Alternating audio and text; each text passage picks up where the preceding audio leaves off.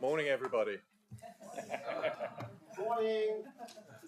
Can I welcome everybody to the Development Management Committee of the 26th of July. I'm Mark Long. I am the chairman for today. Just some housekeeping. We're not expecting fire alarm, but if there is fire alarm, exit the doors just there and make your way to the far end of the car park. For members of the public and others, toilets are just through that door, and water, if you need it, is through the door to the right. Remind everybody this is a public meeting. Members of the public are welcome to listen to the debate today, but unless registered as a speaker, you're not able to take part and speak. We are obviously live webcasting today, so can I remind members to use their microphones whenever they wish to speak and to turn them off when not speaking. Can I also remind members and public present to switch off and silent their mobile phones, please. In terms of how the items are presented today, the order for each application is as follows. The case officer will present their report, the objector will speak, a supporter will speak, a parish council representative will speak, then ward member or members will speak, then we will move into debate. At any point for case officer, objector, supporter, parish council or ward member, members are able to obviously ask questions of each speaker on points of clarity. At the conclusion of the debate on each application, the members will vote and come to a decision. I would now like the officers at the top table to introduce themselves, please. Thank you, Chair. My name is Amelia Bolter. I'm a Senior Democratic Services Officer and Clerk to this committee. Thank you. Good morning. My name is Bernard Taylor. I'm Vice Chairman of this committee. Good morning. I'm David Fairbairn, Head of Legal Services and Monitoring Officer and Legal Advisor for the committee this morning. Good morning. Pat Weimer, Head of Development Management at South Hams. I'm Chloe Allen. I'm the planning officer for the first item. Thank you, everybody. Can I ask for any apologies for the meeting? Thank you, Chair. We've received apologies from Councillor McKay. Thank you. Thank you. We have the minutes of the meeting for the 28th of June. Can I have approval and agreement for those minutes, please? Thank you, Councillor Hodgson. Councillor Pennell. Thank you. Item 2, urgent business. There are no items of Chair's business. Item 3, division of the agenda. I'm not aware of any reason to divide the agenda. Item 4 is declarations of interest. Members of the committee, do you have any declarations of interest to be made? None evident. Thank you. The list of speakers has been circulated to members. You will see that it is relatively light on speakers today. We'll move on to the planning applications. Before we move on, just to notify everybody that agenda item 6D, the application there, application 152223 FUL, land at SX 76496 Higher Hall Farm, East Allington, has been deferred, so will not be discussed or heard today. Thank you. At this point, we'll move on to the planning applications before us today, and if I can move to item 6A, which is application number 051623 Tuffland, Old House Lane, Kingston, Kingsbridge, and the case officer today is Chloe Allen. Miss Allen, can I hand over to you? Yes. Thank you. Hello. So the application is for outline planning permission with all matters reserved for a permanent agricultural workers dwelling to serve the existing farm business. The recommendation is for refusal for 3 reasons. The site is not well connected to the existing farmstead and agricultural complex. It fails to conserve and enhance the AONB, and no mitigation has been secured for the impacts on the Plymouth Sound and Estuaries European Marine Site.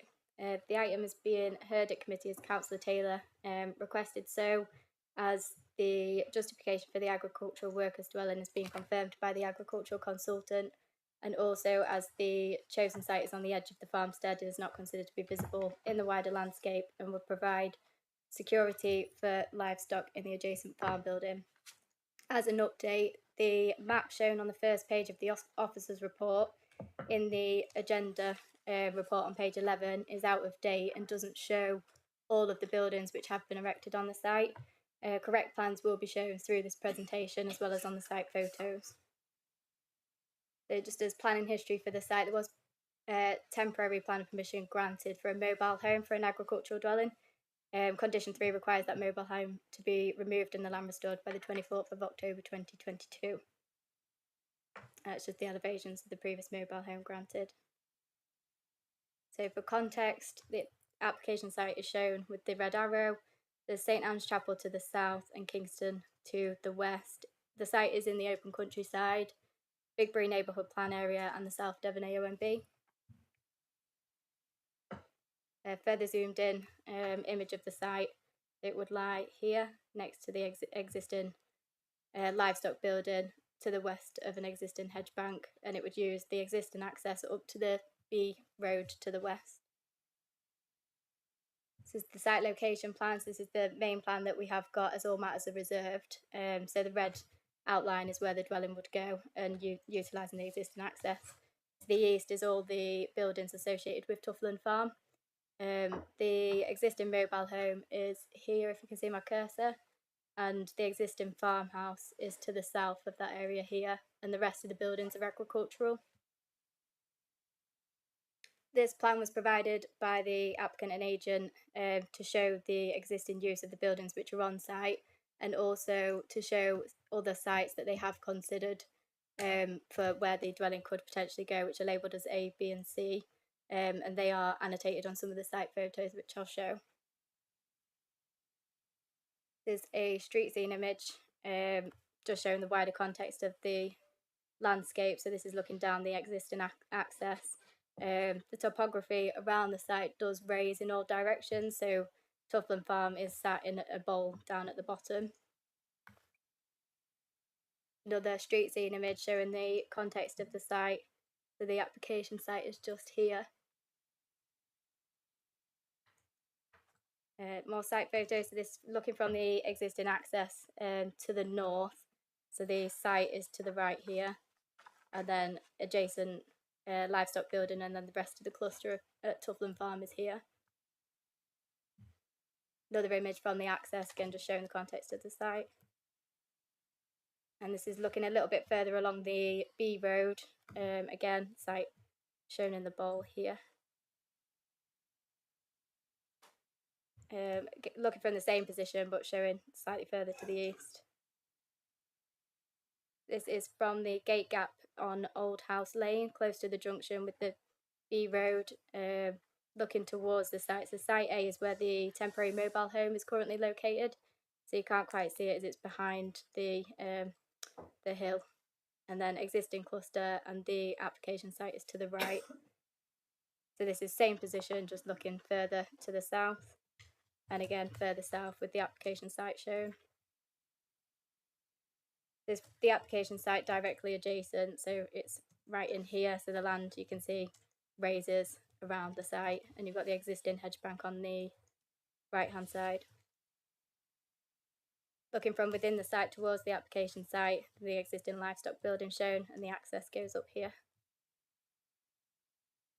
So these are just some photos walking through the site to show the other buildings which are there and the sites which the applicants have discussed as well. So again, moving through the site, site A is where the caravan is, which you can just see there. Existing agricultural buildings on the site.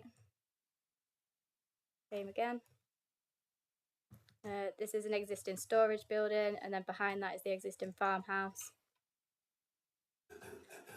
And site A again with where the mobile home is currently. This stood where the mobile home is. You can just see the veranda in the right, and the application site is shown in the distance, so the access is just behind there. Looking from where the mobile home is towards the farmhouse, and looking east from where the mobile home is sited. And just a more zoomed in image showing the site of the temporary mobile home. And that's the existing farmhouse. So this is a view, which is a photo taken from the neighbourhood plan. So policy BP 22 requires important views and vistas to be protected. So this is the image that's been taken, and it's Tufton Farm is shown here. So the application site is on the right hand side.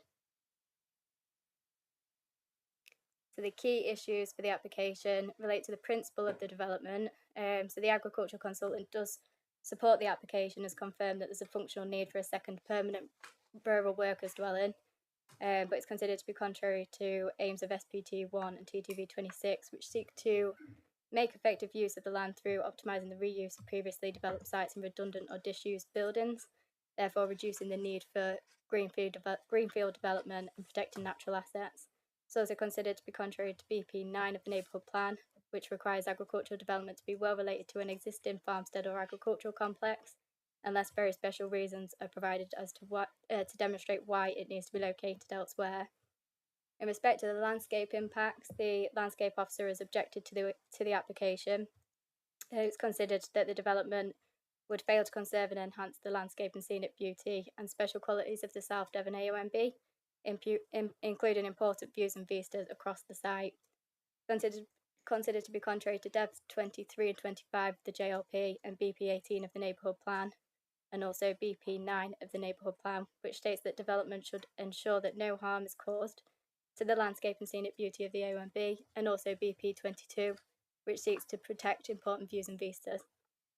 In the planning balance, the policy conflicts identified, including the harm to the South Devon AONB, is not considered to be outweighed by the identified need for the additional rural workers dwelling and the economic benefits such would bring.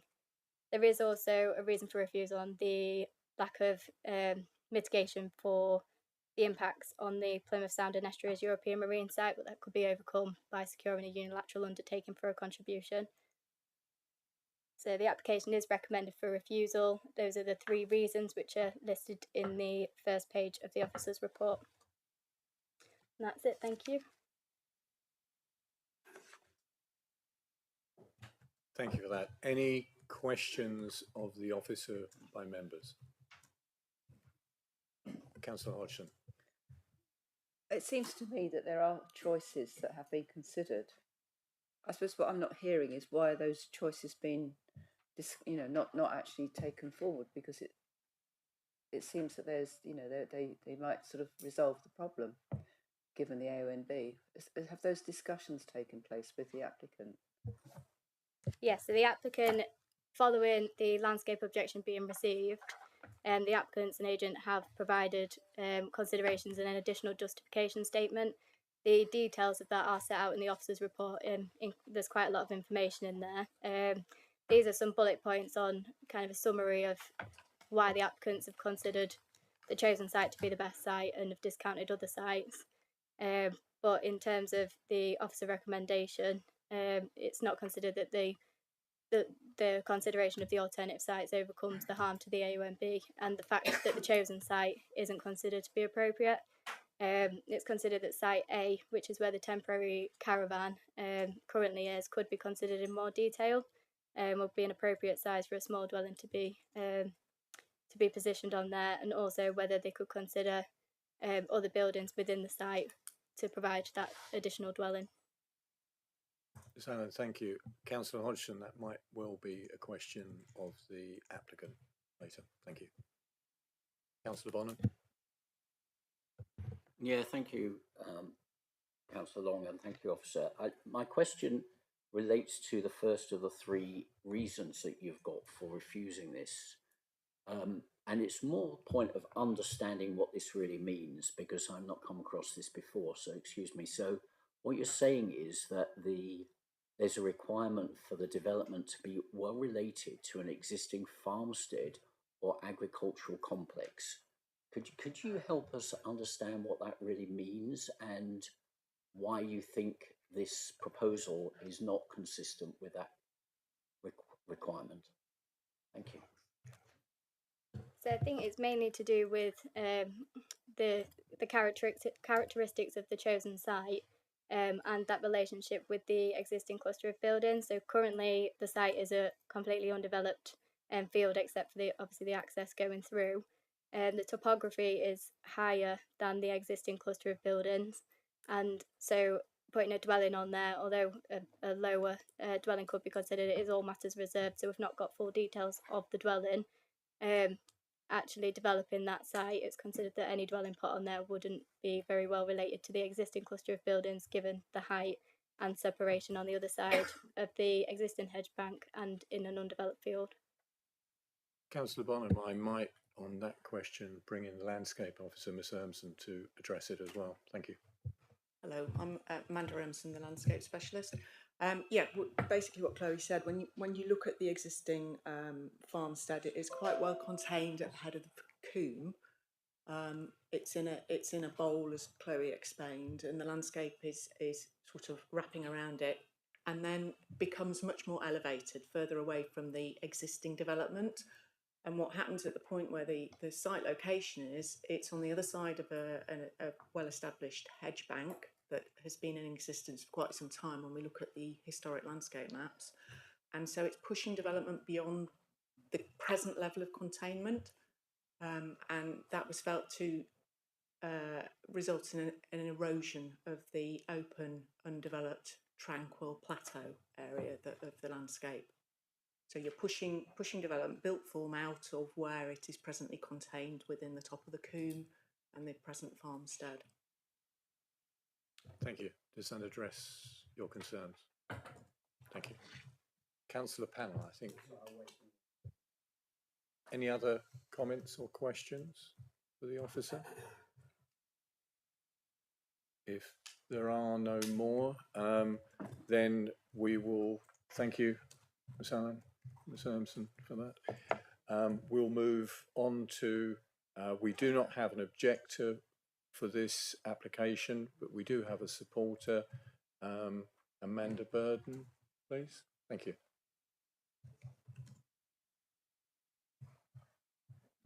I think you know the form. It's 3 minutes, and I'll let you get seated. Thank you. Good morning, members. As you know, I act for Chris Linder and Steve Crimp, who run the family farming business at Tuffland Farm with 185 cows on 350 acres. The farmhouse provides a home for Chris and Linda and their family, and the temporary dwelling provides a home for Steve.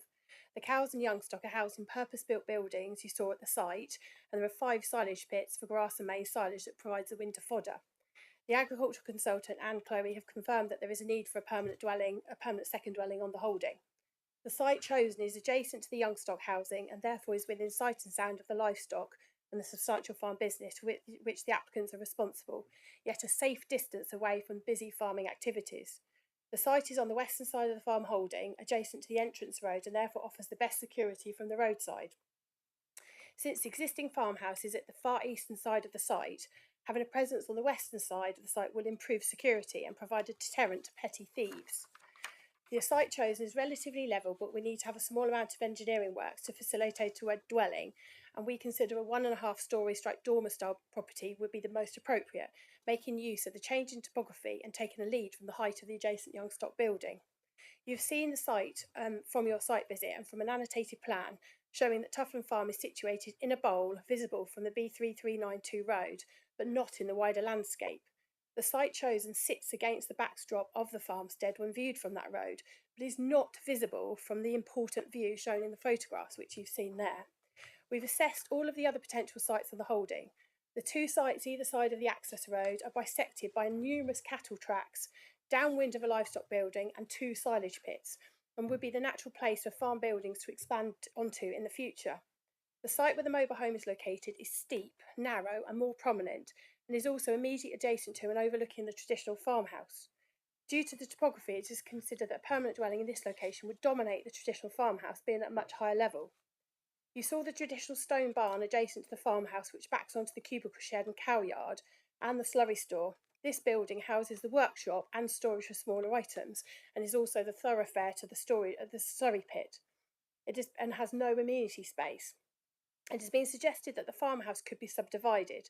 However, this provides a family home for Chris and Linda, their 3 younger children, 2 of which are still at school, and therefore could not be subdivided. We wish to gain support for you for the site as applied for, and whilst as dairy farmers, the applicants expect to be close to their cows, slurry and silage for a large part of the day, they do not want to be within the farmyard and downwind from the dust, smell, silage runoff, noise and activity that this busy farm creates. Added to this, a recent LANTRA health and safety course has suggested that due to the high risks on a farm, a dwelling should not be placed in the middle of a farmyard anyway. This application has been supported by Bigby Parish Council, who confirm that there is no conflict with their neighbourhood plan policies that they've written. The applicants are happy to sign an undertaking and therefore the European Marine Site contribution and any appropriate conditions. We therefore very much hope, members, you will be able to support this application and support this local farming family. Thank you, Ms Burden. Are there any questions for Ms Burden from members? Councillor Hodgson. I know it's a bit audacious of me, but where's I'm looking at that map over there, just to the right, that building which is the agricultural building, the other side of the hedge. Would it not be appropriate to think about converting that and then put an agricultural building closer with the other agricultural buildings? I mean, that would be much lower. Was that considered?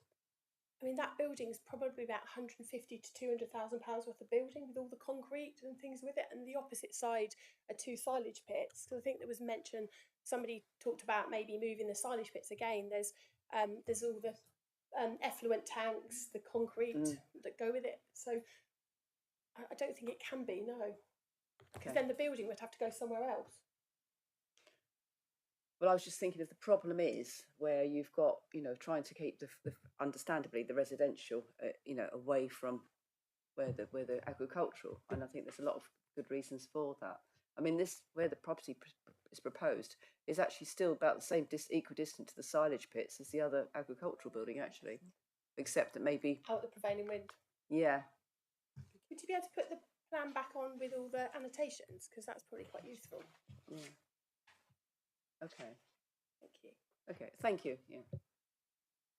Any other member questions? Councillor Bonham. Yeah, thank you, Councillor Long. So, I mean, I think the first thing I want to say is I've got a lot of sympathy for the applicant because it's obvious that there's a need for this, and I can see the logic of the argument to site the building there from a farming point of view and from a family point of view and from a kind of organisational point of view, and you've made that case pretty clearly on those points. But what I didn't hear in your statement was any comment about the 3 reasons, or 2 of the 3 reasons, for objection, so you commented on the mitigation, and I think that we can see that there could be some mitigation, the 3rd point. Yeah. But what about the other 2 points of planning rules? The views and the point about the AONB and it being contrary to Dev 2325 and various other things. You've not made any comment about that. So do you accept that this application is probably contrary to those planning clauses? Thank you. No, I don't accept. I think the whole farm, all of the applicants, 350 acres that they farm, is all in the AONB. So they are used to farming in a sensitive landscape and keeping a well-run farm. As Chloe and Amanda said, this farm is in a bowl, and our contention is that having a dwelling at the sort of first point from the access track, it will just be seen in front of all the farm buildings and the infrastructure that's set behind it. To me, it makes a little difference as to whether that building is in front or in the cluster from a landscape point of view.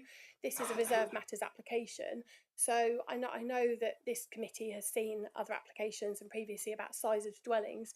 This family does want to build an absolute modest dwelling and have a well landscaped application. So the reserve matters application would address a detailed landscaping scheme, would address the design, would address the size of it, and if it needed to, it would come back to this committee for determination. So we believe it would fit in to that site, and we think that the site where the mobile home is much more prominent up the hill sticking out on really high ground, and putting it, which is point A, and then B and C, those two buildings, either side of a silage pit on the southwestern prevailing wind would just be intolerable to live. And, you've got a busy farm going in every direction. But I think with the landscaping that could be conditioned, we acknowledge it's in the OMB, but having a dwelling house at the front of the site rather than tucked into the middle, I mean, it is well related. That's what the policy says. It's immediately adjacent to those farm buildings. So I've gone on too long. Thank you. Can I, Councillor Panel, or Councillor Panel first, and then I'll come back. You say it would be intolerable to live if it was the other side of the silage pit. Is it going to be intolerable when the wind blows from the east? Because it's still very close to the pits, and you can't guarantee the wind's always going to blow from the west in good weather. It may well blow from the east for a week or two. Yeah, we can't have it always, but I think the prevailing wind tends to be the southwest, and the wind tunnels down the driveway and runs that way. And because of, you see the green marks there, all the cow tracks, so the cows will walk to and from the fields, twice a day. And also our point about having expansion, the building, the Youngstock building, which is to the west of point B, that is the sort of most recent building, and it was built there in order that it could expand into point B in the future. The applicants have got two sons. Stephen is a partner in the business now, and another younger son is showing interest to join the farm, so they hope to move forward with it. So that would be the obvious area for further buildings.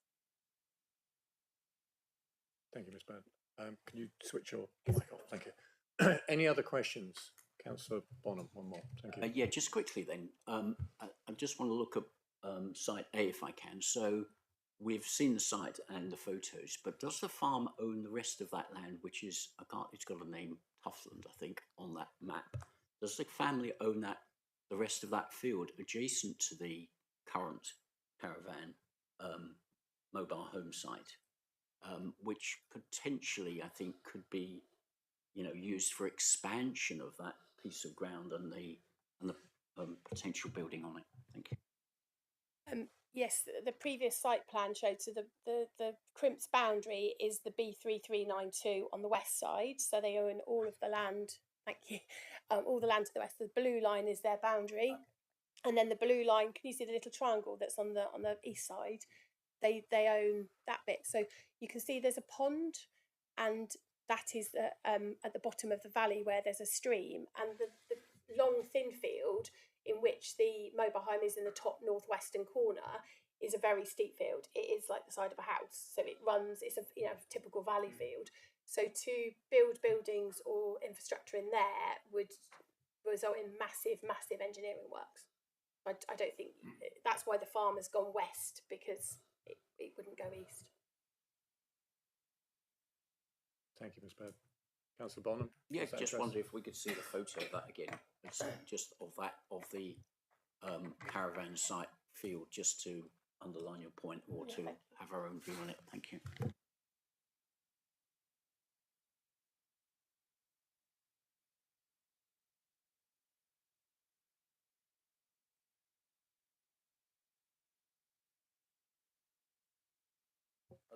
That's the field. Yeah, going east.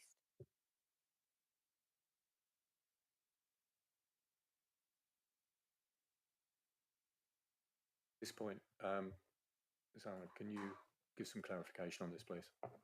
Yeah, so this is looking, I'm stood the mobile home's behind where I've taken this picture from, so it's in the area that's been created. They've created a boundary around the temporary mobile home, so that's looking east from that site. So you've got kind of the landform coming round on the left hand side of this picture. That's where the landform comes round, and then you've got the mobile home sat kind of behind where I'm stood. And yeah, looking east towards the adjoining field that was shown on the previous site plan. Do we have a photo looking from the south to the north, showing the slope? Unfortunately, we haven't got a direct photo. I think from members being on site yesterday, hopefully you saw that, but I have got a picture kind of further away that I'll pull up, which may be helpful. So this is the site A, is obviously where the temporary mobile home is. So the field, which was shown on the previous photo, is this one here. So the mobile home is behind that building that's in the foreground, and then the lamp farm kind of comes round higher here and then raises up towards the B road. Councillor Bonham, does that address your? Thank you. Any other questions, Councillor Hodge? It's not actually for Amanda, but it's just really a general question. Is the mobile home site considered a brownfield site or a greenfield site? Mr. Wyman?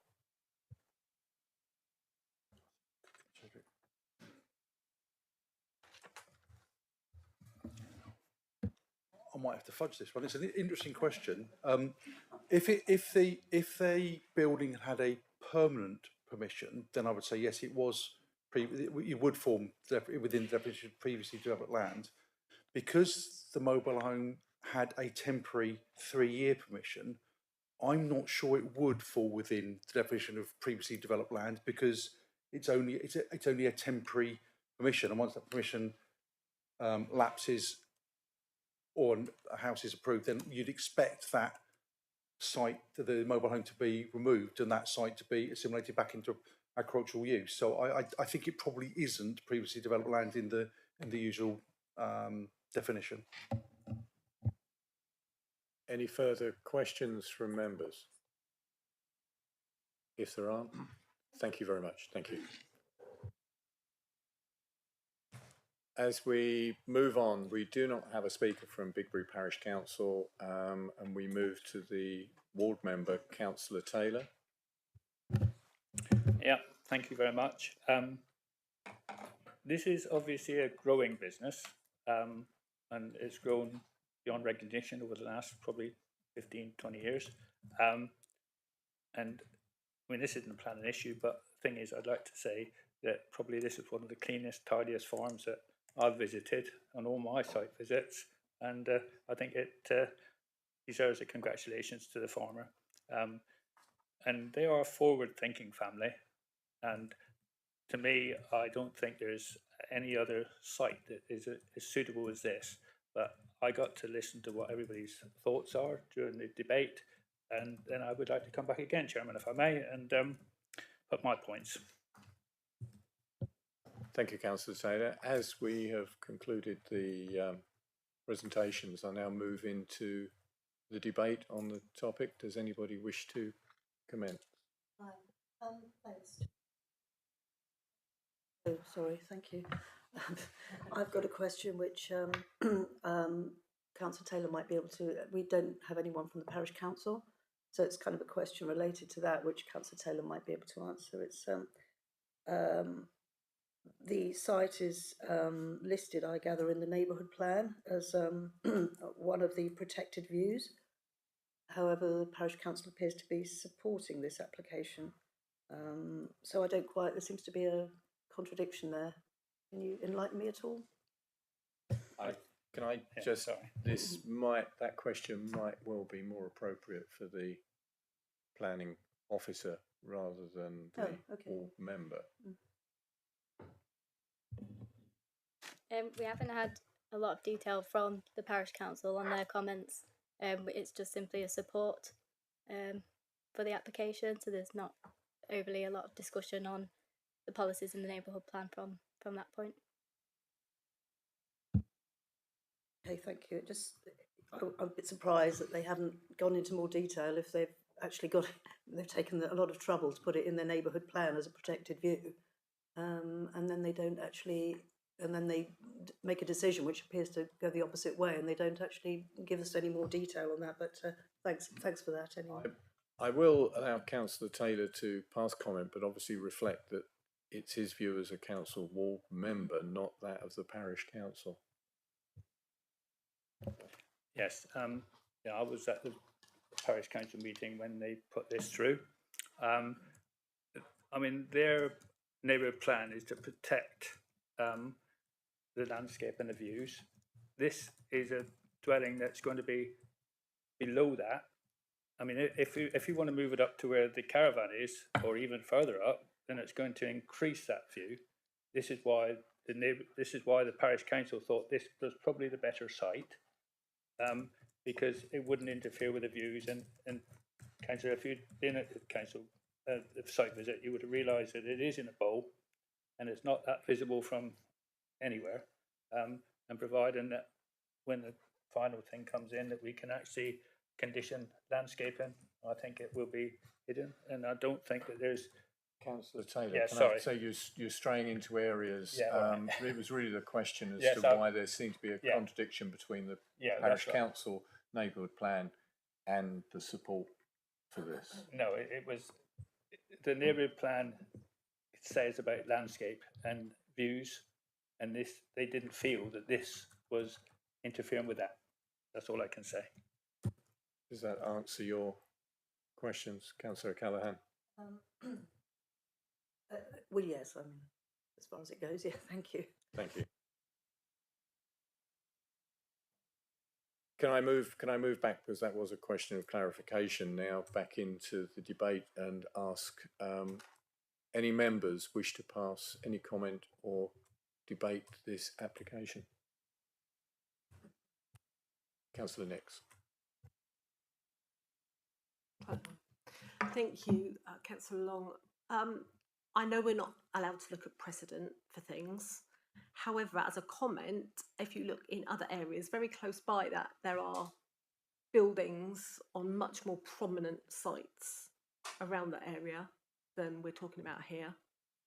So I'm thinking that actually, looking at this site, it's much better hidden than some of the other buildings in the area. Thank you. I think Councillor Nix is absolutely right. Precedent doesn't come into this decision. We really need to be, or members really need to be looking at this application on its own merit. And the only other point I was going to make is that the concerns that officers raised isn't just about view, it's about character of the landscape. Just want to make that point. Thank you, Mr. Weimer. Councillor Pannell. Yes, I do have sympathy with the farming family. Obviously, they've got a good enterprise there, and I know it's not an easy time for farmers. But I do take notice of what the neighbourhood plan says, which says that the development should be well related to the existing farmstead, and to our own policies, which say that they encourage effective use of land through reuse of previously developed sites. And redundant or disused buildings. I'd like to compliment the officer on the clarity of this report, and also it's good to see that we have a comment from the landscape officer who's here, because in the past we've often not had a comment from the AONB side or necessarily from our landscape officer, so I think that's important, and I think they should carry great weight.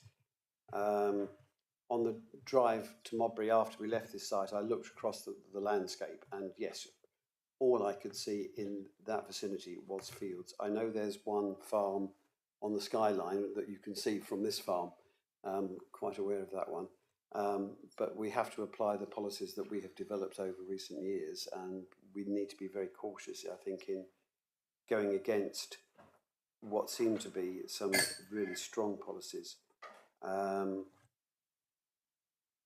The agricultural need is not disputed. That's not an issue here. But this is a sensitive location. It is in the AONB, and the landscape contributes to the special qualities of the AONB. It's a nationally protected landscape of high quality, and I think we should be looking at trying to support our policies. I think an issue like this, where there is such concern over the possible breach of our policies on the landscape, needs very great consideration to be given by members before we go against the advice of our officers. Thank you, Councillor Pannell. Councillor Hodgson, next. I suppose I'm just looking for what wriggle room is there that could actually find a way to, you know, make a good compromise. And I'm just wondering what possibilities there are in terms of mitigation that could be conditioned. For example, screening. I mean, the AONB isn't a sterile landscape. It is a landscape that does have farms. It is part of that, you know, the sort of like the you know, dotted around are these hidden sort of hints of a chimney here or a farm there, or so it's that's all, you know, it is diverse. It's not just fields, because obviously fields have to be operated and it's a living landscape. And so, you know, as many people will be aware, I'm usually very supportive of agricultural applications, because I think we do need to not only support the living landscape but support the future of farming as well, which is being able to make it possible for, you know, the next generation to flourish and, you know, be part of that life, rather than everybody living in cities and spending all day in the car driving to a field, you know, if they want to do farming, because I think that's ludicrous. So I do want to support this, but I do hear what's being said, and, you know, that's why I was exploring, well, what's the options on the sites. And while I think it's really good, heartening to hear that the parish council is supportive, and as we know, parish councils are responsible for the neighbourhood plan policies that they approve. I am very mindful of the fact that, as has been pointed out, you know, we don't very often get a comment regarding the Airbnb. And when we get one, I think it's like oh, you know, that's serious. So I just really, I suppose it's not really sort of making a final kind of comment, final view, but I just wonder whether screening and whether sort of like some strict conditions on what could be put in there could be applied at this stage, or is all matters reserved? There's sort of like a difficult let out, because it just, it's, you know, we're just saying, yes, planning in principle, come back with what you wish, and then we'll think about it then, because it could be a torturous process that we're putting somebody else through as well.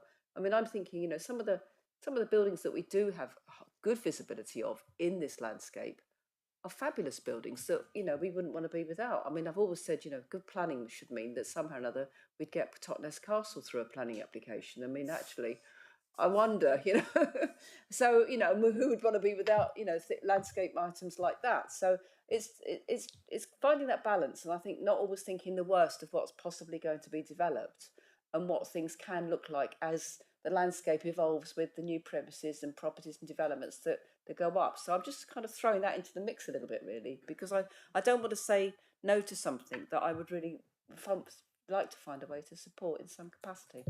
Thank you, Councillor Ashton. You raised some good points. As you said, it is an outline, all matters reserved, but I'll bring in Mr. Weimer first off to cover that. And I'd also like, if I may, to bring in Ms. Ermson again from a landscape point of view, because I think they are key points.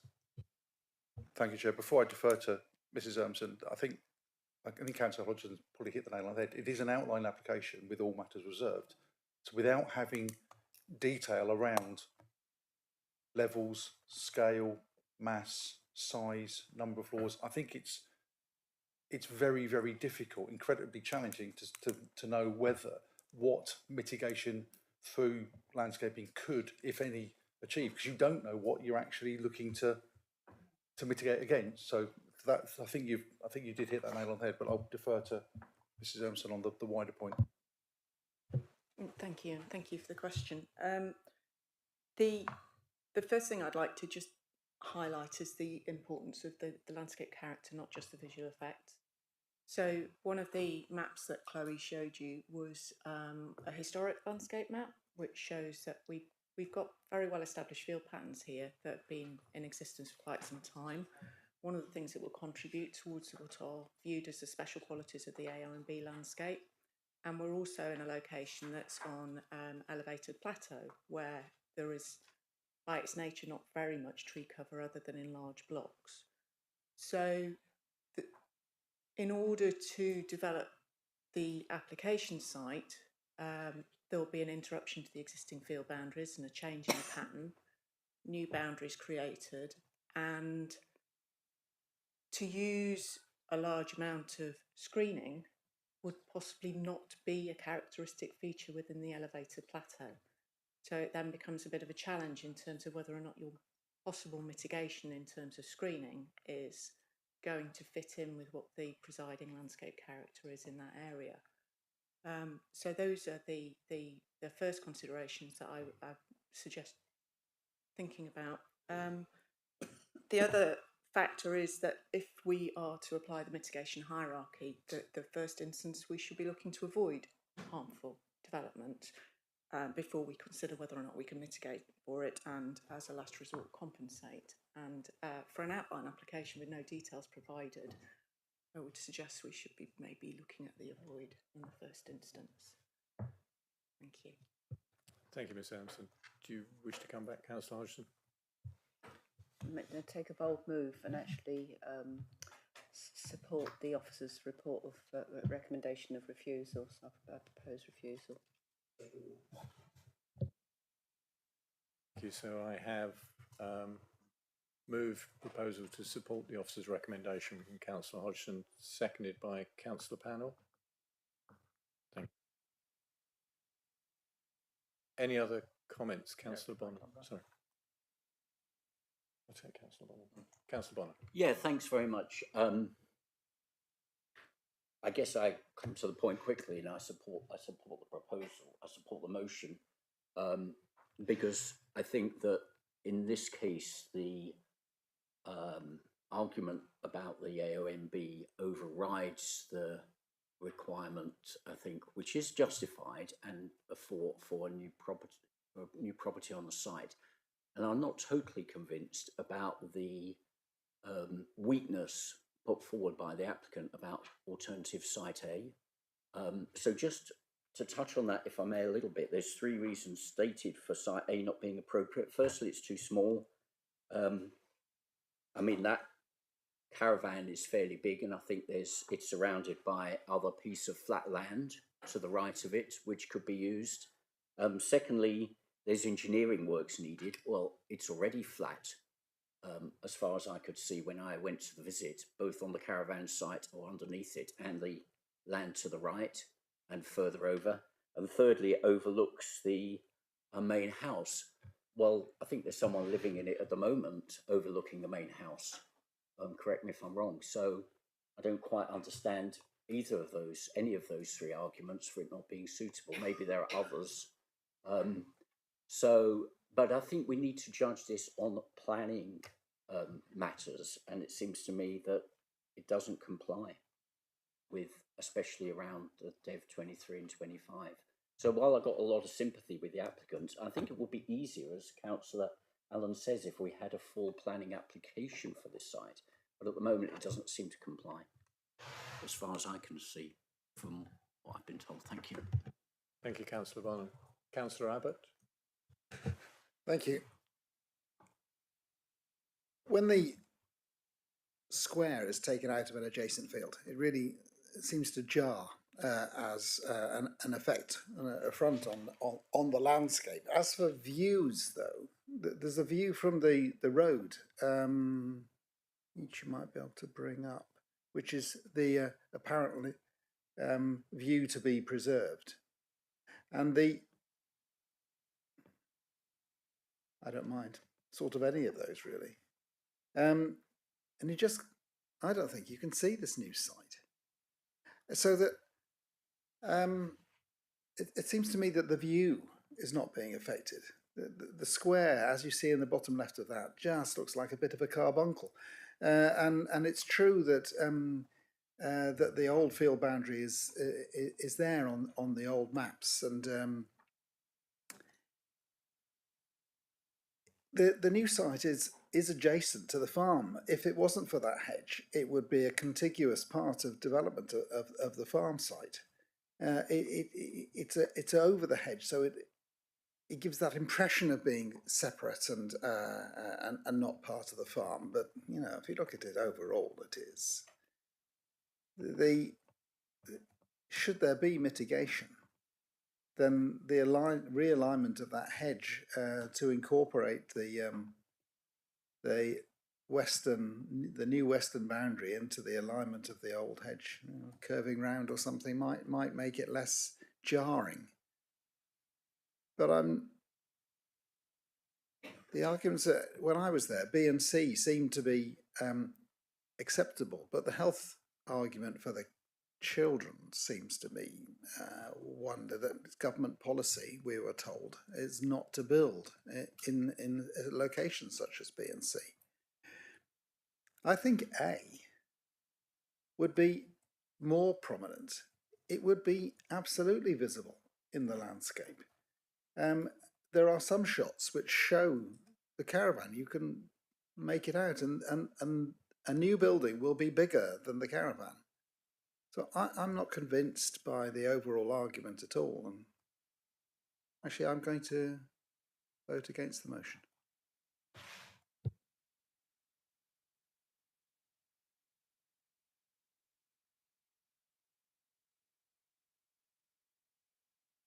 We're just going to have, because obviously there's a lot of conversation around the various sites A, B and C, and we're just going to invite Ms Ermson to talk about site A. So, appreciate the points that you've made, Councillor Abbott. As I explained, it's not just the question of the visibility. This is a landscape character as well as a visual amenity issue. And whilst I would concede that a dwelling in the location of the site A would potentially be more visible than the caravan is, and possibly more prominent, particularly if it was 1.5 storey. It's about the relationship with the farmstead and that development within the head of the coombe. So in terms of the character, it fits in well with the existing farmstead development. The visibility of that, it would be seen within the context of the existing development. As soon as you encroach into the undeveloped open plateau, you are pulling the development of the whole farmstead up onto what is at the moment unspoiled, expansive, and visually prominent land. And it isn't just that one viewpoint from a camera, it's a panorama and an experience as you go through the landscape. So I think I wouldn't, my view is it's not just the question of how visual the development is, it's the impact on the characteristics of the landscape that we value. So thank you. Thank you, Ms Ermson. Do you have any other points to make, Councillor Abbott? No, they're a strong refutation. Say that. No, that's a strong refutation of my argument. Thank you. Can I move on to Councillor Taylor, please? Thank you. Thank you very much. We mustn't lose sight of the fact this, wherever it's going, it's in the AONB. There's a lot of talk about the AONB and within the AONB, but wherever you go on this site, it's going to be the AONB. Consistency in planning is always my sort of bugbear. I know that there's no such thing as precedents, but when you look at other farm dwellings, it's gone up. In greenfield sites, outside of the farmstead, I feel a bit aggrieved to think that this may not get through. I've been brought up and lived on a farm all my life, and whoever you are, you need to be close to where the cows are calving, which is probably every couple of hours during the night. This building next to where the dwelling wants to go is probably one of the calving sheds, and they need to be there. They don't want to walk or travel all the way from where the caravan is to the top of that drive to be able to look at it every 2 hours during the night, especially in snow and rain. And also it's a security aspect, because we know now that farms are being targeted by thieves all over the place. Livestock's being taken. And if you live next to where the smaller animals are, I mean, they can't lift a cow up and put it in the back of the car, but they can a calf, which to me is, and this is the ideal site, I mean, to my mind. And I know that we haven't got any full plans, but looking at the site, we realise that it's probably going to be let in a little bit. And I'm sure that when it comes to the full planning, we can actually control somewhat what goes on there. I mean, because all they want is a dwelling. They don't mind whether it's a bungalow or whatever it is. They need somewhere to be able to live and look after the stock. And I know this young man is a stockman, and it's quite near the dairy. So, I mean, I can't go with this recommendation, I'm sorry, but no, I'd like to see this go through, and we can deal with everything else when it comes to us in future. Thank you, Chairman. Thank you, Councillor Taylor. Are there any other comments to be made? Councillor Rake first. Thank you. Thank you, Chair. I must admit, I like Councillor Abbott until he was strongly refuted, and Councillor Taylor. I'm not convinced by the not well related argument. And I think when it comes to the impact on the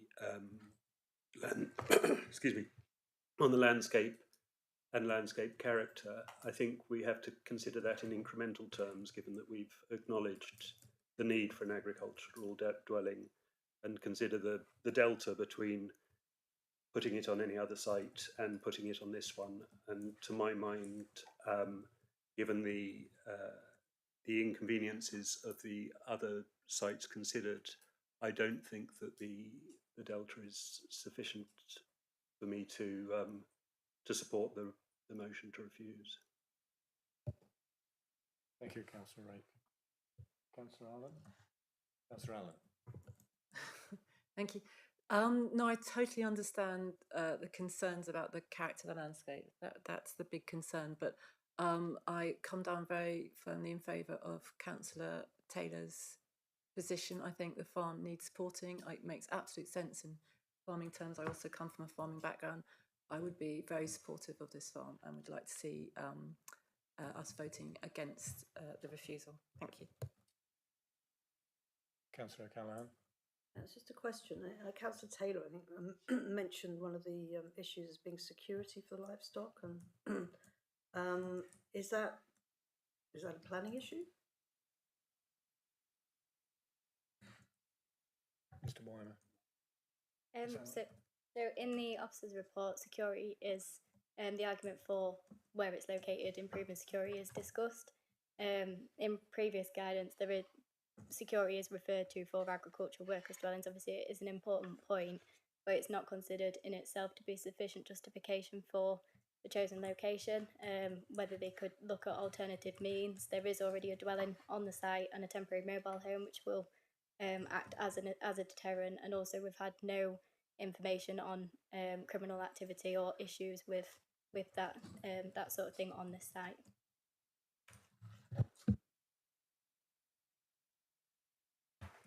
Councillor Taylor. Yeah, well, thank you. But I mean, this site is right on the edge of the drive, the main drive that goes into the farm, and you would pick up any vehicular movement straight away. But if you lived where that caravan is, which is way the other side of almost the other side of the bowl, would be a bit late by the time you got there if you realised what was going on. So from security point of view, which I've been explained that it's probably not a planning issue, but it is an issue that farmers got to put up with all the time. So that is a reason that I'm thinking from that point of view. Councillor Callaghan. Councillor Taylor. Any other comments? Councillor Hodgson. I think what I just wanted to justify really was that, I mean, I think we're all supporting planning in principle, and it's kind of anyway supported by the farm advisor to the application. But I think the challenge, certainly a big challenge for me, is outline is just there's nothing else that we can actually look at and think about in terms of the impact. And what I must say, it would be much easier if we had a full planning, albeit maybe at least an indicative plan of what's actually being proposed, so that all matters reserved can be sort of like a disaster in the making, just because we kind of almost do it on trust rather than on sort of actual sort of things that we know we're talking about and looking at. And I would just hope that if this goes through as a refusal, it's not seen as a dead in the water. It's actually just seen as, please come back, but with more information, a more comprehensive application, so that we can really look at something and judge it carefully. And ideally, through that process themselves, it will kind of take on board the comments that have been made today about this, that site and this actual overall farm holding as well. Because I think most people, certainly for myself, I would really like to be able to approve it, but I'm just being very careful, really. Councillor Hodgson, thank you for those comments. Mr. Fairbairn, you want to make a comment? Yes, Chairman. Just insofar as members are thinking of security as being a material consideration, I think you need to bear in mind that, first of all, I think that the need for security must be objectively justified. I'm not sure that I've seen any evidence of that. And the need for it must be must have some sort of reasonable basis. And I think, so I'm not sure that in this context, in the absence of any objective data or a reasonable basis, that security is necessarily a material concern. So if that is the issue that is causing the balance to tip, then you might wish to think about how much weight you give it. Thank you. Certainly, Councillor Yeah, Hodgson. on the security, there has been a lot of in the local media in the last few weeks about rising numbers of sort of issues around farm security. You know, particularly apparently it's not the animals, it's the big tractors. It's the thing you think would be most difficult to pinch, but apparently that's what I've been reading about. But I think it's quite a broad thing actually. Farms are very exposed if they've got an end that isn't sort of like watched. Thank you, Councillor Hodgson. Councillor Abbott. I would just support that. The idea that there hasn't been a break-in yet. There's theft all over the country for farm stock and equipment. I do have a problem with this. All matters reserved. We've been caught out by this before, and it just seems to allow the floodgates to open. And I don't like it either. It's almost. Councillor Bonham. Yeah, thanks very much, Chair. So, you know, it seems to me, and I'm not an expert at all, but in outline planning permission, I guess what we're being asked to do, and what is in my mind, is to decide, is this the best place on the site to build something? Because the principle of building a house has been agreed. So is this the best location? And quite frankly, my view is probably not. So I had the chance on the site visit to slow down as I was driving along the road, the blue line there, and look back on the site. And the proposed location, that red square, is actually very visible from the road. And I think, in my mind, any development on there would be visually impactful and would be out of character. And I come back again to the view that site A, that alternative site A is a better option, and that's a big factor for me in really thinking about this. Thank you. Thank you, Councillor Bonham. Any other further comments? I think we've given this a good look through. We've asked a lot of questions and received answers. If there are no further comments, anything from Mr. Weimer?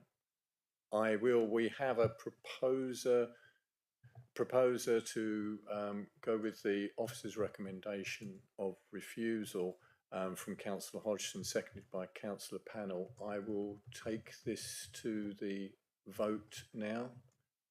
All those in favour of supporting the recommendation for refusal?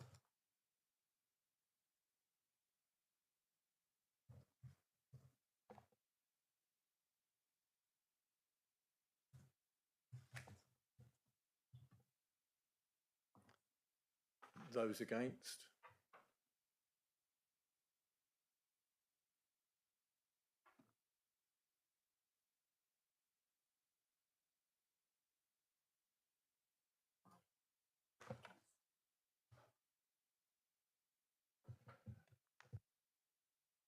That motion for refusal is carried, so therefore this application is refused.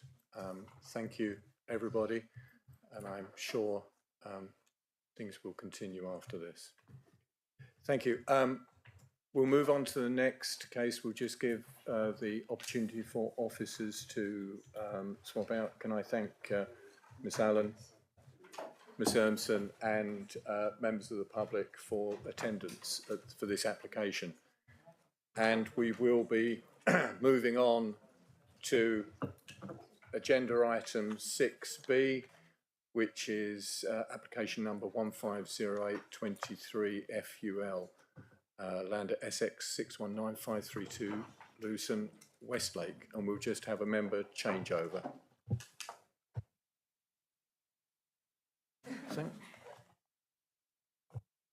Apologies, I'm jumping ahead. We have lost a few members, though, Chair. We have lost a few members, yes. So Yes, we have. We'll, We have to wait. we'll wait a few minutes for members to return.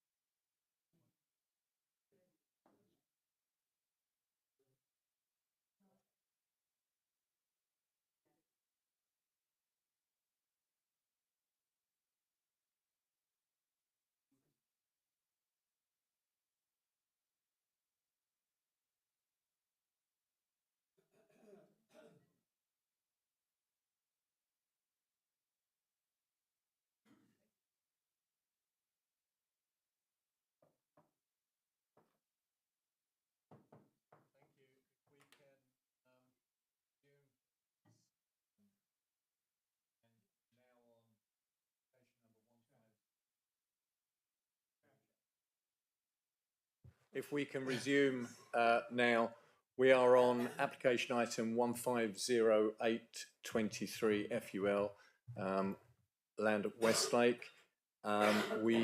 If we can move on for the presentation from Ms. Allen, the planning officer. Thank you. Thank you. So this application is for 24 ground-mounted solar panels on a site that's in the open countryside in Westlake. Recommendations for conditional approval, and the application's being heard at committee as the applicant is an employee of the local authority. As an update, the map shown on the first page of the officer's report in the agenda reports pack is incorrect as shown below. This is the correct site location plans. It just shows the access slightly different, which comes through the adjacent field along an existing track through. The square here is where the solar panels would go.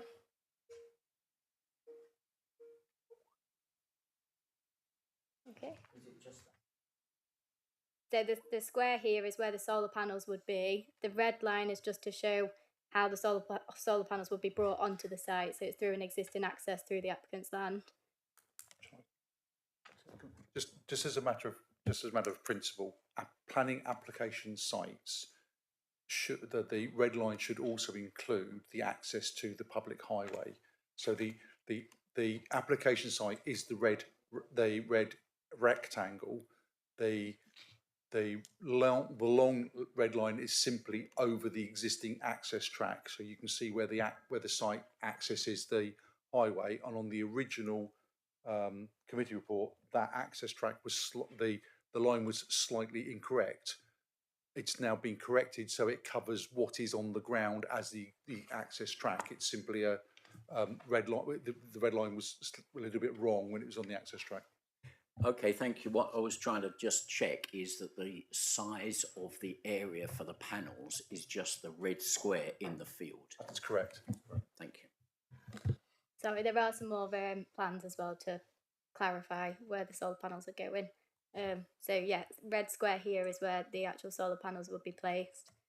This is the application site in a wider context. You've got Ermington to the east, and we're in the open countryside, and the site is just here.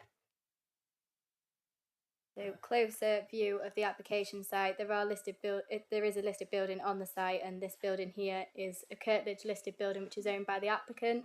So the solar panels would be to provide electricity to this building here, which has been converted to a dwelling. Application site to the rear of that building here. So this is looking from the south of the wider site. So the building that you can see is the Kirtledge listed building, and the solar panels would be in the field to the rear, which is set at a higher land level. This is looking from the access track towards the site, which is just where the solar panels would be brought in. This is looking directly at the site from the north, so it would be in this area of scrub here. The roof that you can see in the background is the Kirtledge listed building that was shown in the previous photo, which is at a lower land level. This is from the... This is from a similar position, but looking slightly further east, just to show the views that you can get across the landscape.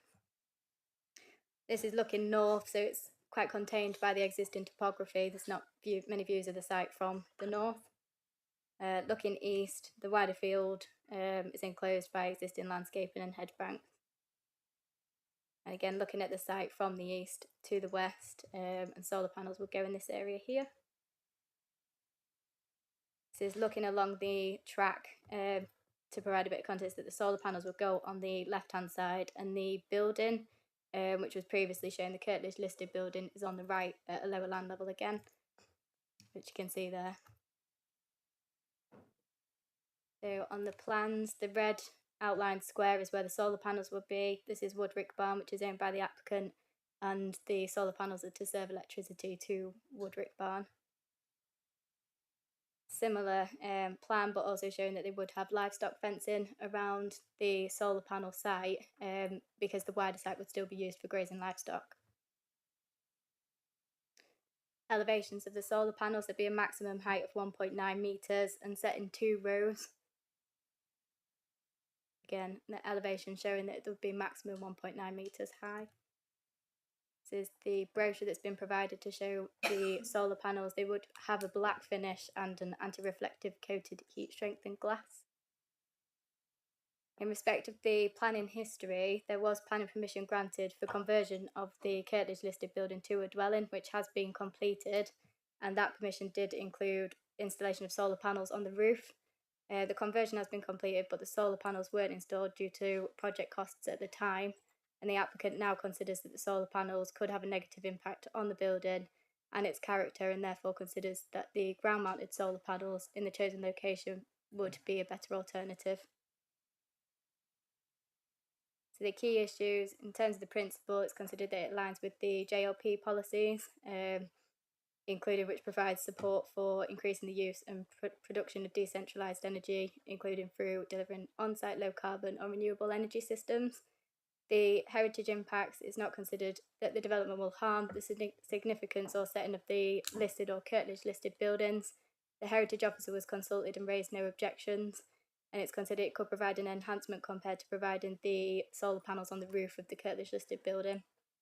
The landscape impacts, the site is quite contained to the north, east and west, but there are views from the south from higher ground, but these would be limited to long distance views only, and it's considered the visual impacts could be minimised through conditions requiring a black finish colour, anti-reflective coating, details of any fencing, and the provision of additional landscaping.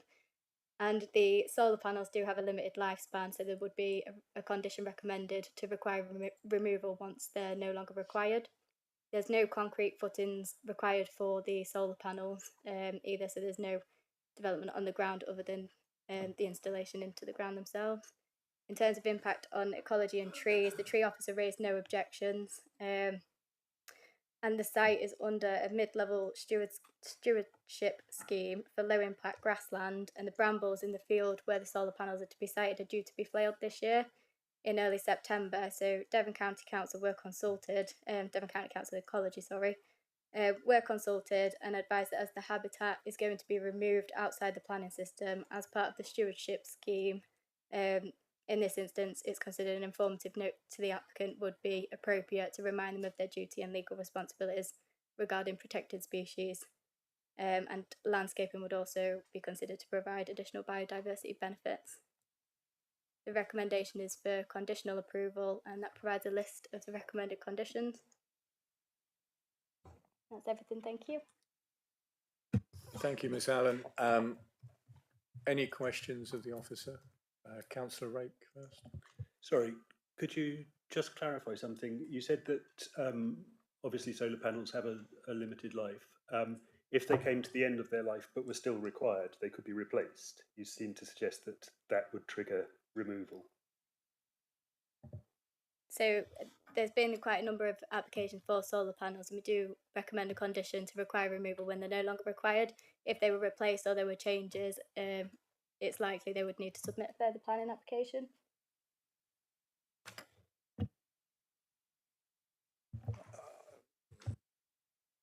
I think it would depend on what the changes were. I think if the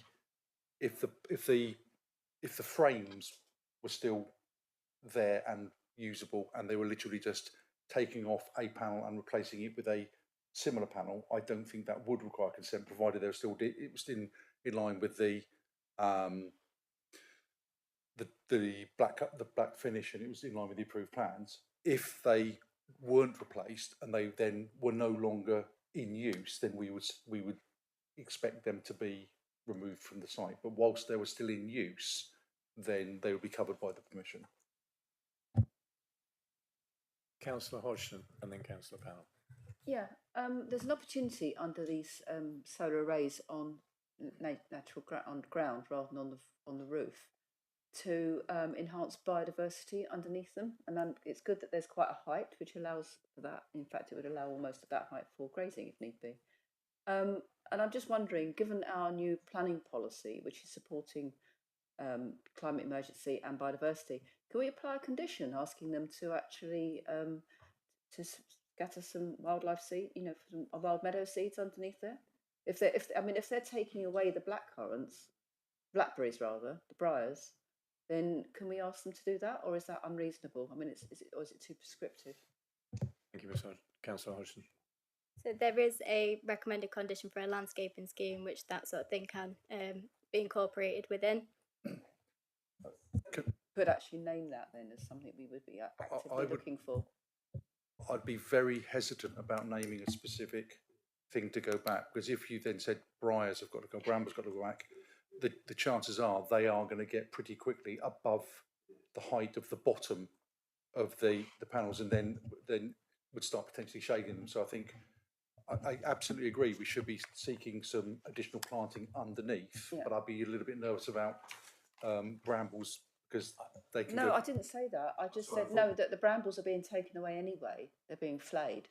Yeah. So if they could actually have an opportunity to replant with some wild meadow flowers. Okay, yeah, I misunderstood. Yes, yeah.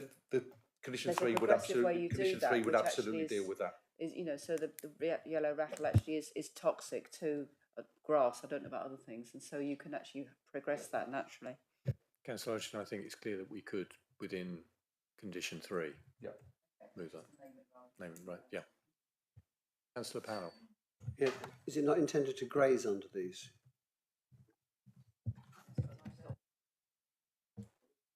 Yeah, there's livestock fencing proposed around the immediate area of the solar panels, but the wider site would remain in use for grazing. Not so, because some panels they do graze under. Okay, and just one other question. On my ordnance survey map, there's a very large solar farm just to the southwest. Was that visible on the aerial view? I couldn't quite make it out. I can see the note, but it doesn't stand out in the landscape.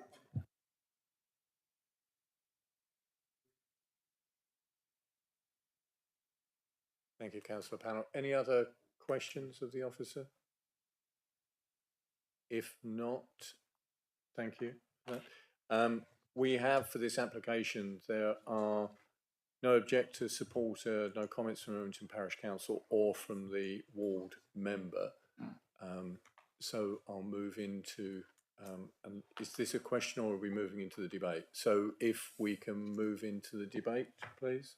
Thank you. I just propose Councillor Bonham. that we accept the officer's recommendation. Second.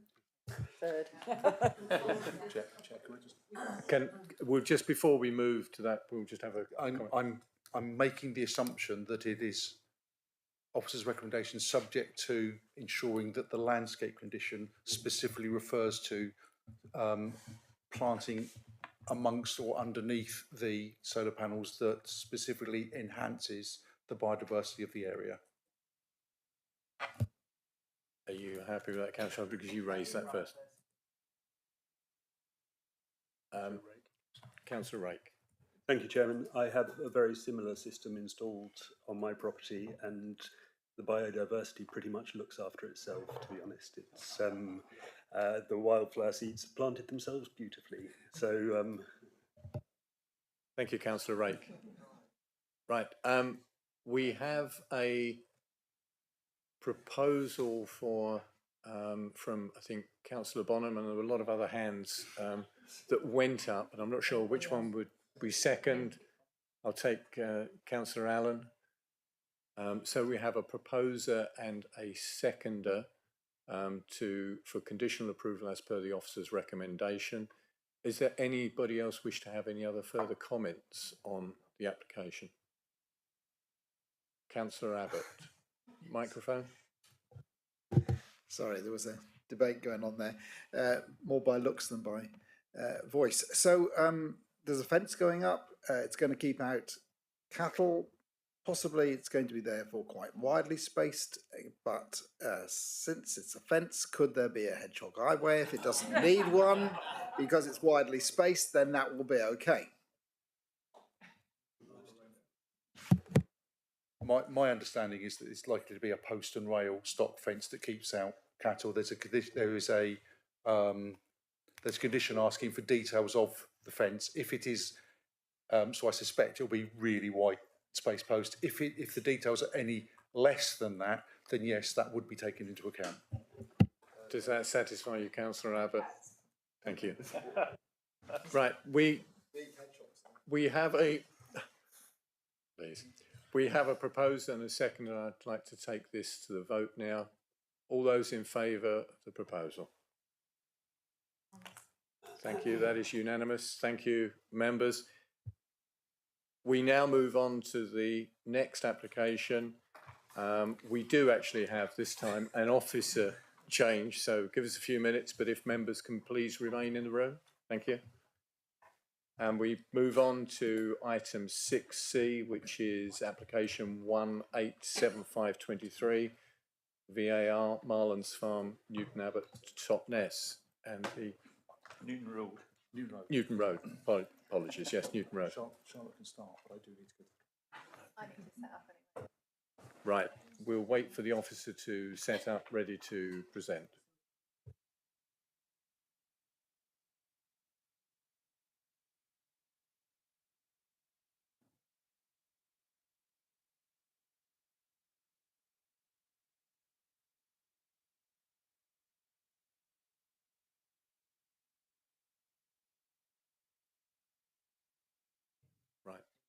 Ms Harrahane, if you can commence your presentation, please.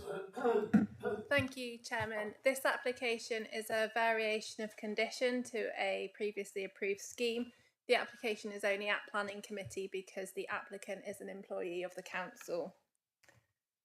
So the site is on the road sort of going out to Newton Abbott from Totnes, so you can see it at the top of the site there with the South West Waterworks to the south. And there we've got an aerial view. So, as I said, last year we approved the erection of a self-build / custom-build house. This application now seeks to amend the approved scheme in the following ways. So they are listed in the report as well, but essentially the roof lights, some would be removed, some would be relocated to allow for the installation of solar panels on the roof. The roof material would be changed from a standing seam roof to a corrugated metal finish. 2 of the windows would be omitted, 1 in each gable. Windows and doors would be reorientated at ground floor, and there would be the addition of an air source heat pump. So just so members can see the difference, we'll just go through elevation by elevation. So self-explanatory, but we've got the approved at the top and then the proposed at the bottom. So again, you can see the roof lights some have been taken out and some have been moved so that the panels can be put in. And then the same to the west elevation.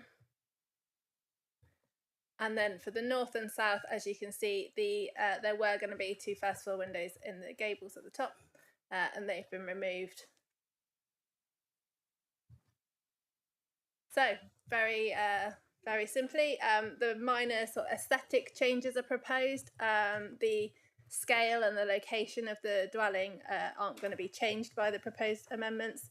There's no additional highways impact. Obviously, the benefit of additional renewable energy sources weighs positively in the planning balance, and all original conditions that were put on the original permission will be reimposed. That includes a section 106, which was imposed on the original permission, which requires it to be a self-build, custom build and limit its value to 80% of open market value in perpetuity, just to kind of contribute to the needs of the housing stock for lower cost dwellings. So the recommendation is conditional approval. Thank you, Ms Harrahane. Any questions of the officer? Councillor Hodgson. Thank you. Yeah, can you go back to the pictures of the house and the changes? Yes, that's fine. Yeah, it doesn't matter which one. It's just asking really about the walls. What is there changing material on the walls? I couldn't see it in the listings. No, it's still going to be timber cladding. I think it's just a different architect. Oh, okay. Thank you. That's fine. Councillor O'Callaghan. You mentioned, I'm feeling quite sinusoidal myself. You mentioned sinusoidal, I think it was. Can you just explain? I do sympathise or empathise with the building. Yes, so I did have to Google that myself, to be honest with you. So essentially sinusoidal is it's a kind of corrugated metal cladding. So considering we're sort of in a not completely rural location, but you know it is sort of out on its own a little bit. I think that's still kind of in keeping with the character that we were trying to achieve with the original proposal. Thank you. Councillor Bonham.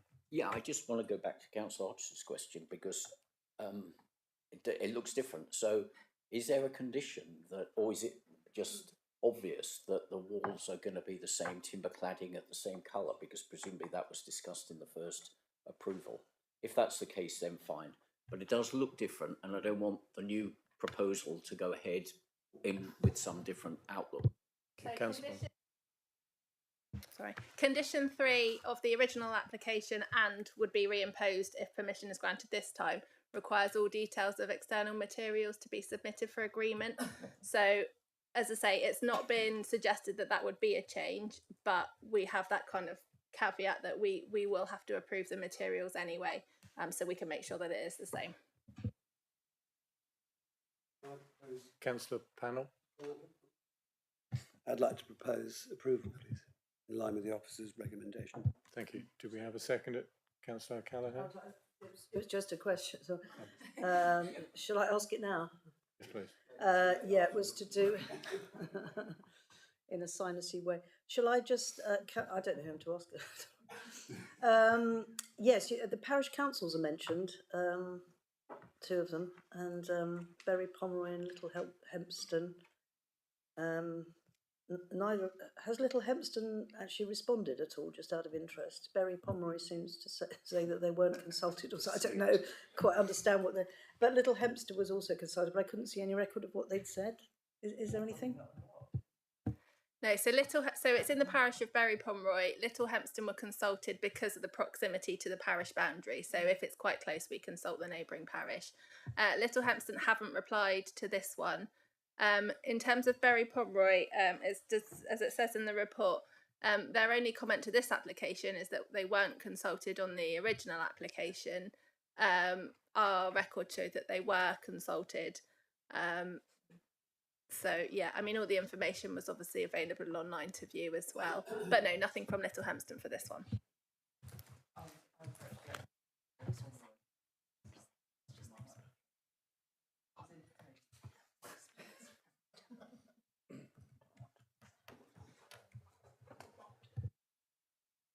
Councillor Bonham.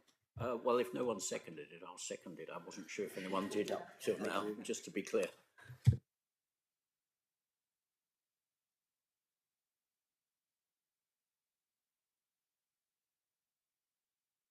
Can I just clarify, and I thought I had, that there are no speakers for this application. That's why we've moved on for this. We have a proposal from Councillor Pennell, seconded by Councillor Bonham. Panel, Pennell. You're running backward. I'll get it. Are there any other speakers who wish to come into this debate? If there aren't, Mr. Weimer, are you happy for us to proceed? Absolutely. Okay. Yes, Chairman, absolutely. I just think it's fantastic. We've got members of staff bringing us forward on the climate emergency. Isn't it fantastic? It's the second one. Hopefully we'll see more of this. Thank you. Right, I'll move to the vote on this. Can I have a show of hands, please, for the proposal of a vote for conditional approval? Thank you, members. That is approved. There's a conditional approval. Can you please stay in your seats? We are early. As I said, the next application has been deferred. I would like at this point to move agenda items 7 and 8 forward to be considered before we break from lunch. So that is item 7, planning appeals, and item 8, update on the undetermined major applications. Mr. Weimer, would you like to take those, please? Thank you. Thank you, Chair. In terms of appeals, I think there's 4 decisions I need to bring to you.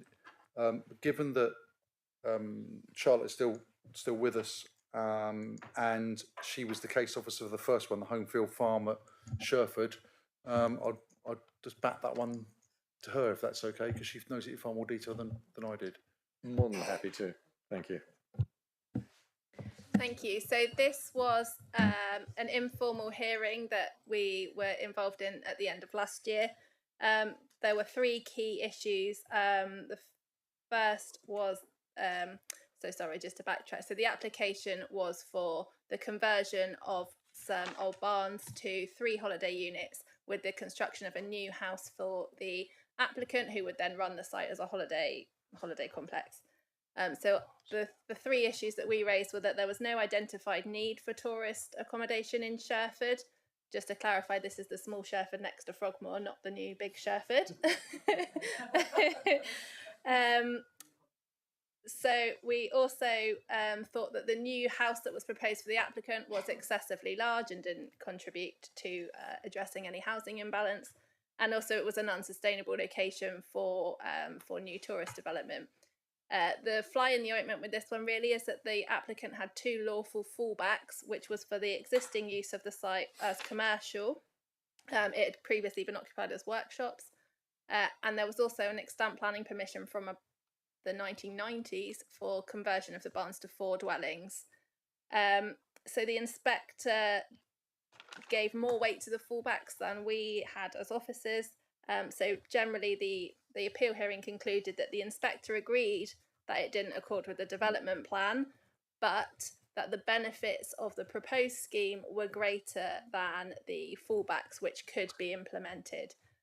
So I think that's sort of the key reason really why that one failed. It was all about the weights given to the fallbacks. So if there's any questions, otherwise I'll... Thank you. Okay.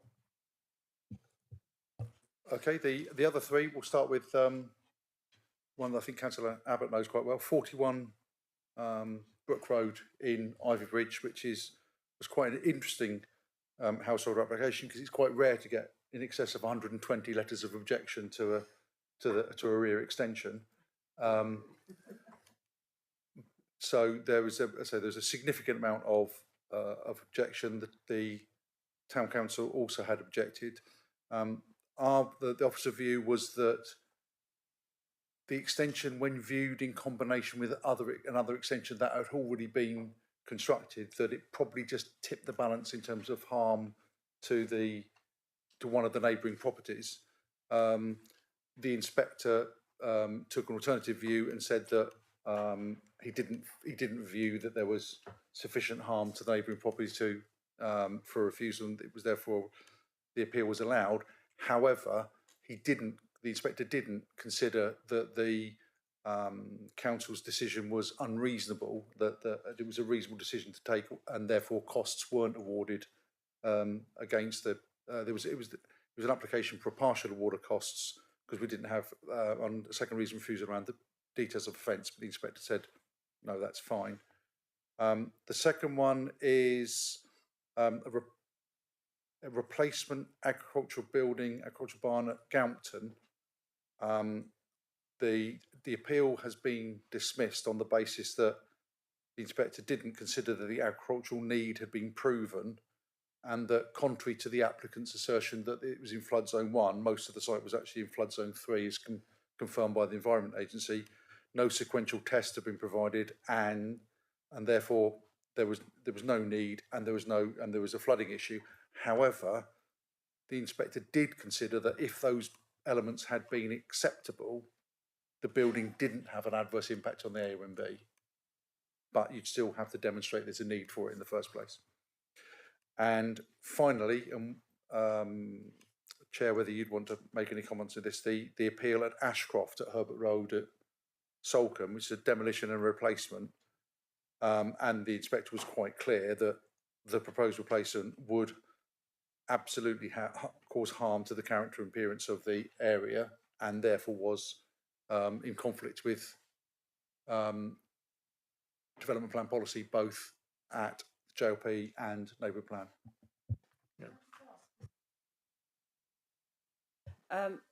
Is this the really big one that was like, quite elevated on that steep road in Salcombe that we went out to?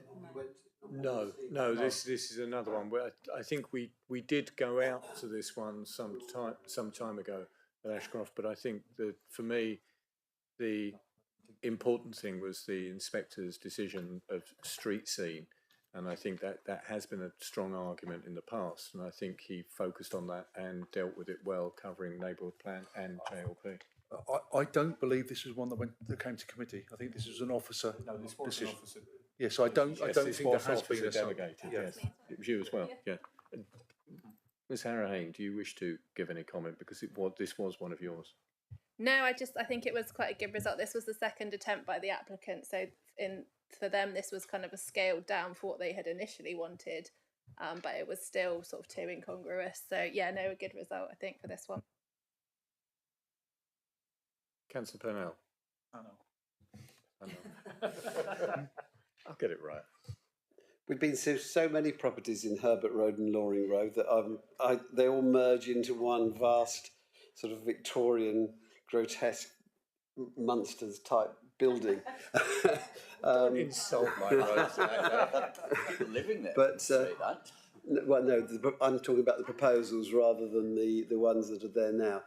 It would be very helpful if it would be possible to occasionally to have just an illustration of what we're talking about on these ones, what's there now and what was proposed. Because I congratulate the officers. I see that we got notification yesterday of 3 appeals dismissed. I think one was in Loring Road, was it? Yes, it was. Was there another one in Salcombe? Because I think there was as well. Yeah. Yes, it seems to be the epicentre of major development at the moment. But it might be useful just particularly because we go to see so many of these, to have some sort of illustration just to refresh our minds about which ones we're talking about. I don't have a problem with that. My request to members is when the agenda comes out, if there are any appeal decisions where, well, either appeal decisions or submitted appeals and you'd like to know some more information, if there are appeal decisions you want us to organise to get what's there at the moment, what's proposed, if we're talking replacements, then by all means let me know. But I'm a little bit loath to agree to have those details ready just in case for all of them. But if you can let us know just within a day or so, a couple of days of the agenda being published, quite happily do that. But but when we're presenting quite a few, there's quite a bit of work involved if we have to do it just as a matter of course, just in case. So by all means, let us know. I think this one and the one that we received yesterday are really good decisions. And in defence of Salcombe members, the reason why we get lots of Salcombe applications here is that actually that ward gets more applications than any other ward in the district, and actually significantly more applications than any other ward in the district. I think last time I looked, the Salcombe Thurlestone ward got more applications than Totnes, Kingbridge and Ivoryridge put together, which is it's massively busy. Thank you, Mr. Weimer, for that clarification in defence of my position on this. But I think it is valid, and I think it's a good point. I suppose I could have said bring that forward, but I know it sort of well. But I think for other members, I think it's a good point, particularly when an inspector does focus on some key points, and particularly focuses and is so forcefully backing up the officer's recommendations on it. And I think it's worthwhile. But if, as Mr. Weimer said, if you do see something and you think that would be good to understand why, then that can be arranged. Yeah, I think it particularly applies to these ones where we've been to so many properties in one road or two roads that it's hard to remember which is which. Often we'll remember a particular property from our minds, but these ones, they do tend to merge together. Appreciate that, Councillor Powell. Mr. Weimer? Yeah, there's a couple of things that was thought about. I think as officers, we also need to start thinking about effect. Just as important to bring details to you where we've lost appeals. I think the Ivoryridge one, I don't think you need to see it because it was what it was. It's a 4 metre extension. But I think other ones particularly that haven't come to committee where we've lost the appeal, if the inspectors made comment on either design or there's an element of principle, I think perhaps we need to have those here so you can think about it. And I think moving forward on some of the Salcombe ones, I think if we do come to committee and we're talking about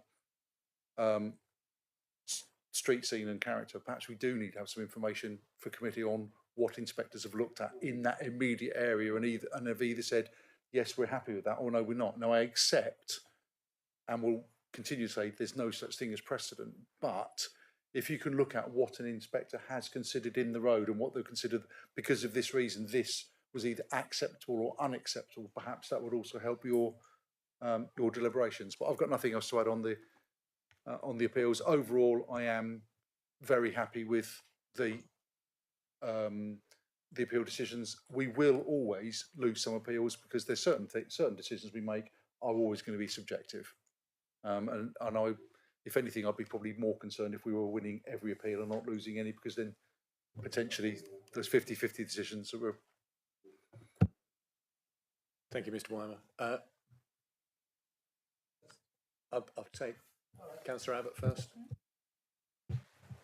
The debate earlier, I mean, you're talking about street scene there and so on. These sort of, would the word be esoteric ideas that we're trying to make fine judgments on? And we had that discussion about landscape and townscape and so on. There are a whole host of ideas it might be worth having a little review on.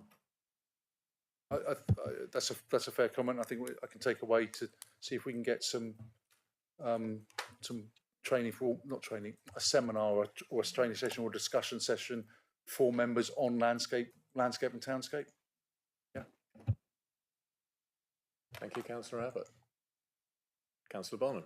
Yeah, thanks, Chair. Yeah, I just want to support what Mr. Weimer said. I think it would be helpful for me as a new member of this to understand the reasons, just a brief sentence or two around each appeal decision, because although we don't always want to go with what we think the appeal would be, I think it would be helpful to understand the kind of issues that the appeals are decided on, and that might inform us as we go along. And so, yes, if we can have a sentence or two, that would be very valuable. As a matter of course, all appeal decisions are brought to you as part of this update. So every appeal decision we receive, I will bring as part of this report. Nothing's missing from it. Yeah, but just a narrative line would be helpful on each one, if that's possible. Sorry. We all, as councillors, receive the appeal decisions, so there's an opportunity to read through those, and I think that's where you can flag up when you know it's coming to Mr. Weimer to say, can we have, you know, if you've got a question or a particular what is or an explanation, as a new member, and I can understand that, some explanation, but I think Mr. Weimer has said that he will do that if requested. I will. I am a little bit nervous about agreeing to change the report to have a narrative in each one, simply because I'm not sure I've got the capacity. I'm not sure we've got the capacity to do it. But I'll more than happily discuss any appeal decision at the DM committee meeting that happens, the first meeting that happens after we receive it. So if there's any questions, or if there's particular, let me know, and I'll make sure I've got an answer for you at this meeting. Thank you, Mr. Weimer. Right, can we move on to undetermined wage applications? As usual, I don't propose to go through the report in detail, but if members have any questions, with the usual caveat, I'm not going to be talking about the planning merits of the case, but if there's anything that members want to raise, I'll try and deal with them. Thank you. Thank you, Mr. Weimer. Thank you, members. I think that concludes our morning session, unless anybody else any other points. And we will adjourn the meeting now until 2 o'clock, return at 2 o'clock to deal with the last two agenda items. Once we're offline, I wouldn't mind just saying one thing.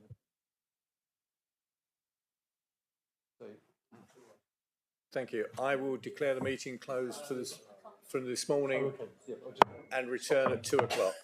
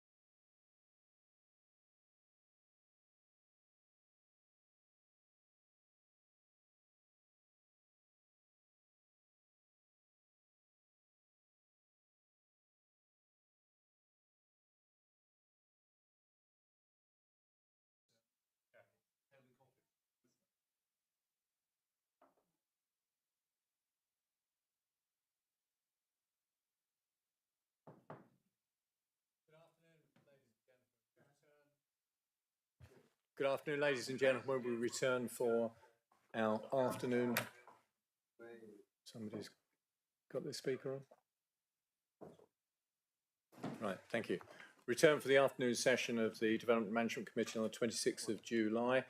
Just for those who were not present before, some housekeeping. If the fire alarm goes off, please exit the doors there and make your way to the far end of the car park. Toilets are outside the door onto the left, water to the right. Reminder, this is a public meeting. Members of the public are welcome to listen to the debate, but unless registered speaker, not able to take part and speak. We are live webcasting today, so please remind members to use their microphones, which I was prompted to do, and remember to turn them off when not speaking. And can I remind everybody again to silence or switch off their mobile phones for the duration of the meeting. Thank you. Also, just to remind everybody the order of each application: case officer will speak to present their report, objector will speak, supporter will speak, parish council representatives has the opportunity to speak, and the ward member or members. Members will be able to ask questions of each speaker on points of clarity. At the conclusion of the debate which follows, members will vote and come to a decision. Just for clarity, for those who were not watching, I will ask the officers present on the top table to introduce themselves.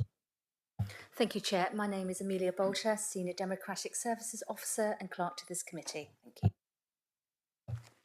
I'm Bernard Taylor, Vice Chairman of this committee. David Fairbairn, Head of Legal Services and Monitoring Officer and Legal Advisor to the committee today. Good afternoon, Pat Weimer, Head of Development Management for South Hams.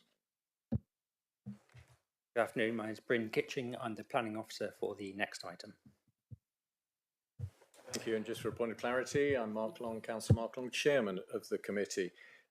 We now move to agenda item 6E, which is application number 110823 FUL, land at Morley Way, Kingsbridge. The case officer is Bryn Kitchen. If we can move, Bryn, to your presentation. Just to say that probably like most other members of the committee, I've received a communication from the applicants just to make you aware of that, which I've alerted Development Management and Mr. Weimer too. So I don't know if that goes for everybody else, but just so that people are aware. Thank you, Councillor Panel.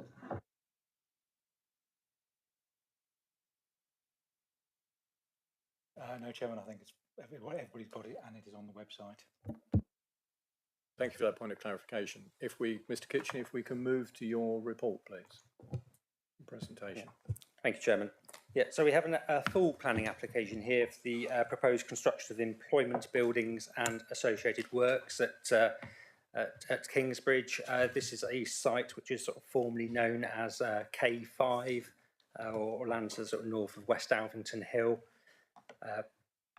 The application site, this is a repeat of the plan in your agendas, is outlined here with the hatching, and I've got the application site identified in red here, with the blue land being part of a much wider development of residential development.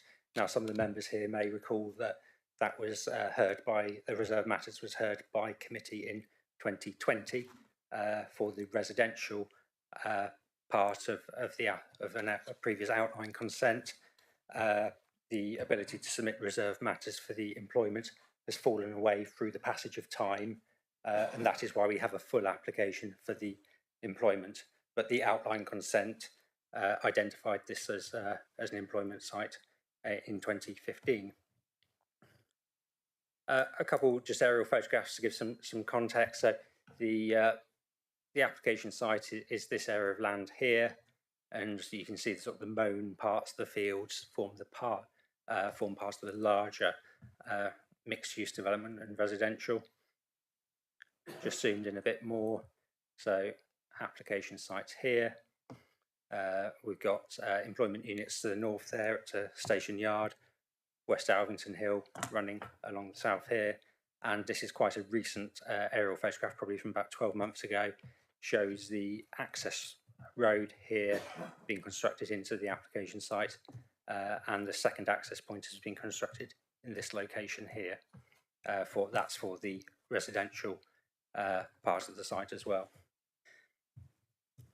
I'll just show you, just to sort of show the story of how this has evolved as an application. So back in 2015, there was, 2018, there's a employment permission, mixed use permission for up to 60 dwellings and 0.5 hectares of employment. This was the indicative master plan for that. And then in 2020, we considered the reserved matters for the residential. So this is all permitted, and this is the plan from that. The red line here being from that reserved matters. That was for 52 dwellings, garages, infrastructure and landscaping.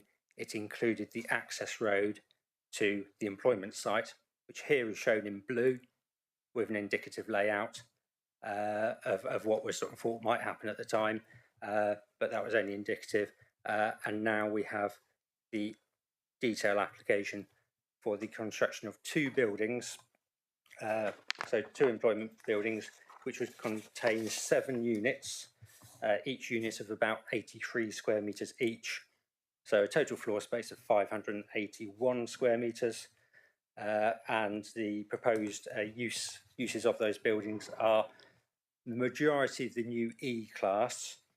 So E from point C to G, so that's commercial building service uses, financial services, professional uses, can be recreation, fitness, medical, creche, day centres, but most likely to be offices or research or light industrial. So what was effectively the old B1 use, and that's what the outline was consented for. We've obviously had a change of use classes order since then, which has got rid of the B1 use and brought in the E uses. This application has most of the E uses, but deliberately excludes the retail parts and hot food takeaways part of that new E class. So broadly aligning with the B1, also proposed as a potential for B8 uses, so a storage and distribution type use. But of course, that's on quite a small scale, given each unit is only 83 square metres. The units are in 2 buildings. So Unit A, got here mix of colours from goose wing grey, which is the lighter grey at the bottom, to a darker anthracite grey at the top and roof, and a individual layout plan. So a very standard type of layout for this sort of small to medium sized enterprise employment use. So that's building A. Building B, very similar, 3 units in that. Again, similar colours there. So, are those big roller shutter doors on the front, or are they? Yes. So so each unit has the sort of larger roller shutter door here, and then separate pedestrian door here. So I think about 8 metres in height there.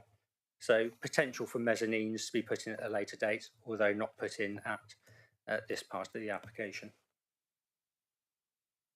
A few of the other details of the associated sort of work. So bike store, black mesh covered bike store, which is round to the back of the units.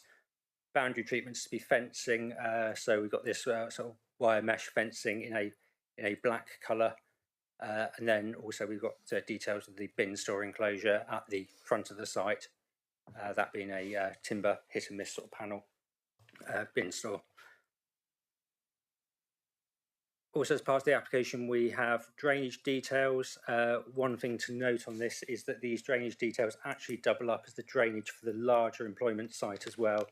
So the opportunity has been taken to obviously make sure there's enough storage on the site in a tank for the development proposed, but it's also large enough to take the surface water drainage from the larger site, which was always intended to be in this location and was permitted in this location as part of the reserve matters.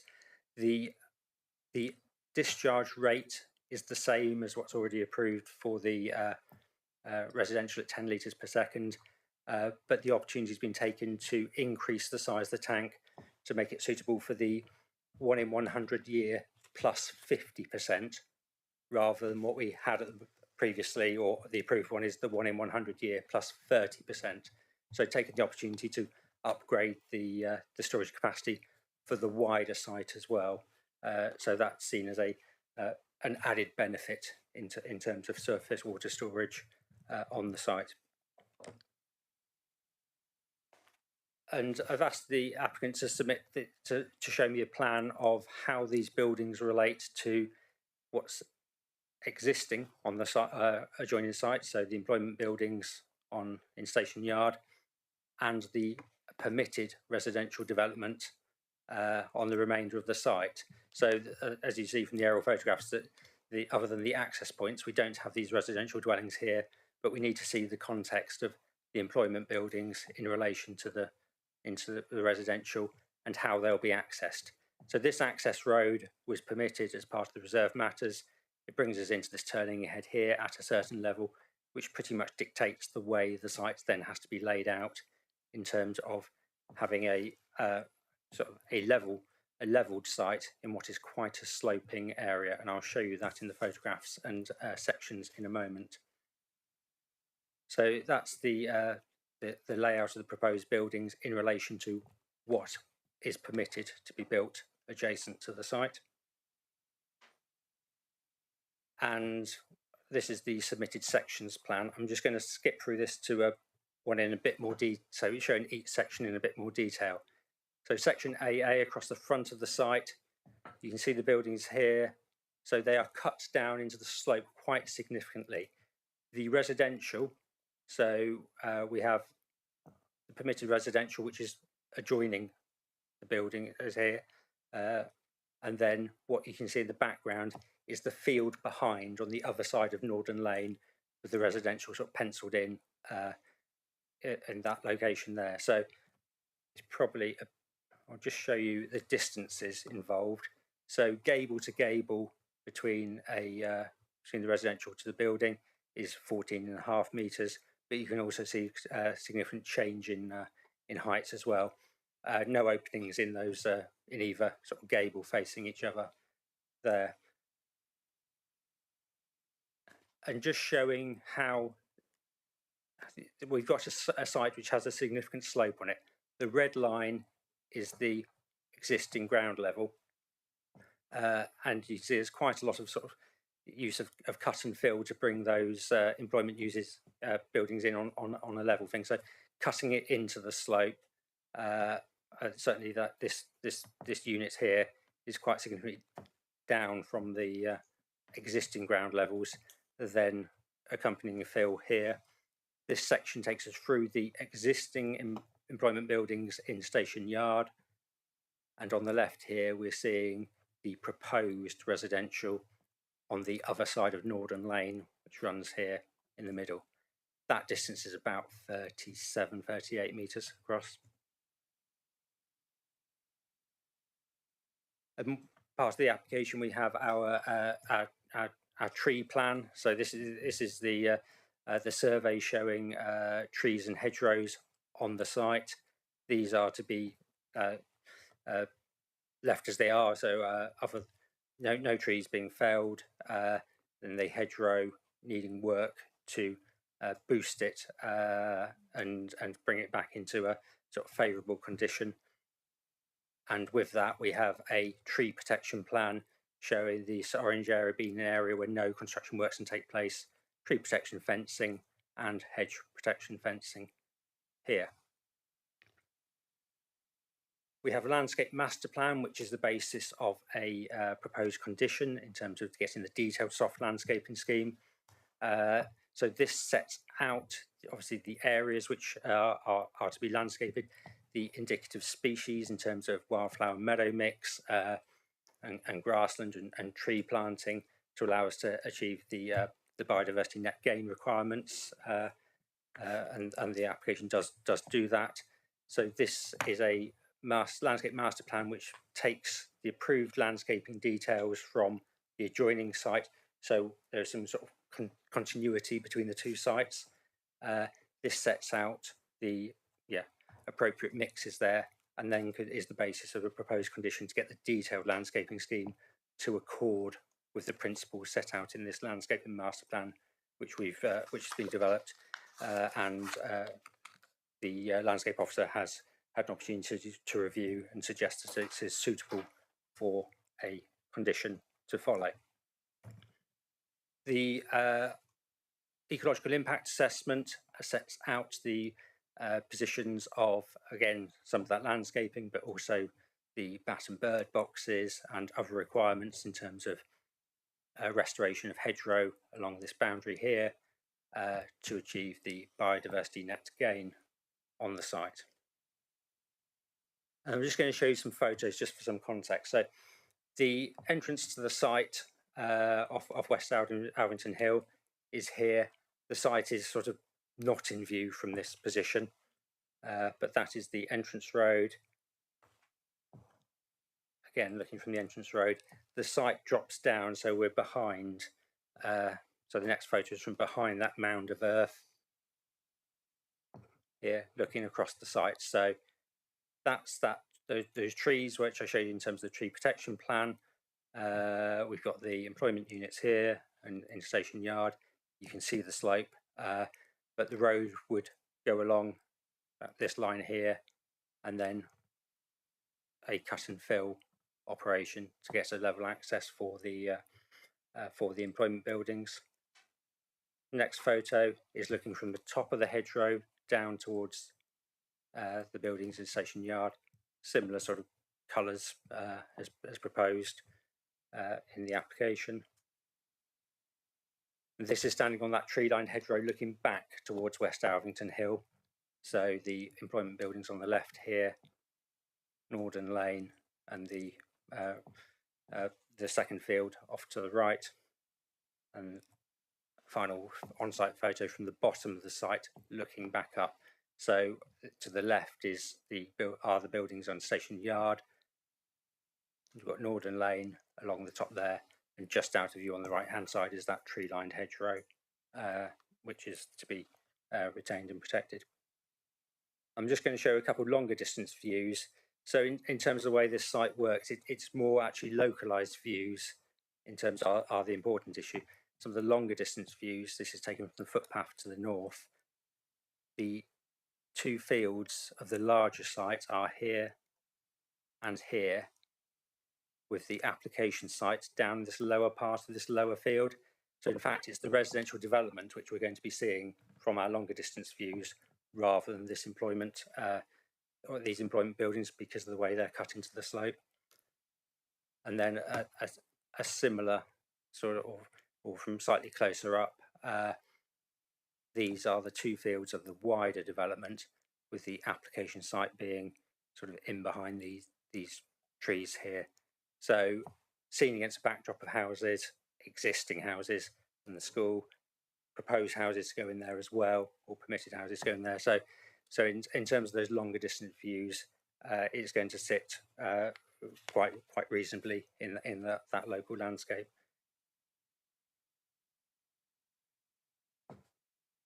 So really, obviously members will have seen my report and the reasons for the recommendation to grant permission. So we've got an employment use has been planned on this site since it was sort of originally brought forward as a mixed use development under the allocation K5. It would result in 7 small to medium sized employment units.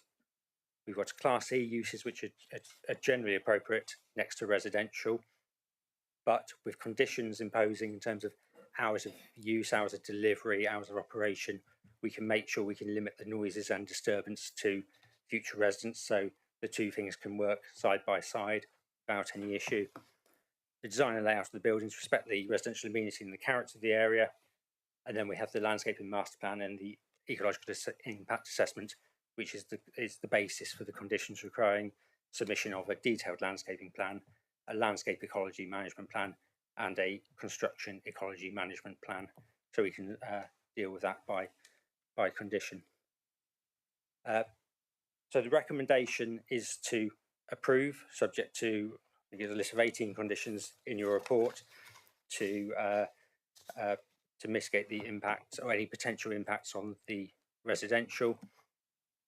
Access is already approved to this point here, and we have a development which would result in potential for employment users to be brought forward in accordance with what the original allocation of the site was for, a mixed-use development of up to 60 units and half a hectare of employment. So the recommendation is to grant planning permission. Thank you, Chairman. Thank you, Mr. Kitchen. Questions for Mr. Kitchen? Councillor Rake. Thank you. There's possibly a question for Mr. Weimer as well, but with where you've got a site with significant amounts of cut and fill, it can be very difficult to visualise the impact that that's going to have with this sort of terraforming. I believe in the industry, cut and fill heat maps are generated almost as a matter of course, showing what goes and what is added. Is it possible to include those in the lists of plans we ask to see on applications such as this? So the heat map is something I've not come across. Normally when we have applications on sloping sites, we ask for the sections to be submitted to show how, to show, let's go to this one here, to show existing ground levels and and how the buildings sit there. So we do have sections submitted to the application, but it's not something I've come across in the planning industry as heat maps on the maps, I'm afraid.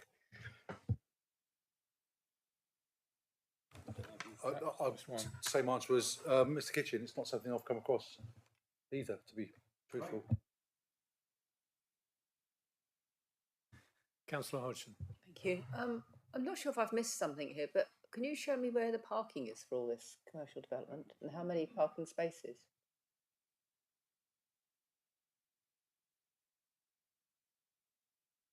So where are we looking at? So we've got 18. Those little spaces in front of the building. So so each building has 2 spaces in front of it. Yeah.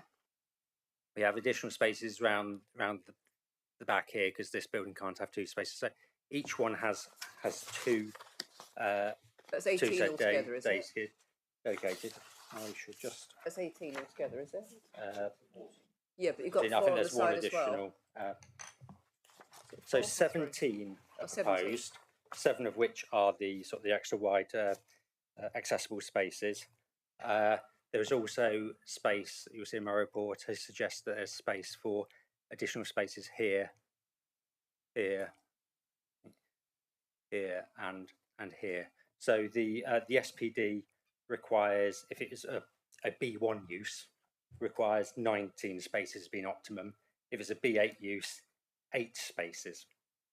Obviously, we've got an application which is a mix of E minus the retail ones and B8. So we're sort of in between that, but there is sufficient space on the site to hit the 19 if we use those spare areas as well for parking. Can I just come back on that? Can I just ask then, is that number just to do with the overall amount of employment space per se, therefore you just have a certain amount of parking spaces, or is it per unit? You've actually there's a workout per unit, because surely this the number of parking spaces you've spoken about would just about cover the employees. So the way the SPD works, it talks about 1 space per 30 square meters of B1. So overall, we've got the 581 square meters. So that's where my calculation of the 19 spaces being required is. Obviously, each one of these has 2 spaces dedicated, and we also have the bike area, and we're in a location which is quite accessible in terms of walking, cycling, public transport as well. And what about deliveries? So deliveries would take place either using those parking spaces or in this large sort of yard area to the front. So you've got quite a significant area there of hard surface yard. And the waste truck can turn around in that, can it? Yes. So a waste truck can turn in this turning head for the residential. So that can give you an idea of how it can turn within the site as well in terms of the amount of space required for turning of large vehicles. We have a turning head there. Obviously, that can happen within the site as well. Thank you. Thank you. Councillor Bonham. Yeah, thanks, Chair. So I've got quite a few points here, but I'll just touch on the first one, which is parking, following up Councillor Hodgson's question. So parking is calculated per square metre, 581 square metres, I think you said. Was that the ground floor square meterage? Because you also mentioned there's scope for mezzanine building or mezzanine floors, which haven't been proposed. But looking at the height of these buildings, I imagine that they would or could be. So would that potentially double the square meterage and therefore double the parking requirement? Yes, if the application had mezzanines as part of, or a second floor as part of this application, then we'd be looking at a different floor space. That floor space I've given you, the 581, is the footprint of those buildings, and the parking is calculated on that. When I said it has potential for mezzanines, the height of them, they do have potential for that to be inserted at a later date, but I'm not calculating the parking on that because the application as it stands doesn't have them. Okay, and what is the approximate internal height of these buildings, if you could estimate? Because we haven't seen these plans. They're very helpful, actually, but they do suggest they're quite high buildings. I haven't seen. There's no figures on this, I don't think. So these are the buildings here. So we have a door height there. So that's sort of 2 metre height there. The height of the buildings, I think to ridge is about 8 metres. So as I say, potential, they're tall enough to put a mezzanine in at a later date, although that's not shown on the plans. But they are of a height which could take that, should that individual user need or want that as part of their future use. Are you happy, Councillor Bonham? I'm happy that my question was answered. Thank you. Councillor O'Callaghan. Yeah, thank you. Just continuing on the parking theme, I thought I read somewhere in the report that there should be 19 spaces really under B1.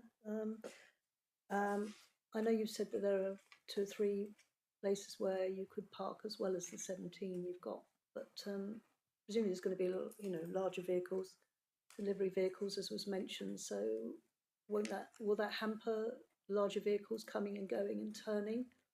If you've already got, you haven't got the 19, you've got the 17. So it's just querying on that, really. Yeah, so if this were purely, so the way our standards are written in the JLP are based before the government changed the rules on the use classes. So it gives a B1 use class of being 1 per 30 square metres, of which we're 19. This application also includes B8 as a potential use. Now, if we use our table on B8, we're after, say, 8 spaces. So B8 uses generate a lot less parking because they're generally a storage and distribution use, have less people working on site, etc. So we're somewhere in between those uses, those numbers of the development. So somewhere between 8 and 19 being required under our SPD guidance. So this application has 17, but with space, it would be very easy for them just draw a line on the plan and say, well, here's an additional space, here's an additional space, here's one, and potential for another one there. So actually we can get up to 21 quite easily on that site, and still, without reducing any turning areas for other vehicles. So my view on it is that 17 is about the right number of dedicated spaces, but there's clearly space on the site for more than that in terms of people will park in that space there, because it is a bit wide enough for a car, so they will do that. Thank you, Mr. Kitchen. Councillor Nix. Thank you. You've shown us that the access for these buildings is different from the residential access. Is there access between the residential and the buildings? Because is there not a risk of people parking in the residential area if they can't get into the business parking? Sorry, I should be clear. So the access road is the road which accesses the residential and the employment. So this being the road, permitted road, which will be Morley Way, is the same road. So the residential, each unit has dedicated parking along the front here, which is at the road level, and then there's the walk up the ramp to the dwelling. So this is as permitted. So we have each unit here having 2 dedicated spaces each. So they are private spaces to each unit. I don't think there's much danger in terms of vehicles parking along the road, because you couldn't possibly park a vehicle along the road without actually blocking one of those spaces in. So I don't think there's a danger of that occurring because of the way the parking is permitted as part of that reserved matters consent there. But it is a shared road for both the residential and the employment. Councillor Abbott. Thank you. I also have a question on parking and then a question on cut and fill. On the area calculation, presumably if these units were larger, one would still end up with 19, but with them being advertised as small units, there's going to be 2 employees in every one of these units, I would have thought, and that's 14 gone before anyone ever turns up on site. Just seems a bit tight on spaces.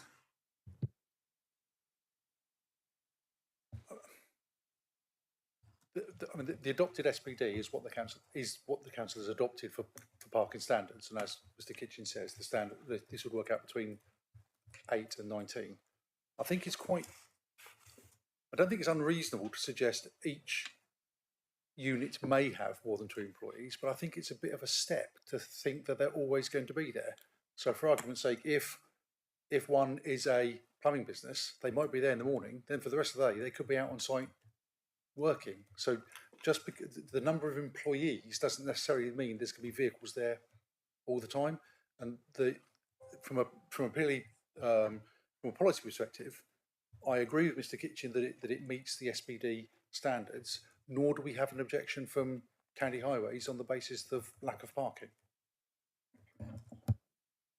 And my second question is about section BB.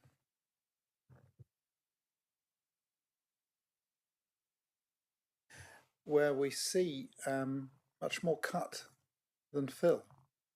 And so does that mean there's a spoil area somewhere else, or it's all being taken care of somewhere, I hope? Yeah, I think the problem with sections is they are just a section of that particular line there. And obviously if you take a section across here, it would look slightly different as is here.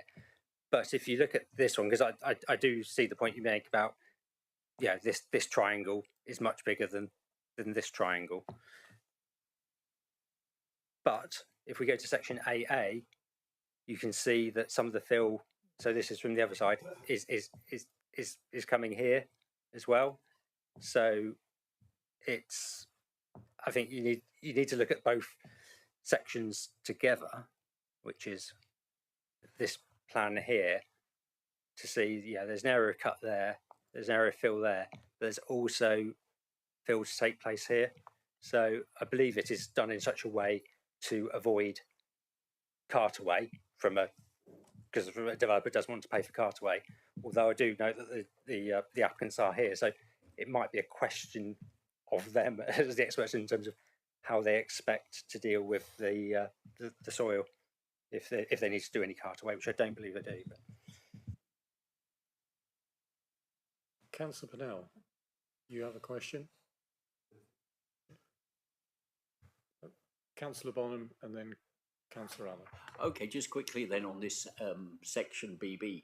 I don't see any measures on it, but it seems to me that if you look at the top left picture, the units are actually very close to that lane. I can't see how far away they are, but if you look at the bottom picture, there's a big distance and it's a nice slope. But actually, aren't they probably going to put in some kind of concrete sort of block or something to stop that bank falling down? Because I think if the slope is not, that bottom picture doesn't seem to properly represent or be consistent with the top picture. It just doesn't seem accurate as far as I can judge it.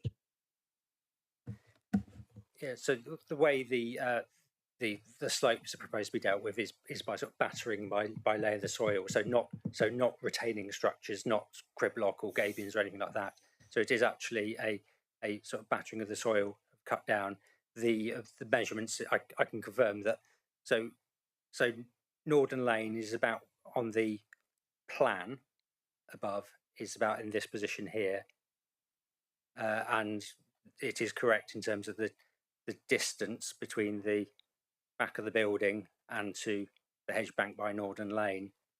That is correct in terms of the plan as well. So yeah, they do tie up, but no, it doesn't involve any retaining structure. It is at an angle where the soil will hold. Sir Allen. Thank you. Yeah, I'm a little confused as to why there don't seem to be any calculations about how much soil is going to be cut out. We don't have any data about it at all. I mean, guessing some sort of pictures that this triangle will fit into that triangle or not. It seems a bit primary school, really. It would be great if we could have some proper data. So in terms of impact on the roads, impact on residences, neighbouring residences, if waste is needed to be carted out, it would be good to see that kind of data. Thank you. So one of the conditions proposed is the construction management plan, and that would normally deal with how many vehicle movements as part of the construction process, how many vehicle movements you're going to see on a day-to-day basis, and that would normally include if it requires things like cartaway or bringing materials in, then that would be accounted for in that construction management plan. So it is something there is a control of in terms of vehicle movements on the road afterwards as part of that condition. But I say the applicants are here to answer the question, but from best of my knowledge is that actually the way the cut and fill works here, it is purely cut and fill without needing cartaway or bringing any materials in, because from a developer's point of view, that's incredibly expensive to do. So they try to put forward ones which can deal with all the soil on site. So can I have a response to that? So if they did have to deal with excess soil on site, what would they do? What would happen to it? Would it be spread? Would it be piled up nearby? What would happen? Thank you. So the way this, so we do have the levels sort of set out on this plan here in terms of the area here. So so those are set. There aren't any areas where extra sort of store could be stored or anything like that. So if they have some left over, it might well be a cartaway thing. If they needed to get it on the site and it's going to be significantly different from what is approved on the plan, then they would need to come in with an application to deal with that or amendment to deal with that on site. But normally what happens is it would be carted away. But what they can't do is start storing it on parts of the site where we have the construction exclusion zones, for instance. But as I say, I don't expect this to happen because there's still quite a lot of cut and fill to happen as part of the residential scheme. And I think the two things will just happen side by side. and the soil will be dealt with on the site. But if needs be, they would have to come in with some variations at a later date if Thank they've you. got stuff left You over. can see my slight confusion because I would have thought that this would be sorted out as part of the planning application. What would happen to cutaway? It all feels a bit vague to me, but maybe that's a question for another time. Thank you. Any other questions? Councillor Callaghan. Thank you. Norden Lane, I think, was mentioned. The hedge there was, as far as I know, has been cut down quite a lot. And the landscape officer in her report said most of the vegetation's been removed or reduced to the level of the bank. Norden Lane was a narrow, often sunken historic lane bounded by tall, often stone-faced Devon banks topped with thick hedges. That's been cut right down. So can we just clarify that how this hedge is going to be maintained, restored, and you know, what's its future going forward, please? So the hedge bank remains as in the stone face construction of the hedge bank, and Norden Lane is quite sunken, so so the hedge bank is good 2 metres plus. That's the bottom of the bank, and then there's hedge row on top of that, which has been quite quite sort of severely sort of coppiced and laid. That was happened earlier this year. The laying is showing signs of regrowth, so it's doing the things you would expect it to do. There has been some replanting which has gone in as part of that process of laying the hedge, but as part of one of the things which we had concerns about was in terms of the biodiversity net gain and the landscape master plan is making sure that we get a scheme which includes the sort of the beefing up of that hedge and further planting in, and that is what is identified in this landscape master plan. And I know you can't read this in this area here, but that is the commitment to the detailed landscaping plan, having the hedgerow to be which has been recently managed and coppiced, to have new whips and trees planted within it, and then be actively maintained in the long term. And then that is something which gets secured by the LEMP in terms of that longer ongoing management on there. So so I'm satisfied that we're going to get enough planting in there to create a meaningful hedge on top of the existing hedge bank, which is not to be changed. So the earth and stone hedge bank has not been removed at all. It was the planting on top which has been cut and laid, and that now needs to come back up to about 2 metres and then regularly flailed as part of a normal sort of management of hedgerow. So why was it cut down? Was it just that was just part of maintenance, was it, or because it was cut down quite a lot? Yeah, I believe the applicants obviously did that at the start of the year. They say that it needs to be done as part of good hedgerow management. It had got out of hand. It was too big to be able to flail, so it needed to be managed properly, which involved laying of that, and then future maintenance as secured by the LEMP. But again, the applicant is here if members have specific questions to them on that. And sorry, I don't. Yeah, I think it's a question for you, possibly. Just on that Norden Lane, the lighting was mentioned somewhere about making sure it's not lit because it's the dark lane, and you have bats, you know, using it as a corridor, etc. So there's no openings there, is there, on facing onto the Norden Lane? So it should be kept dark. That would be optimal, wouldn't it? So pleased to hear if that's the case. Yes, one of the reasons why we needed an addendum to the ecological impact assessment was to just confirm that there are no openings in the back of this building here. There is a window opening in Unit 5 here, but after consultation with their ecologists and our own ecologist, that is sufficient distance away so as not to be spilling out towards Norden Lane at all. So we don't have any openings facing these sort of dark corridors, as it were, and proposed condition on lighting that any lighting needs to be submitted to and approved by us, because you'd probably expect to be as demand for some external lighting, but that would be on the front of the buildings, and we wouldn't be permitting lighting on the back of them, facing those dark corridors. Thank you. Next person, I've got Councillor Bonham, then Councillor Hodgson. Thanks, Chair. So just moving on to other things. Firstly, I noticed in the report there's mention of photovoltaic or solar panels. I didn't see those on the pictures. Maybe I missed them. Are they there?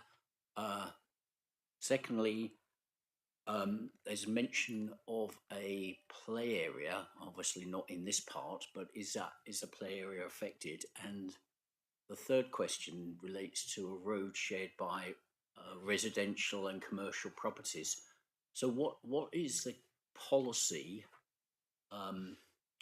in the JLP or anywhere else, and what should we be bearing in mind when we think about a road that's used for residential and commercial uses? Because it seems to me that it could be a parking issue, could be a safety issue, could be an access issue, it could be a fire or ambulance. What are the considerations there that we need to think about, please? Thank you.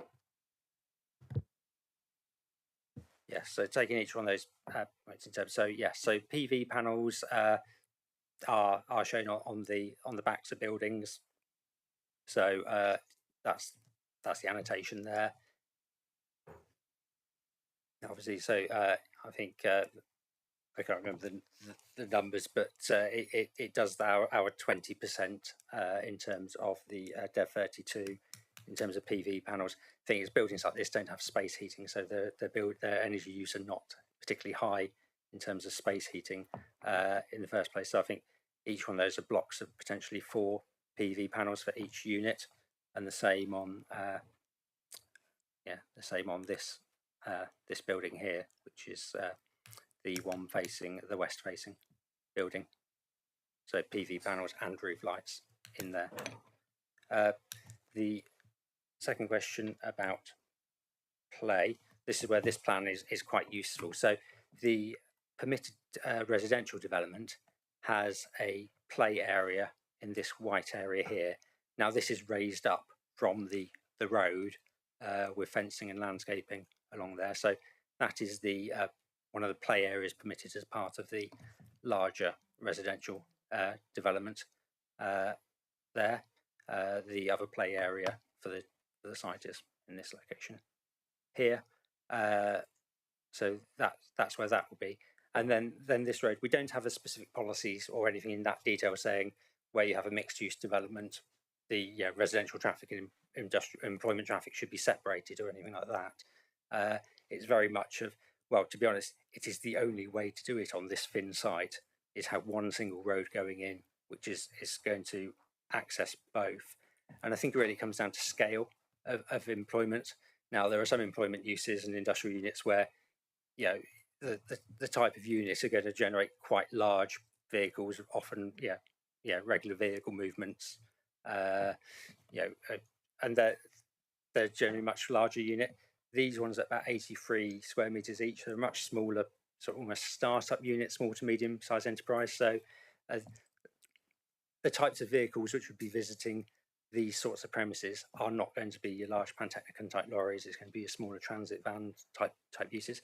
So I think it's one where the two things clearly can happen together, but it depends on the scale of the employment use.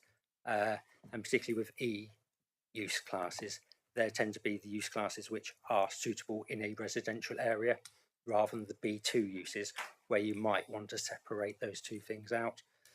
So I think really what I'm saying is each case on its merits without any specific policy in the JLP to say they must have separate accesses or whatever. But on this one, I think we're left in very much of this is the only way you can do it with one single road in. Councillor Hodgson. Thank you. I'm just looking at the ecological impact assessment that was carried out, and I'm looking at the 5th page, which refers to the extended UK Habitat Classification Survey, which, as far as I can see, actually was only a site walkover undertaken on the 5th of January this year, 2023, when it says when weather conditions were dry with good visibility. It has made reference to some surveys that were carried out, but all those surveys were carried out in 2012, so they're well out of date. And I'm concerned that an assessment is made of the likely species present, including, it says, breeding birds and one of the other thing that was said here.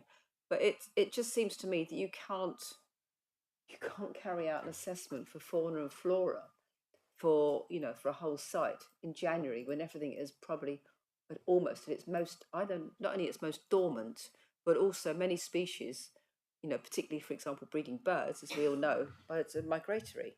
So it seems that that's a bit of a kind of a long shot rather than actually anything accurate. And generally, when you see an assessment made on a walkover like that, the recommendation is that proper surveys should be carried out. It certainly can't make a recommendation on surveys that were carried out 11 years previously.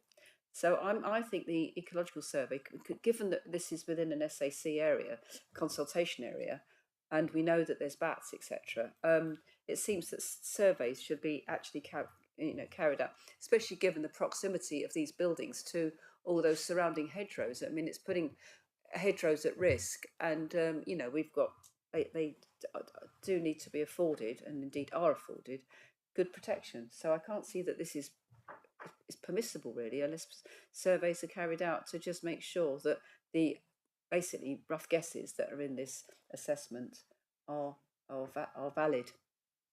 Because otherwise, how can we work out what mitigation might be needed if we don't know what's there in the first place? Yeah, as this application site sort of formed part of a wider permission back along, so obviously a number of surveys that took place originally when the site was granted plan permission as part of the outline, as part of the wider site on that.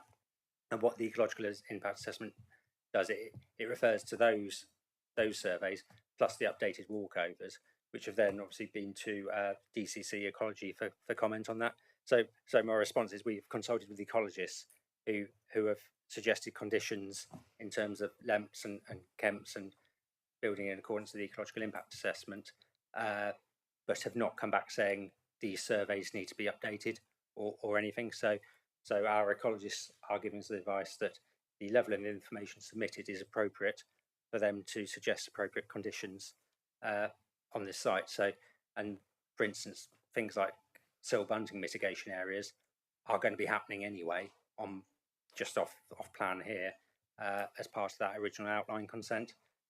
So really, I suppose my answer is that this information's been to the ecologist. They've come back to ask some questions on it. Updated ecological impact assessment has been submitted, and they've come back with no objection on that.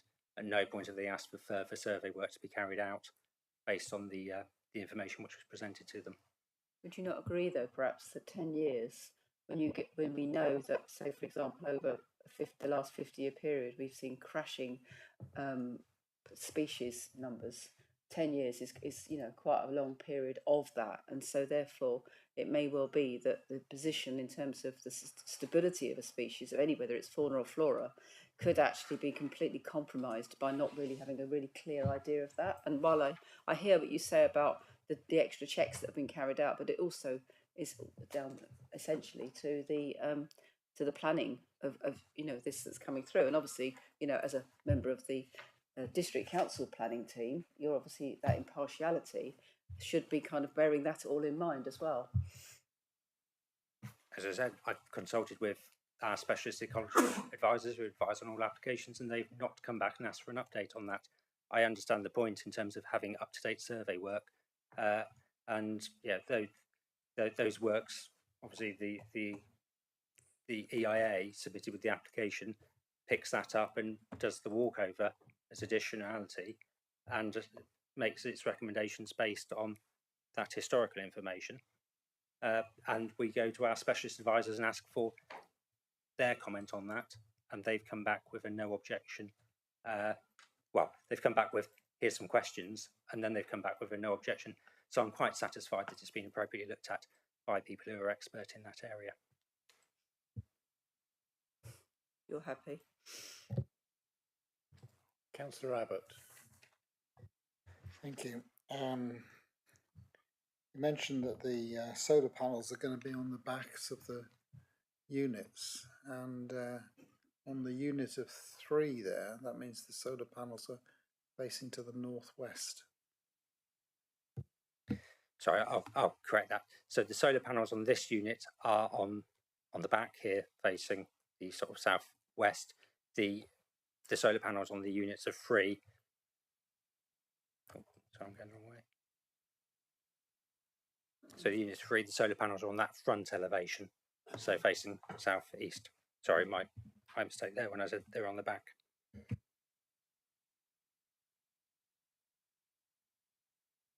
Councillor Allen. Thank you. So I'm just slightly reading over Councillor Hodgson's shoulder, but the comments made by the ecologists, I don't know how those have been, as you said, they came back with some comments, so just to read some of them out. Reptiles may be negatively impacted by the development. Is there a mitigation organised for that? And also, majority of grassland lost. I don't know how that can be mitigated against. But thank you. Yeah. So sorry, the last one. So I've just seen badgers may be also negatively impacted by this development. Cirri buntings may be negatively impacted by this development. Hedgehogs may be negatively impacted by this development. There's quite a lot of negative impact. Thank you. Yeah, so if you look at the right-hand side of that table, then the way the ecologist sets their comments out in terms of their traffic light system is they raise the issue, and then they raise what's proposed as mitigation, and then they make a suggestion of what needs to be done to mitigate. So the right-hand column should involve the either, on most occasions, they say recommend, condition, securing a landscape ecology management plan, for instance, or a construction ecology management plan. So if you read that table across, on the right-hand side, it should have the mitigation, and the colouring down the left is its traffic light system. So things in green are things where they are happy with, orange need questionable, or red objectionable. And there should be 2 of those tables, 1 for as originally submitted, or as their original submission, and then again once further information came in. So I'm afraid I don't have the same thing you're looking at, so I can't be certain, but that's how it works as a table. A lot of them just say to be agreed with the LPA, which I take it is us. Yeah, so the local LPA being the local planning authority, yeah. And it should have some wording about what sort of condition on the right-hand column. Yeah, it's too detailed to go into, but I just want to raise that because most of it is to be decided later or did be decided within South Africa. So therefore, it's quite hard for us to be able to judge on something when it's said all its recommendation is to be decided. If you see my point. But how can that be decided when we don't have the surveys to know what we're looking at? That's the point I'm making. I'm afraid I don't have the same thing in front of me to look at to show all members of that. I mean, I can get those bits of information up if members are interested. I would be grateful if that could be a further conversation. Thank you. Any other questions, comments, Councillor Bond? Yeah, thanks, Chair. So just on different points, I noticed West Arlington Parish Council are suggesting no loss of amenity to surrounding properties. Have we looked at the impact on the House Norden, which is that on the top left? And is that a listed building? And also, what's the nature of the tree line and the view, either from Norden to the site or from the site to Norden, so that we can see what the impact is likely to be on that property, please? Yeah, so this property here is property known as Norden, so that is a listed building. Its sort of front and back elevations are facing sort of north and south, and we have sort of this paddock area here.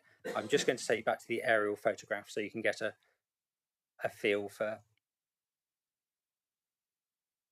So this is Norden here. So that's the house you see.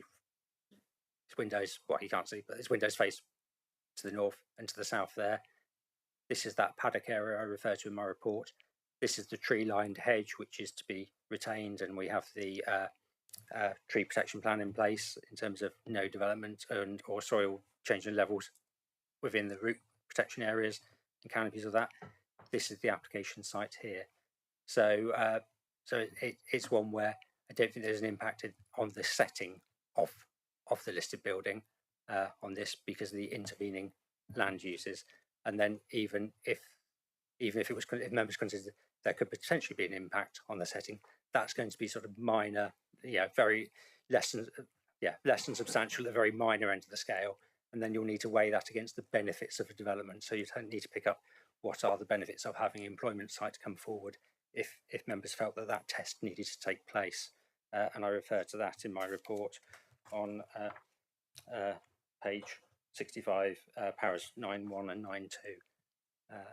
But I don't believe there is an impact on the setting of the listed building, given the landscaping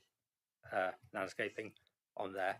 And of course, the same decision was made when outline permission was granted for this field and this field for the mixed-use development. Okay, thank you. Councillor O'Callaghan. Thank you. Yeah, Mr.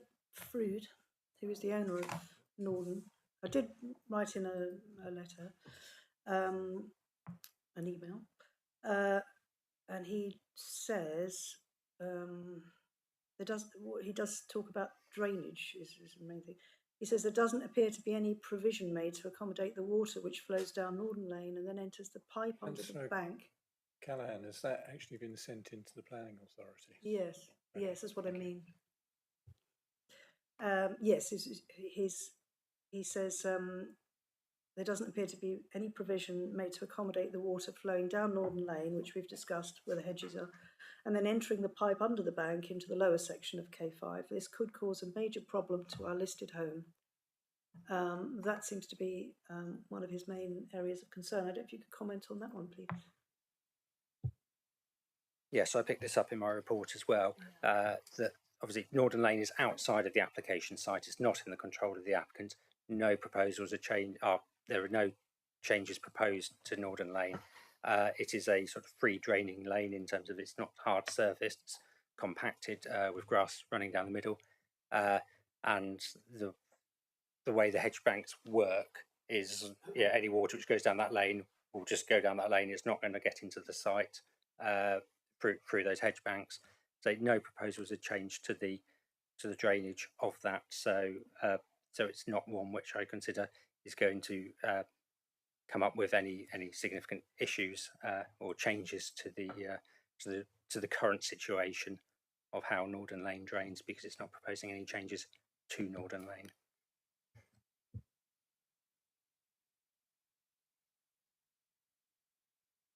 Thank you. Any other questions of Mr. Kitchen? Councillor Abbott. I'm sorry, it's just another picky one. On the diagram that starts this issue, Norden Lane is not included, as you've just stated, but actually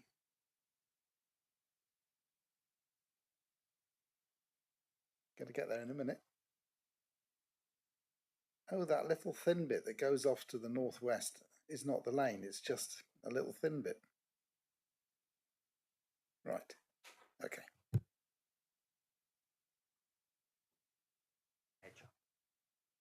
Yes, I think that thin bit there is the hedge bank of there. So, but Norden Lane is outside of the application site, outside of the control of the applicant.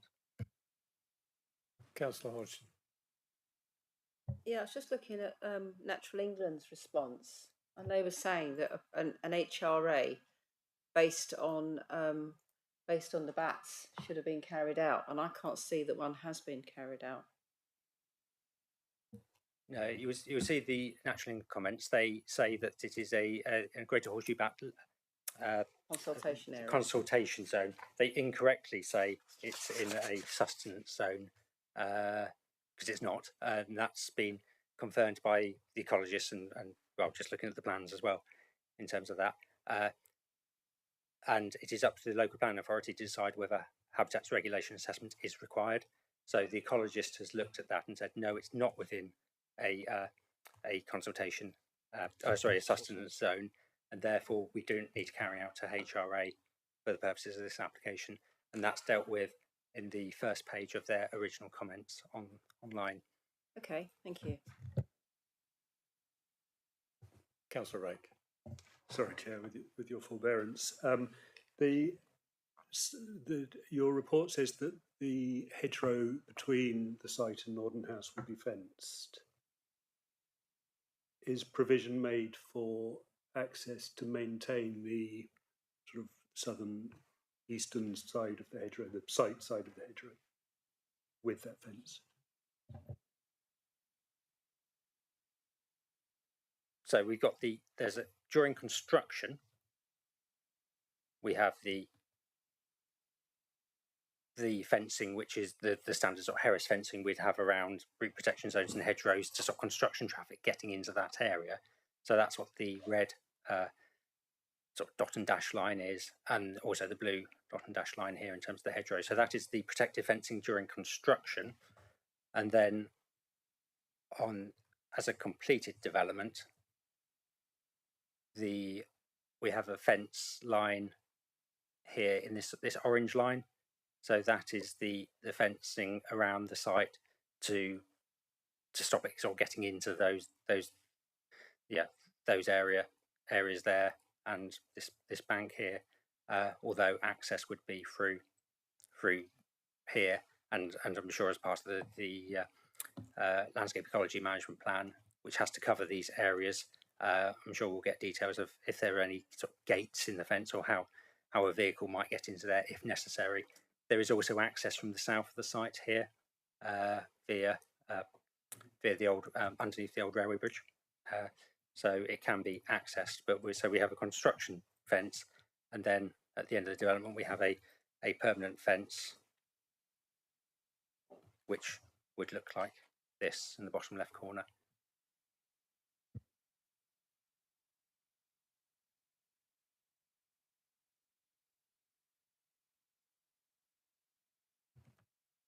Are there no other questions, Mr. Kitchen? If not, thank you, Mr. Kitchen.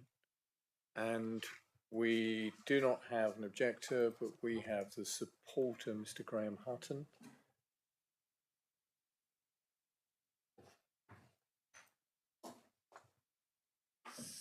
Thank you. Let's make yourself comfortable. Thank you very much. Good afternoon, Chair. Good afternoon, everybody. I'm Graham Hutton, the Development Director at Baker Estates, and the application before you today is the last piece of the jigsaw to unlock the delivery of this long-running site. Many of you will have heard me speak on the previous residential applications, but this site's been allocated for mixed-use delivery for over 15 years, and it's great, therefore, to be able to bring forward the employment component of that. It's extremely unusual for an application like this to receive such little public objection, which perhaps reflects the desire for its delivery. It's supported by both parish councils. It accords with the neighbourhood plan. It fully complies with the JLP, SPD, and indeed the guidance in the subsequent climate emergency document, which the council has. It's also exactly the kind of development that we've repeatedly been requested by the leadership and directors of the council, and there is evidence of demand. And we've already had a number of inquiries from potential end users, which is obviously encouraging. All other local business parks, such as the South Ham Zones units at Churchstowe, are at full capacity, so this is a real opportunity to house expanding local businesses. You've a comprehensive report confirming no objections from any consultees, and I'd be pleased to further explain ecology should I be asked. During the consultation process, it was clear that primarily people were concerned about parking, the prominence and relationship to the neighbouring homes. So the parking's been much discussed and fully accords with the SPD. The figures on the plan ignore the potential for any double parking, of course. And a balance needs to be struck between the area of physical employment space and the area set aside for parking. And there's a sustainability aspect of that. So officers and the county council and of course the adopted policy believe that the balance on the drawings is correct. The buildings are functional in design, but given their location in the AONB, we've taken cues from other similar schemes which have been approved by this council to ensure they're pleasing with quality materials, but also they need to remain affordable to the small businesses that need them. It's clear that they are recessive and obscured in the landscape, but the neighbouring homes were designed from the outset with this commercial site in mind. They're set back, they're at a much higher level and separated with open space and retaining walls. They do not front onto the commercial site, and the choice of use classes has been carefully made to make sure that they're harmonious in their use. I'd further confirm that with the parking arrangement that you can see on that plan, it would be almost inconceivable that there would be on-street parking as a result of the commercial development. So before you is an application which complies in every regard for a use class with a demonstrable demand, which has not been satisfied for more than a decade. It's also the missing piece of the jigsaw enabling the delivery of the whole K5 development, including the policy compliant affordable housing within it. I very much hope, therefore, that you will vote to approve the application today, but I'll be pleased to answer any questions.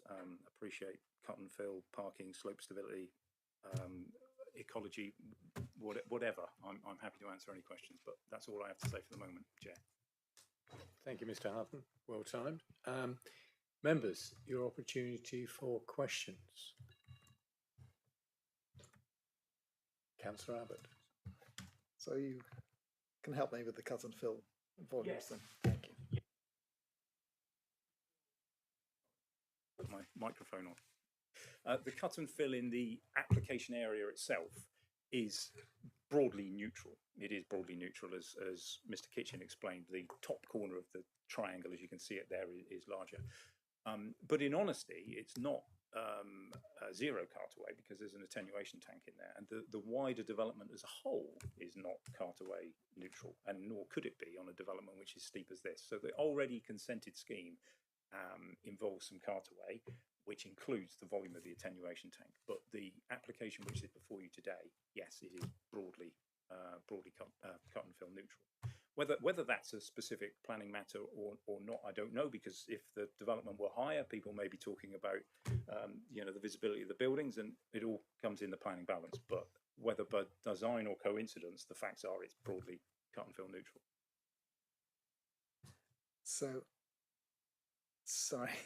So that there needs to be a cartaway. Maybe it's not a planning issue, but where does it go? Well, cartaway goes to landfill, for which there's an enormous cost and landfill tax, which is why, as the officer said, we seek to design developments to minimise cartaway. But they go to licensed tips or areas where planning has been granted to raise levels, places like that. But it's heavily regulated by the Environment Agency. Yeah. Councillor Rake. Thank you, Chair. So you obviously have done some calculations on the degree of cut and fill. Yeah. Would you, on this or on any future application, object to sharing those at the planning stage if you felt it was useful to councillors? I'd have no issue with that at all. In fact, we did on the Dartington developments, which have been approved relatively recently in the last year or so, because one of them had around 28,000 cube of import material on it, and so we did exactly that as you describe. I call it a heat map showing where the cut and fill come in. So yeah, I wouldn't have a difficulty doing that. Whether it's proportionate on the development of this size, because as officer said, the constraints which lead to the levels are not determine the cut and fill rather than the other way round. If you see what I mean. But yeah, we'd all agree it's not terribly sustainable to take any more soil to a landfill than is absolutely necessary. So where possible, we would seek to retain it on the site. In there. But yeah, I'd be happy to do that, Councillor Wright. Yeah.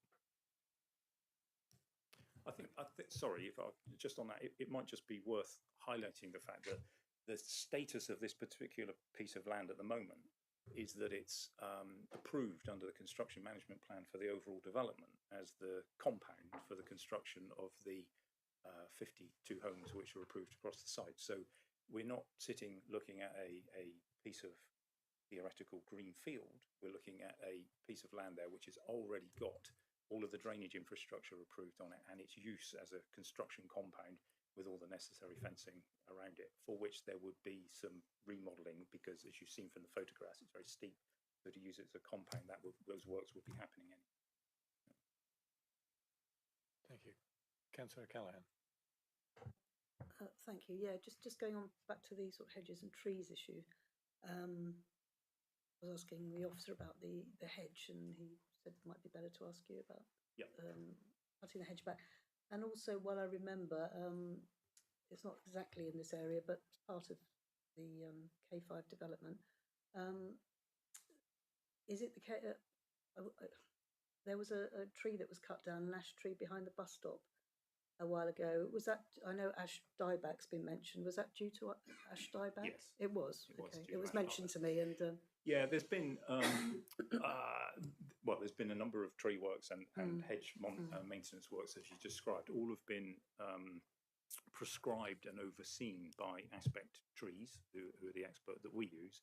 All of which have been reported to the Planning Authority and Lee Marshall where necessary at Southampton prior to their commencement as well. So none of them have been done without the supervision of officers at the council. All of them have been done within it. Hedges grow.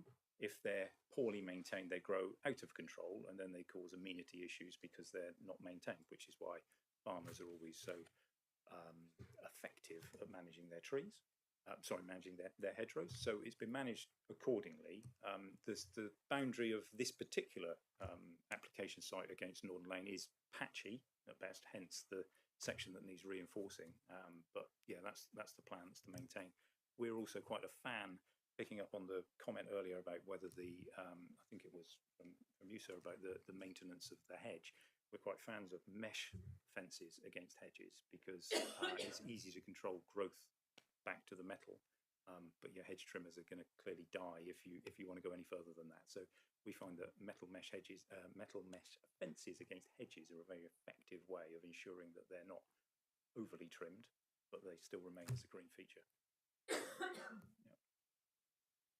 Councillor Barnum. Yeah, thank you, Chair, and thanks for your introduction to this. I guess I'm a little bit concerned still, having listened to it all, about a couple of points. Firstly, we need to recognise that there should be some commercial units in Kingsbridge. I think that's in the neighbourhood plan, and there does need to be provision for that. But I'm a bit worried about the combination of residential with that, partly for safety on the roads. But I think you've done a pretty good job in design at separating them. But the issue of parking is a concern still. So I want to hone in, if I can, on the type of use that we've got. You mentioned that you've got some interest already in letting the sites. What sort of businesses are they? And I also want to ask why you've not put a mezzanine floor in these buildings, because I don't see any of these uses really, either E or B8, that wouldn't want to have a mezzanine floor. I mean, what kind of use is going to have the height that we've seen? Is it going to be like a shipbuilding yard with a massive mast inside? I don't understand why there's no mezzanine floor, and that in turn impacts parking. Okay, well, just to put a little bit of context on it, an 83 metre square unit is just about the size of a small 2-bedroom home. So I think it's important to understand that in context. So there are 7 small proposed units the size of a 2-bedroom home. So I think it is fair, therefore, to make the assumption that this is not the type of development that is going to have queues of Arctic lorries down the roads. Yeah, I think that's fair. In terms of mezzanines, it's the standard practice, and obviously, as you'd appreciate, I'll have taken advice from a number of people that are more expert in commercial accommodation than I. Standard practice not to put them in, because again, the aim of this is to see small businesses that are seeking to find, business premises that they can afford, for which there's a great waiting list at the council, I understand, to move forward. So that adds a cost to it, which is unnecessary. I think we're also focusing on a number which is at the upper end, and as the officer said, we don't know what those end uses are going to be. They could be anything, and of course, over time, leases might change and businesses may come and go. I hope they do. I hope small businesses come in here and then outgrow it and move to somewhere else, because that would be a success of it all. But yeah, it's unwise to put mezzanines in immediately because they price the development out of the reach of some of the small businesses, make it less sustainable. But there is a great deal of scope for parking, and as the officer said, there is a tracking plan which accompanied all of the applications for the main site, showing the refuse vehicles and fire appliances turning. There is loads of space in that yard. And what we tried to do in terms of separation was we tried to separate the commercial from the homes to make sure there was no conflict. And as I say, on that road, because you have end-on parking on one side and side-on parking on the other, it's a 6 metre wide access road as well, between and with a 2 metre footway. So I think it would be very difficult for people to park there. But we then also took very much the precautionary approach on the ecology, because you can see on the plan, which is on the screen at the moment, the width of the green areas around the boundary. And if you follow your eye along Northern Lane, you'll spot that they're considerably wider than the green areas that are retained behind the houses which are consented and will be constructed. So we undertook with the ecologists and in consultation with the consultees and planning officers very much the precautionary approach of keeping the buildings away from the boundaries to make sure that more than enough habitat is provided should anybody have ever required a back corridor, which isn't required, to be clear, but should have ever arisen, there's more than enough space already provided for it. So we've sought to keep the buildings away from the ecology and away from the residential and minimise conflict, and still been able to provide parking which accords with the SPD. Councillor Rake. Thank you, Chair. Just for information, and because you mentioned you've had some inquiries, what's going to happen with the tenure of these? Are you planning to sell the whole lot to a single operator, or sell them one by one? It's a great question, and I'm certainly not going to dodge the issue, but the honest answer is I don't know yet. I've had some inquiries that are looking for individual units, one inquiry that's looking for all of it, and that would shape our decision as to whether we retain the ownership ourselves or whether we sold it. I say it's really encouraging, but I can understand a desire for people to know who would go in there, but the very nature of the SPD requirements to deliver these sort of commercial units is to see businesses, and by that, therefore, we don't know what they are yet.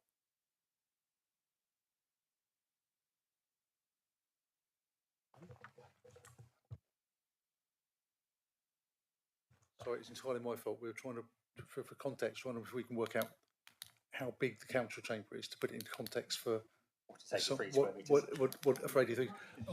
So the information I've got. So apologies for missed the question.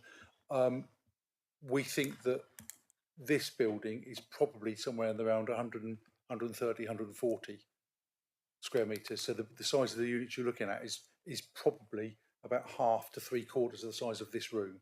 So we're not talking, we are talking relatively small scale units once you get sort of office and, in fact, it's just been confirmed it's 128 square metres.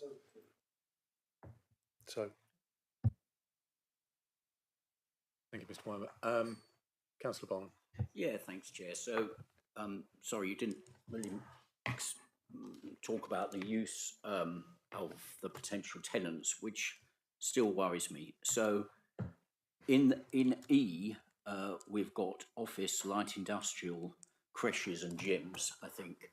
Are they not going to need more than two and a half parking spaces each when mums or dads come and drop youngsters off at the creche, or half a dozen people go to the gym? On the other hand, we've also got B8, storage and distribution. Yeah, they're going to be small vehicles, but if we look at the industrial sites, say in Churchstowe or in Kingsbridge, they're often big delivery lorries there as well as small vans. So the impact will then overflow into the residential, which will then overflow into West Allington Hill. And again, I think we're underestimating the amount of parking spaces if mezzanines are built. So I honestly don't feel there's really quite enough parking there. If you've got an answer for that, that would be great to hear. Thank you. The idiosyncrasies of the use class order, and clearly your officers are better placed to answer than me, is such that the E use class includes a number of those things, but you can see self-evidently from the design of the buildings, they're not intended to be used as a creche or a gym, and are very unlikely that a business would seek to do that. So further, the access road is considerably bigger, better, a better service than, say, the Churchstowe Business Park, and is designed such. So perhaps it's one I need to leave you as councillors and chair to discuss in debate, but it would be very easy to put one commercial unit surrounded by a car park, yeah, or we could have put 10 commercial units with no car parking, and quite possibly still fitted within the SPD requirement of parking for B8, yeah, which requires very little. On balance, a view has to be taken. 7 small business units that would see businesses with a appropriate amount of parking and flexibility for yet more feels an appropriate balance, but that's the application before you, and I'll lead you to debate that. Thank you, Mr. Harton. Just listening to some of the concerns that are being raised, if members have a concern around the installation of mezzanines, then it is possible to include a planning condition to say no mezzanine floor areas to be inserted without planning permission, and at that point there can be a further assessment of parking requirements. Alternatively, if there are specific uses such as creche, daycare, gyms that members are specifically concerned about for specific reasons, then it is possible to exclude those from the list of permitted uses within those buildings. But you've got to be really careful about the reasons for doing that, and there really has to be some very, very good reasons for doing that. I'm probably more comfortable with the mezzanine area question than I am the splitting up the uses, because at a national level it's been deemed that these uses are appropriate in a residential area in that sort of setting, and members really do need to bear in mind this has got outline consent for a mixed use site. So we certainly shouldn't be looking at the principle of commercial development, because to my recollection this has been allocated as a mixed use site long before the joint local plan. So I think it's been there for some time. Thank you, Chair. Thank you, Mr. Wyman. Any further questions of Mr. Houghton? Hi. Can you just clarify for me your EV charging points and how many you're looking to put in? Every unit will have a 22 kilowatt EV charging point, which is in accordance with the SPD. That's the fastest you can get on a 3-phase electric supply. So yeah. Thank you. Any other questions? If not, Mr. Hutton, thank you very much. Thank you.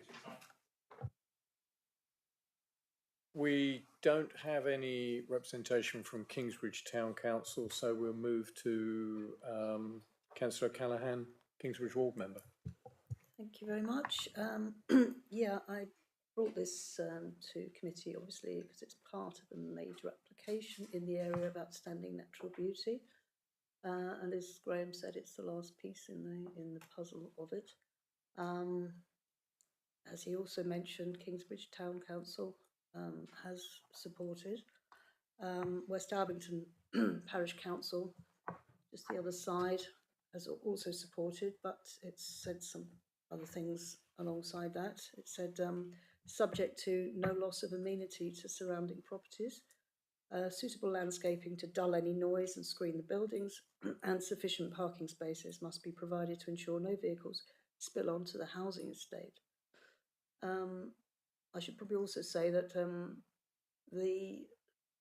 as far as I'm aware, I could stand to be corrected, some of the spaces that we have on the main road, the main Westfield Hill, I think are probably going to be lost due to the development. So a lot of people park down the main street, and I think some at least of those could be lost because of the application. But as I say, I stand to be corrected.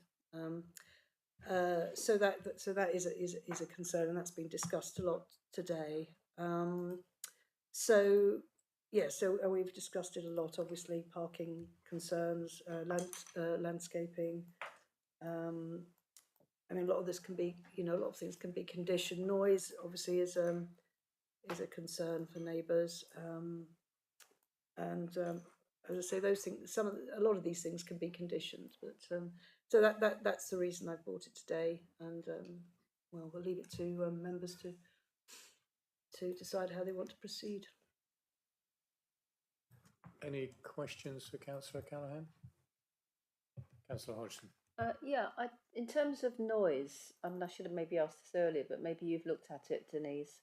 The fabric of the building can make a massive difference. And I notice in the shopping list of mitigations for various things, the building itself, in terms of our requirement on planning and climate emergency, the building itself hasn't actually, got a nice tick on against that.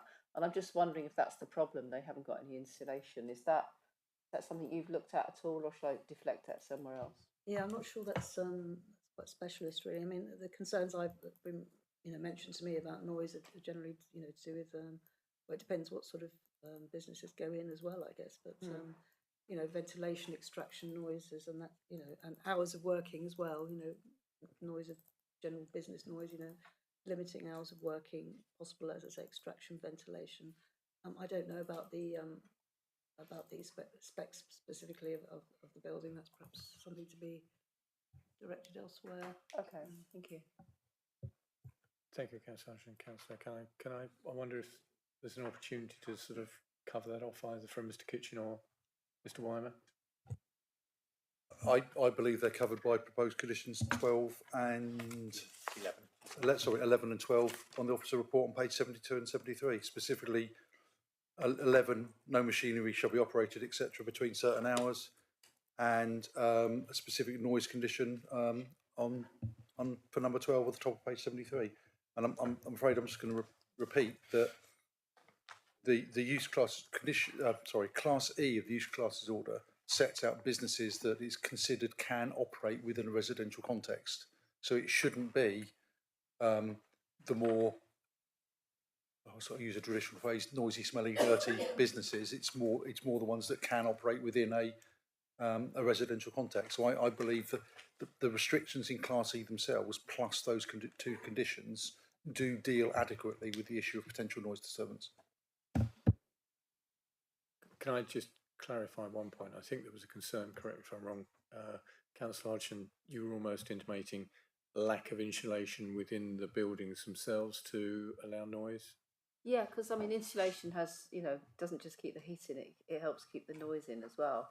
And it just occurred to me that maybe that's where that had come up from, that particular parish council, that they'd raised the thing about noise. Maybe they've been looking. I just wonder, because sometimes when we're as councillors at a parish council meeting, those comments get flushed out. So I just wondered if that was, and since I noticed on the shop, as I said, on the list of the response to our planning document for climate change, I noticed that actual building fabric hadn't actually ticked a good box. So I thought, oh, there's obviously an issue with insulation, and I just thought maybe that's quite a good way, But it's no, it was just asking a question, really. I think, I'm afraid I'm going to hide behind my previous answer to some extent. Because of the uses allowed in Class E, they should be acceptable without having additional sort of boosted noise insulation.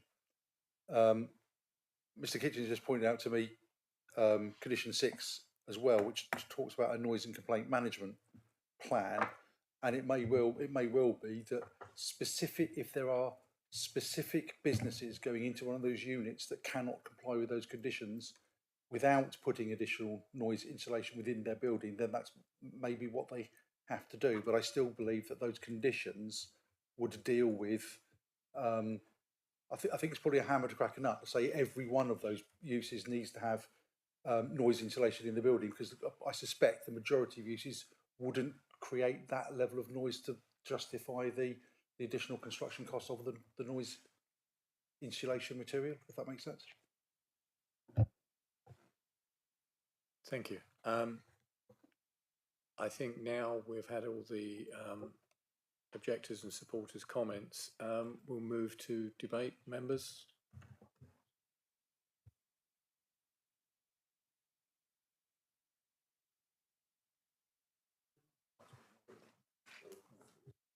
Councillor Bonham.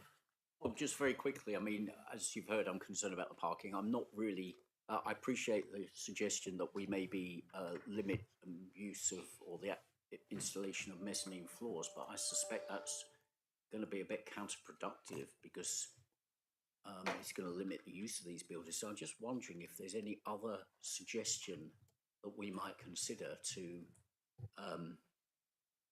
manage the use of the parking spaces so that the cars don't overflow into the residential area and into West Howington Hill, because it's quite a busy road and parking is a premium down there. And I think it could all sort of snowball if we're not careful. So any other suggestions, really?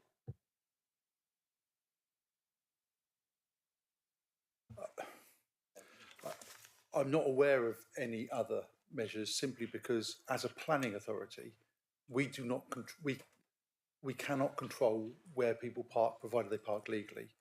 So even if even in situations where there is adequate, I can think of a number of places where there is adequate parking within areas, but people still choose to park on the street down the road for whatever reason, and provided they're parked lawfully, I don't believe there's anything we can do. We just need to be satisfied that which we are, that the parking provision should be sufficient for the development that's being proposed. Councillor Abbott. Yeah, well, this is very early, except in the afternoon. But this is one of the longer debates that we've had, and actually I've become satisfied with the whole proposal, and I've become satisfied with the parking as much as it's able. You know, to be determined. It's the best information that we're working on it. It is the case that I would like to impose a condition which you can know what it's going to be, because there's fences around the place, so I'd like there to be hedgehog highways, but otherwise, apart from that, I propose to go along with the officer recommendation and to accept this. Thank you. Councillor Abbott. Councillor Pennell. Councillor Panel, sorry. I'll get it right. Thank you, Chair. Yeah, I'll support Councillor Abbott. I have listened very carefully. There are obviously concerns, but we must bear in mind that outline permission already exists for this, and it fits within all our policies. It's very difficult to see how we can object to this other than imposing the conditions on areas we're concerned about. In view of the fact that it has met all the things that we asked for in our development plan. And having listened carefully to the debate, I'm very happy to second the motion for approval. Thank you. So we have a proposal and a seconder. Are there any other comments? Councillor Hodgson. Thank you, Chairman. I know there's all ticks and boxes in all the right places as far as everybody can answer the questions here and now, but I still have grave reservations about what the real looking into the ecology issues of this, and whether or not it's been looked at thoroughly enough to confirm to me that the precious ecology, which is declining at a very, very alarming rate, is really being looked after. And I think it's possible, but I don't see it before me. And I think, you know, I'm actually going to take this up a little bit further with the ecologists, because I just don't think this is good enough to be having 2012 old figures. Thank you. Thank you, Councillor Hodgson. Any other comments? Councillor Taylor. That's a very interesting debate, and we've had lots of questions asked, and I think most of them have been answered. This development has been in the making since we approved the overall plan, and I think it'll be a good making for Kingsbridge to have some units that are small enough for beginners, and I would support this application all the way. Thank you. Any other comments? Councillor Bonham? Yeah, I agree with what's been said. I think the developers have done a good job here at putting together a fair plan, except the parking.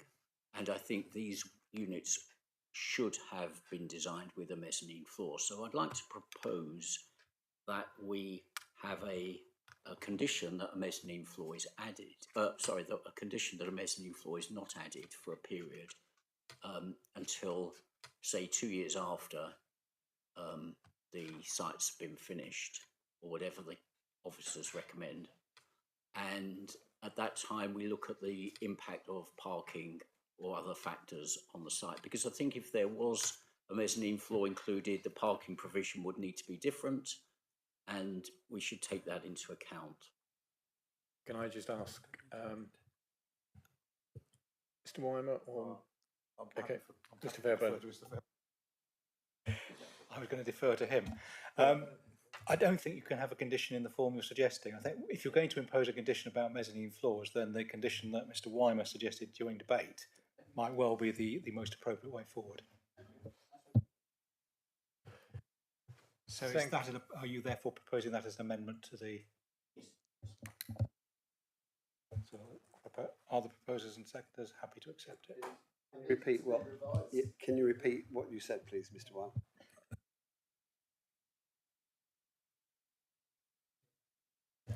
It's effectively removing the permitted development right to put mezzanines in the building. So any additional mezzanine or first floor space to be created would require a planning permission. I'm happy with that. Happy with that? Are you happy with that? Are you accepting it? Yes. Okay, but we have control. That's the thing with a condition like that. We have control. Thank you, everybody. If there's no further comments within the debate, we have a proposer and seconder for the granting of permission, conditional consent with the additional condition that has been indicated. Can I take it? I'd like to take this to the vote now. Can I have those in favour of support of the condition of approval?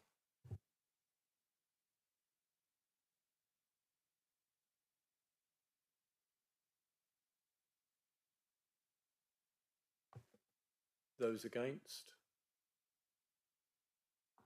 Thank you.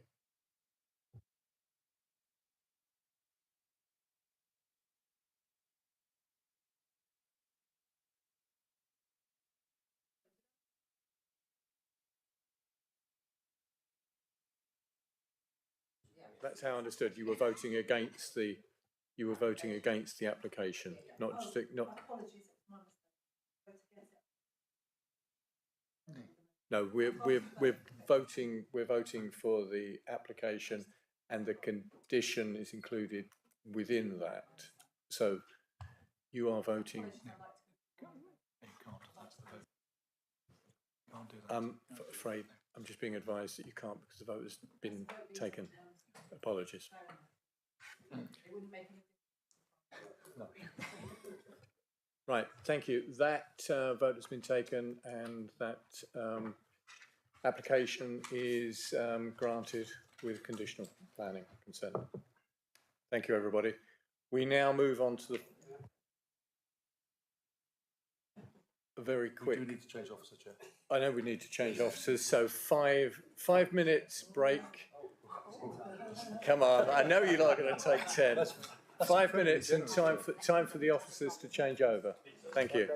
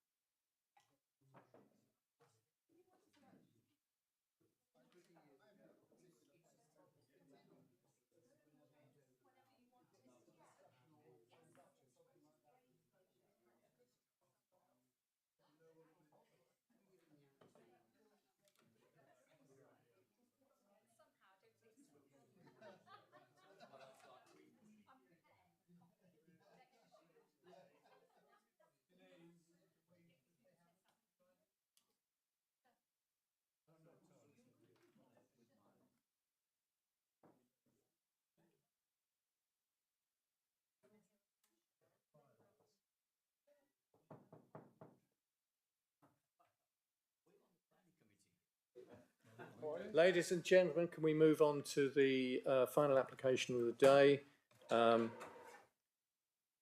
To application number 292822 71 Yelm Road, Newton Ferrers. And the officer is David Stewart. David, are you ready for your presentation? Thank you. Good afternoon. Right, this is an application 71 Yelm Road, Newton Ferrers.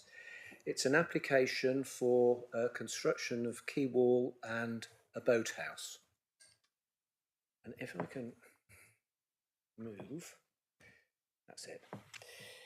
The application site itself is connected to a house called Venter, which is located immediately to the west of Doctor's Steps, for those who know Newton Ferrers, and I do think most of the committee have been down those steps. Yes, yeah. On Monday.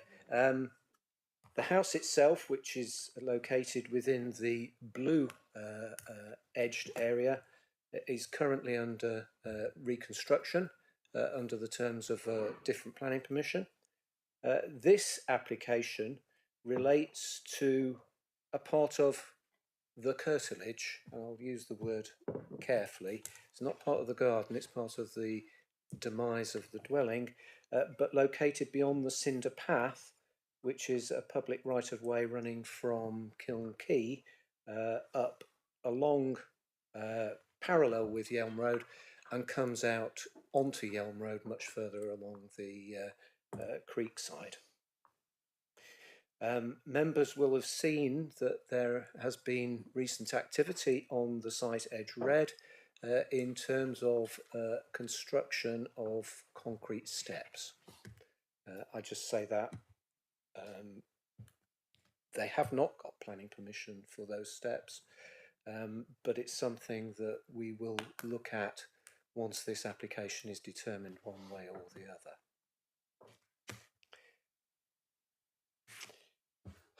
The aerial photograph gives slightly more information in terms of what happens to land between the Cinder Path, which it runs there, and the foreshore of the creek. You can see immediately to the west of the site there is an existing quay with boats on it, runs quite some way along. There are further areas of quay off the aerial photograph to the west with some boathouses on. Immediately adjacent and to the east, where my laser pointer is, there is a raised concrete platform with a substation on, which members will have noted while they viewed the site. But beyond that, there's what I would call undeveloped creek side, which runs down about 70 metres away to Kiln Quay, which is the large listed house on a promontory of quay that juts out into the creek.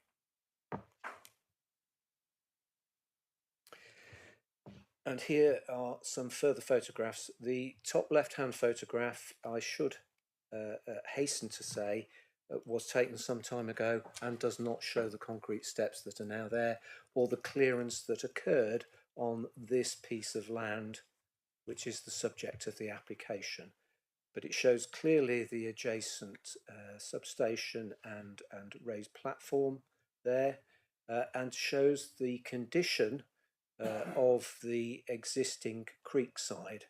And members will see that there is an area of platform here raised way above the water level, which was the raised platform that you viewed on the site, which then fell into the quayside. And I think that's all I'll say about those photographs. The application itself, as I said, is for the reconstruction of the quay above high water mark. Now that corresponds exactly with that raised platform which was grassed or vegetated, I would say, directly. So that's the position of the quay wall where the land fell steeply away into the creek side. On top of that surface will be located a boathouse, but there'll also be a section of projecting quay surface, projecting onto a pile into the mud of the creek to provide extra space for landing a boat, I assume, getting into a boat, getting out of a boat, and hauling it up onto the quayside to be stored away within the building. The building itself is about 6 metres by 4 metres. It's pretty domestic in height. The eaves level is 2.15 metres, and it's set under a pitched roof. Materials, the elevations are to be clad in vertical timber cladding. There is a line here which doesn't show it very well, but that line there is a series of louvers protected by steel or metal panels. The roof, which is shown as green, is in fact a green roof, and I've had it confirmed today it's proposed to be sedum roof. So that's the proposal. I ought to just clarify how the building sits in relation to the cliff face leading up to the cinder path, and also the steps down. The steps down, which are shown on this plan, are not actually in the position of the steps on the site. They will have to cut into the bottom flight of steps to position this building as shown on the plan. So that will be a change that is required. I think that's all I'd need to say on the building itself. In terms of key issues, obviously there is an issue relating to the principle of development here, because this is largely an undeveloped section of the creekside. Although the applicants stated that there was a quay wall there many years ago, we can't find it on old plans. In fact, in the earliest OS plan, there appeared to be no quay wall or retaining structure at all running anywhere along the creek from this site to the west at all. So whether there was a piece of walling or not is for conjecture, but here we have an application to build a quay wall. The second important aspect is the visual impact on the shoreline, the ecological impact of the proposal, and the relevant policy considerations that you need to take into account in reaching a judgment. Sorry, I can go back. In terms of representations, the AONB Estuaries Partnership, who objected to the original proposal, which did involve a slipway and a construction within the intertidal zone, that's now been withdrawn, but they did object to the original proposal.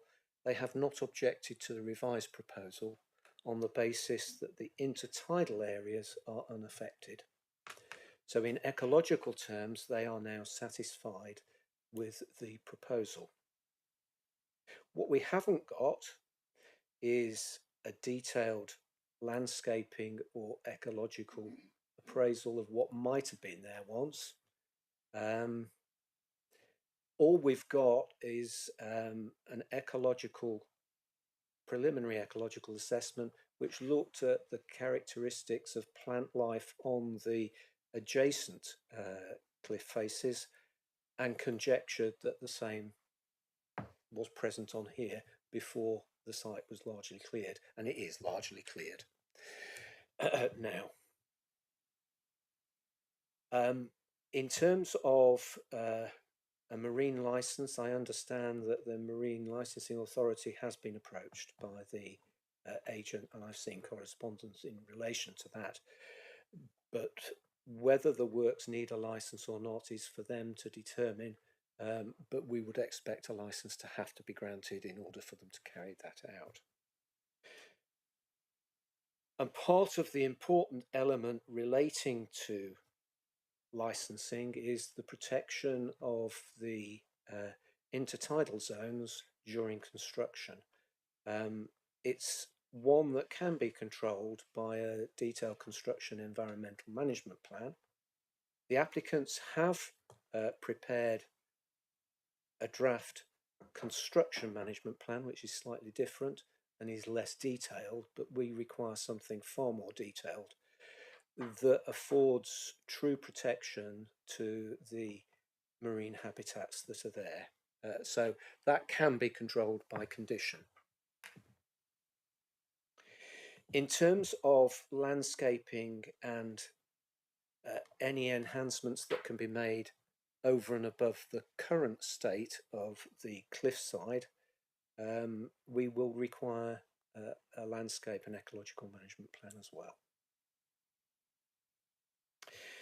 So now we turn to policy. There are two plans for this area. Obviously, the joint local plan is a key consideration. And in this respect, Newton Ferrers is classified as what I call a Tier 4 settlement. It's a small settlement, hamlet, or countryside, and would be under TTV1 required any development to be considered against TTV 26 of the joint local plan. There is also the Newton Ferrers neighbourhood plan. I think it was adopted in 2018. And there are various policies relating to the creek in that. It's important to note that N3P1 of the neighbourhood plan identifies a settlement boundary to Newton Ferrers. This site falls within the settlement boundary, and that's what you need to also bear in mind. And the policy states that developments subject to other policies of the plan for development are acceptable within the confines of the settlement.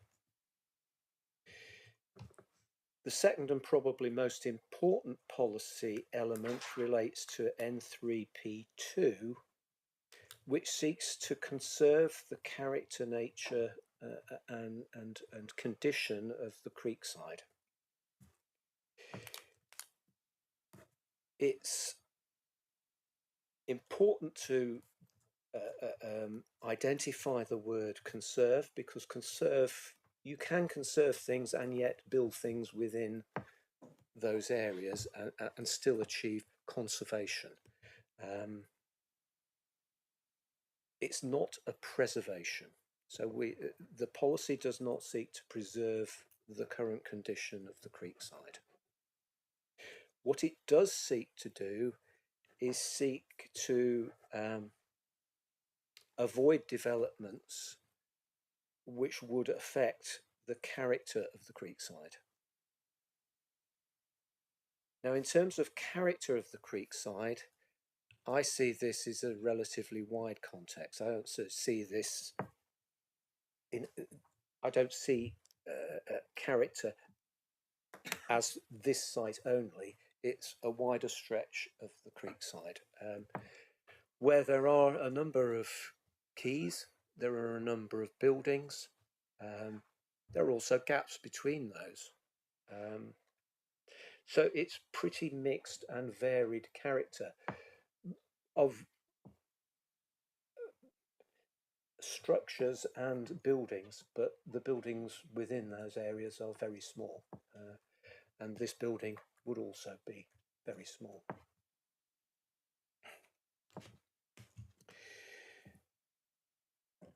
N3P3 is one which identifies this as policy area 1 and 2, where the density of development should be kept low, and I can quite understand why that's said, generally speaking, and I think this scheme complies with that policy. N3P4 is a policy relating to quality of design, and is similar to our Dev 20 in the Joint Local Plan, and my report has assessed this proposal against those and concluded that the development complies with those policies. The final policy consideration that the neighbourhood plan throws up is one which relates to the protection of heritage assets, and that's N3P8. Well, this is not in a conservation area. Also, the nearest heritage asset, the listed building, Kilnkey, is, I don't know, 60, 70 metres away.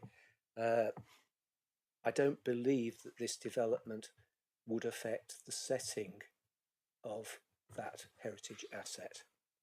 The building is set further back into the creek side.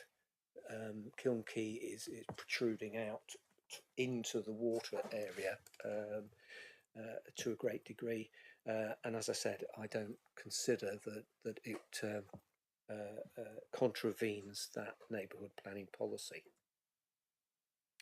In terms of the joint local plan policy, TTV 26, I summarise in my report the main considerations and conclude that this development does accord with the joint local plan policy, and I'm therefore recommending approval. And I think I'll leave it at that. Thank you. Thank you, Mr. Stewart. Questions of the officer? Councillor Panel? Thank you, Chair. Two questions. You talk about the characteristics of this landscape as being a mixture of quays and boathouses and green areas, and therefore maybe this wouldn't intrude because it's adding another small quay and boathouse to what is a patchwork of natural foreshore and quays. But if everyone was to apply for a quay and a boathouse, at what point would that change the essential characteristics of that creek side? Because clearly at some point that mixture of quays and green areas would change and disappear. It's a good question. I think you've got to realise that a part of the character of the creek is that you see a mix of buildings both close to the foreshore and much further up the slope.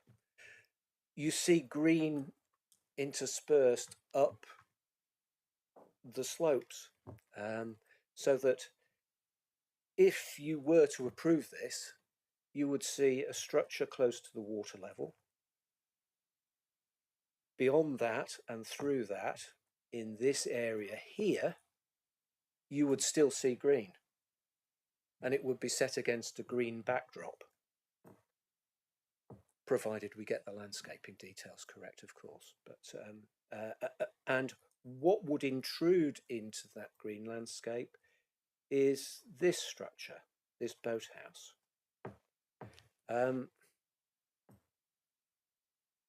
So I think to a great degree that the construction of the quay itself would not change the overall character, in my opinion. I think if you were to get a mixture of quay structures which are entirely appropriate to a water habitat when all said and done, the character would start to change if you got a continual line of buildings. So I think it's the buildings that are my main concern. And yes, there will come a point when maybe the character will change to a highly developed nature. And there are parts of Newton Creek that are highly developed, if you'll pardon the expression. But those are, of course, closer to the village centre. I think as it stretches westwards, yes, the nature and character of development becomes less dense. And indeed, beyond, well, before the old laboratories and research station, there's a greater element of green as opposed to built form. So yes, I think there will come a stage where I could say this building would change the character. But I don't think I've reached it here yet. If I could ask just briefly a second question. You indicated on Monday when we were there that there were stones in the river which indicated there may have been a key there. Not definitely not, but there may have been a key there in the past. But from what you said today, you seem to indicate there was no evidence that there had been a key. Can you just clarify that for me? Yes, of course. The application itself, the statement that accompanied the application suggested that the stones that were very evident on your site visit and evident within the creek side were in fact remnants of a quay wall. I've also heard through hearsay that you know, this was a fishing stage. Whether it was or not, I really couldn't say. The only evidence that you can have really is to go back on old maps. And on all the old maps, the 18 whatever, 60 or whatever the date was, and the right up to 1900, there did not appear to be any creekside structures. That includes quaysides as well as buildings. Certainly on this site and anywhere west of this site. So what you see when you look down the creek at the moment is obviously post 1900 development and could be a great deal, you know, 1920s and 30s maybe. Sorry, it's just sorry, an extra if I may. It just occurred to me: is there any relevance to the steps, the doctor's steps there, that there may be a reason why they are there in relation to the foreshore there? No, I couldn't say that there was a relevance. The only relevance is that they link down to a public right-of-way. Thank you, Mr. Stewart. Councillor Abbott. Thank you. What I have to say about the old maps is really not a judgment one way or the other as to this proposal going ahead or not, but just about the language that's being used, and that the applicant has chosen to use this phrase, that it's a reconstruction of a former quay wall, seems to me to be slightly misleading in itself, and I don't think we should repeat it. I'd happily go through some of the old maps for you now, if you would like to see them, and you're in conjunction with a modern map, you can get reference, and you can see keys to the west and east, but not in this place, and you can follow through from the doctor's steps that there's nothing associated with that either. There is an outcrop just nearby, but no evidence of a structure, which of course would be evidenced by a straight line, because we build in regular lines. So would you like to see them, or is this teaching your grandmother to suck eggs? you have them. Okay.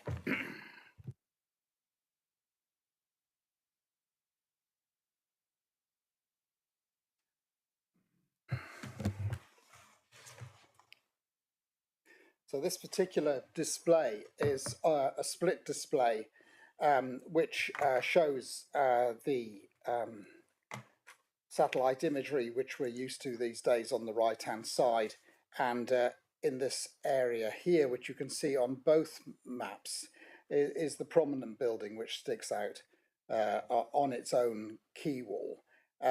This particular map, you can't date on this, I can't date on this dual display, but if you wanted a date for the map, it was surveyed, it was published, then we can go to individual maps if you wish.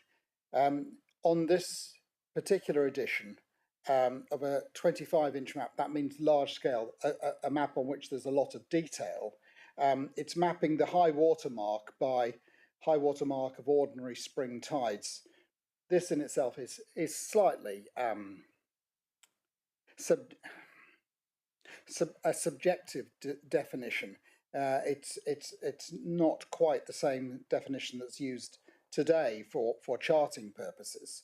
And you can see here on the left-hand map, on the old map, these lines going down at right angles to the coastline mainly, and these are called hatches, and they're illustrating that there is a slope.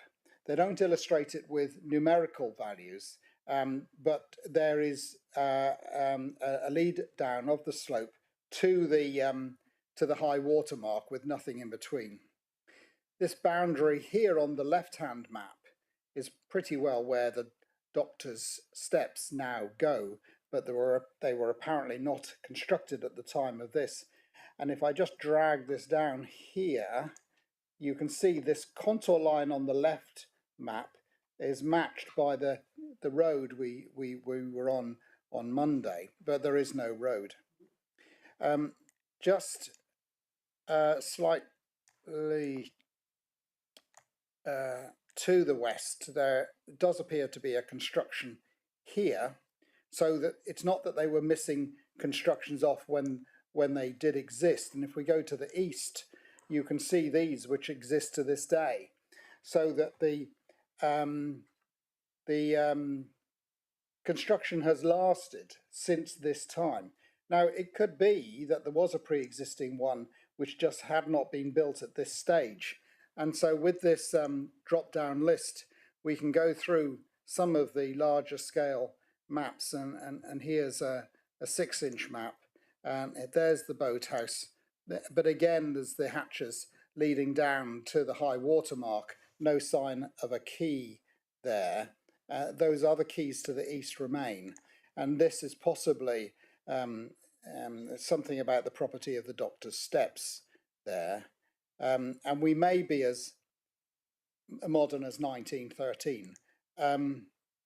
Here we're coming into the middle of the last century, and still nothing of a quay. There is a pier though to the left, so surveyors have been in and mapped new material here to the west, and the original material in the east remains.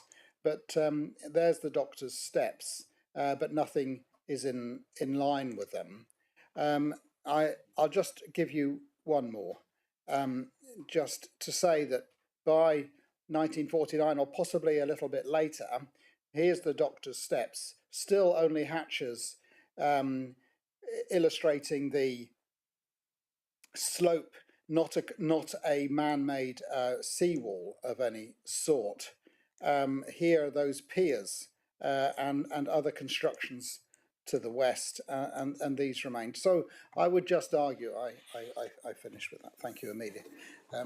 I just argue that it would be very difficult to say that the idea that this is a reconstruction of a quay wall is anything but speculation. And in fact, I don't see that there's any grounds for speculation. It would have to be more modern than that map in the middle of the last century, And why would it not have survived? Everything else survived for longer. And what we do with that information, of course, I am not making any point on one way or the other.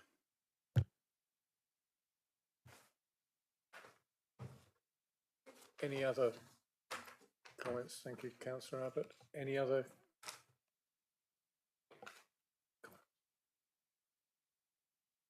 Councillor Bonner.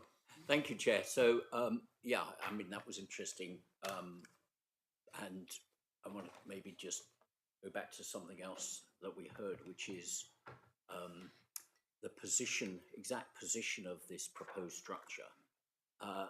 I noticed that there's been quite a lot of concerns raised about the intertidal zone. I just want to understand where this proposal and the boathouse is to be built in relation to the high water mark. I think you've got it on one of your diagrams, and I just want to see if I understand correctly.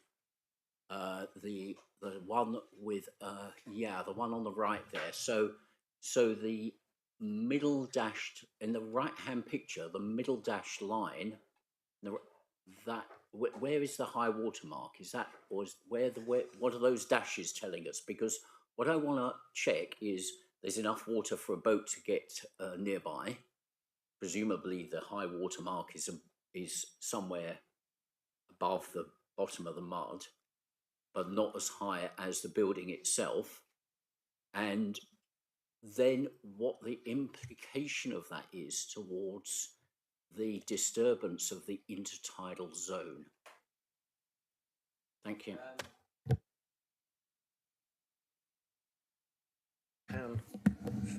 I can flip to a laser pointer if you want me to.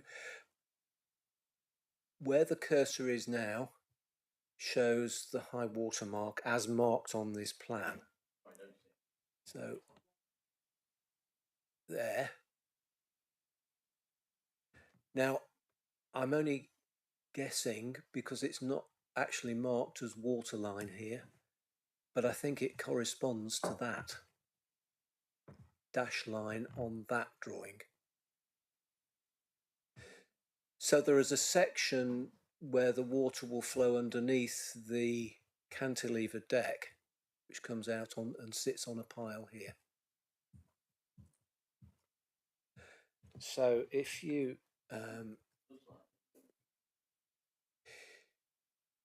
what we're actually looking at here is the lower bit where the cantilever deck will be. So it will sit, I think the pile is more or less where the cursor is going to be. Sorry, the pile is just about where that cursor is going to be, which was just about in line with the concrete quay on the adjoining site, which I think you noted when you were there. So as far as I can tell, there would be some potential impact on the water or the intertidal zone. Are you convinced that there's enough protection for the estuary in this proposal, or do you think that that's part of a later discussion? Because I think that's quite an important factor. Oh, I think it's a discussion that has to take place now, and has taken place. As I said, the Estuaries Partnership objected to the original scheme. We then received a structural engineer's report which proposed two alternative solutions. The Estuaries Partnership solution was actually, if you're going to build a quay wall, we don't want cement in, we want water to be able to seep through the joints in and out, so you create myriads of habitats within the cracked areas. So that was one solution that the structural engineer put forward. The other solution was for this cantilever deck with a single pile, and that's the one that the Estuaries Partnership requested that they develop. Now, we haven't got detailed structural drawings yet, and perhaps it's unreasonable for us to ask for them yet, but it is a condition that we require full structural details, not only of the quay and the decking, but also the structural stability of the slope and the works to the slope that are necessary to actually accommodate this boathouse. Can I just add that even if the permission is granted, it doesn't. They would still need to look into and assess and potentially apply for a license from an MMO license that would be separate. So it would be both. Councillor Callaghan. Yeah, I've just got a question on. Got a question. Point 21, on page 82. Talked about an earlier appeal, considering the neighbourhood policy plan N3P2. And it says the inspector concluded that the aim of the policy seemed to be to restrict housing development rather than to place a blanket prohibition on all forms of development. And then it says on the basis that this interpretation of policy is correct and the proposal is not contrary to the policy. It occurs to me that the people who know how the policy should be interpreted are the people who made it, i.e. the parish council. So did anybody ask them? Can I I'll come back on that as a general point. There's quite often you'll have, well, on a number of occasions you have neighbourhood plan policies where how either a planning inspector or a lawyer interprets them is not the same as the policy writer thought they had been written. So I think we have to take note of how a planning inspector interprets a policy, because it's sometimes how a policy has been written isn't necessarily what it means in lawful terms. I haven't really explained that very well, but there's a couple of occasions where we've had quite lengthy debates in here where the parish council has said this is what we meant the policy to say, but when I actually read it, it's not actually what the policy says. So I've got to be a little bit careful wholly relying on, and I'd say the same about the joint local plan, we'd be a little bit careful wholly relying on what the policy writer said, because it depends on what the legal interpretation of it is. I would humbly suggest the inspector should have asked the parish council what they meant before pronouncing. There is a member of the parish council. Oh, is there? Yeah. Oh, right, okay. It just seems rather strange to me, but I'm no expert, of course, that an inspector makes these very important decisions. And, the people who spend an awful lot of time as well making these plans are presumed to mean one thing and they're not asked about it. But there we are. Life is strange. Mr. Fairburn just wants to come in. Yeah. Can I just clarify? Sorry, Chairman. All I would say is that planning policy is interpreted on the words that are on the page, not on the thoughts that were in the mind of the writer. So it's what is said. It is not what the author of the report or the plan may have contemplated. You have to understand the words. They're given their natural, ordinary meaning, and what is on the paper is what it means. Mr. Stewart, do you wish to come in? Yeah, just very, very briefly. The inspector was commenting with regard to policy N3P1, which relates to settlement boundary matters, particularly. He doesn't make comment or criticism of N3P2, which relates to conserving the character of the quayside. The creek side. Yeah.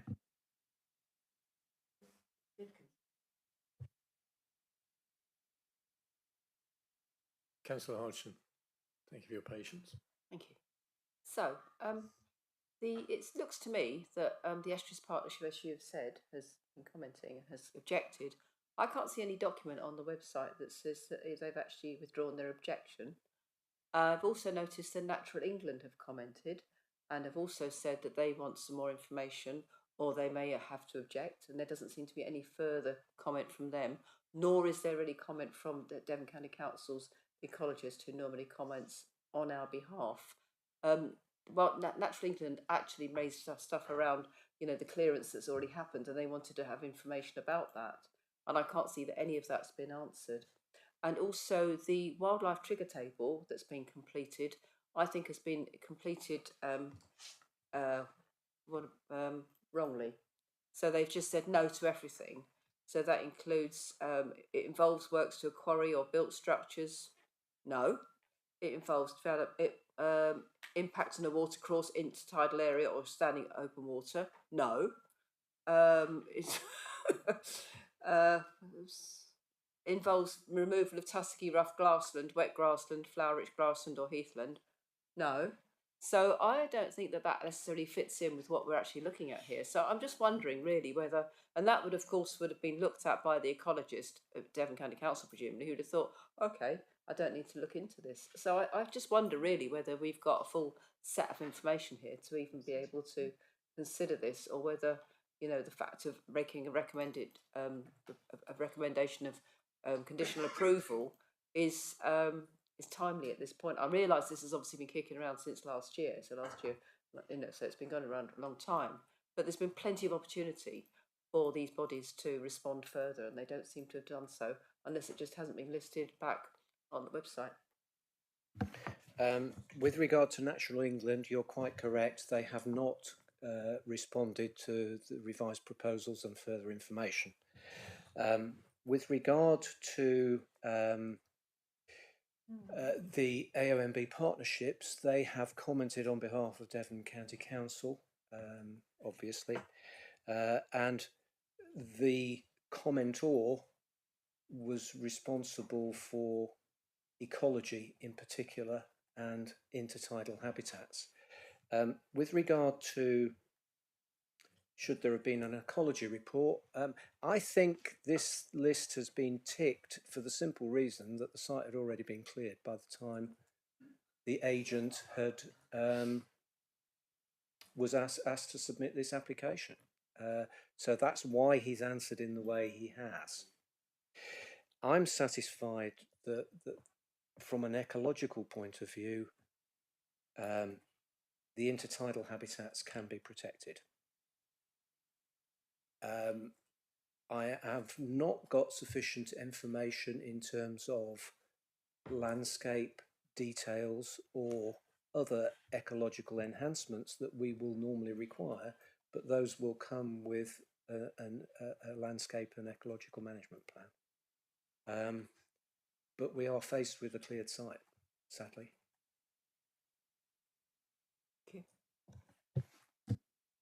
I don't think Nigel Mortimer can speak on behalf of Devon County Council. He works at the AOB unit at South Hams District Council.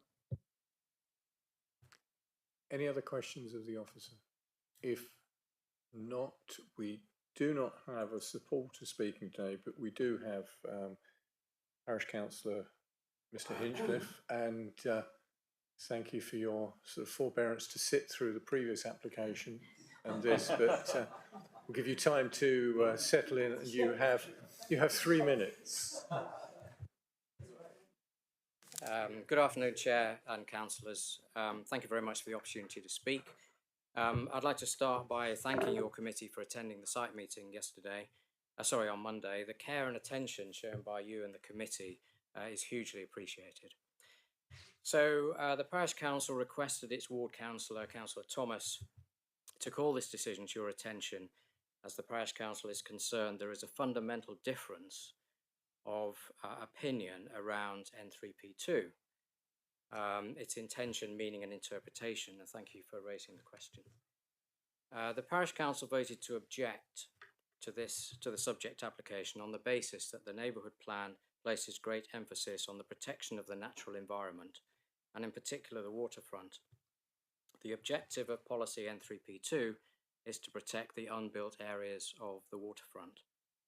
The planning officer is recommending conditional approval on the basis that it is in accordance with the neighbourhood plan, relying on the interpretation of N3P2 by an inspector, and I take into account your comment about N3P1, by an inspector at an earlier appeal that the policy seems to define development as just housing development rather than all forms of development. And I'm going to quote again from your report, the planning officer's report. Quote, an earlier appeal did consider policy N3P2, and the inspector concluded that the aim of the policy seems to be to restrict housing development, rather than to place a blanket prohibition on all forms of development. On the basis that this interpretation of the policy is correct, then the proposal is not contrary to the policy, end of quote. The legal definition of development, provided in section 55(1) of the Town and Country Planning Act 1990, states, development means the carrying out of building, engineering, mining or other operations in, on or under land, or the making of any material change in the use of any buildings or other land. The Parish Council simply does not understand why in the previous appeal the inspector concluded that the aim of the policy seems to be to restrict just housing development rather than all forms of development. At no point in the neighbourhood plan is development described as being just housing. In several parts of the neighbourhood plan, namely the narrative, objective and policy N3P2, it is clearly defined that protecting the waterfront means that the waterfront should be protected from all development. I'm going to quote from the neighbourhood plan. I wasn't going to do this until I heard the legal opinion that you've just heard. N3P2, so now I quote, N3P2A, development shall conserve the character, ecology or biodiversity of the banks, cliffs, shore and intertidal zone of the river or harbour. N3P2B, development of the waterfront shall conserve its natural appearance as viewed from the river, harbour or land and not detract from the quiet enjoyment by everyone of those parts of the waterfront that are accessible to the public. Waterfront means the banks, cliffs, shore, intertidal zone and any location or property having a strong visual or physical connection with the river or harbour. End of quote. Mr. Chair, I hope that you will agree that N3P2 includes all form of development as described in section 55(1) of the Town and Country Planning Act 1990. If you agree with us, then the application does not comply with N3P2 and our objection to this development should stand. You've had your 3 minutes. Can you please wind up if you have the opportunity to? I'll stop there. Thank you. Thank you. Mr. Wyman.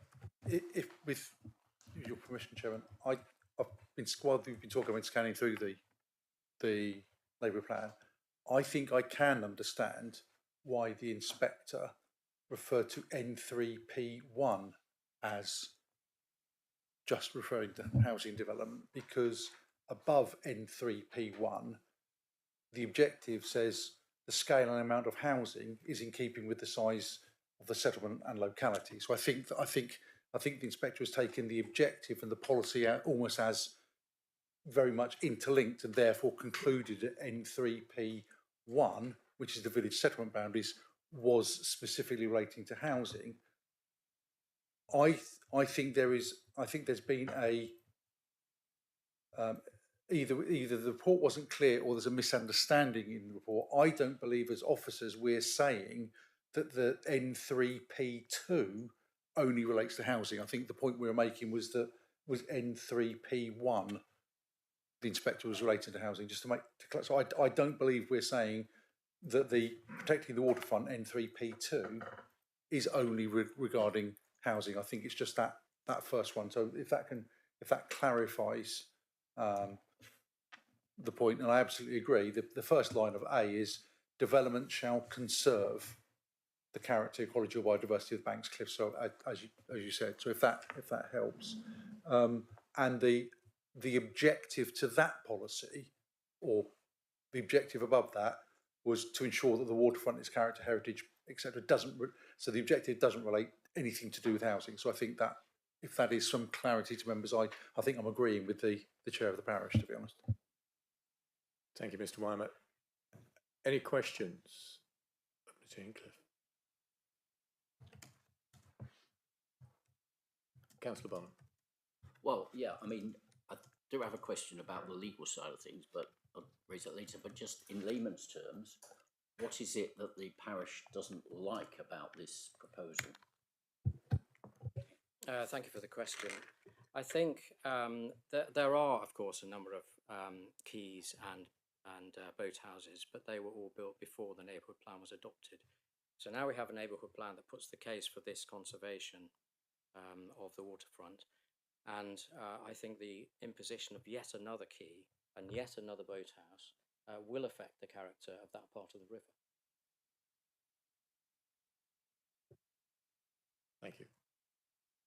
Councillor Rake. Sorry, just to pick up on that. I mean, it's a relatively short length of frontage between two bits of concrete at the moment. There's the substation to one side and then the beginnings of the other quays. I mean, but you'd see that as a significant impact. Well, I think we heard before about the definition of continuous development from the planning officer. I think we're starting to see that, and you have to draw the line somewhere, and I think we should be drawing the line at this point.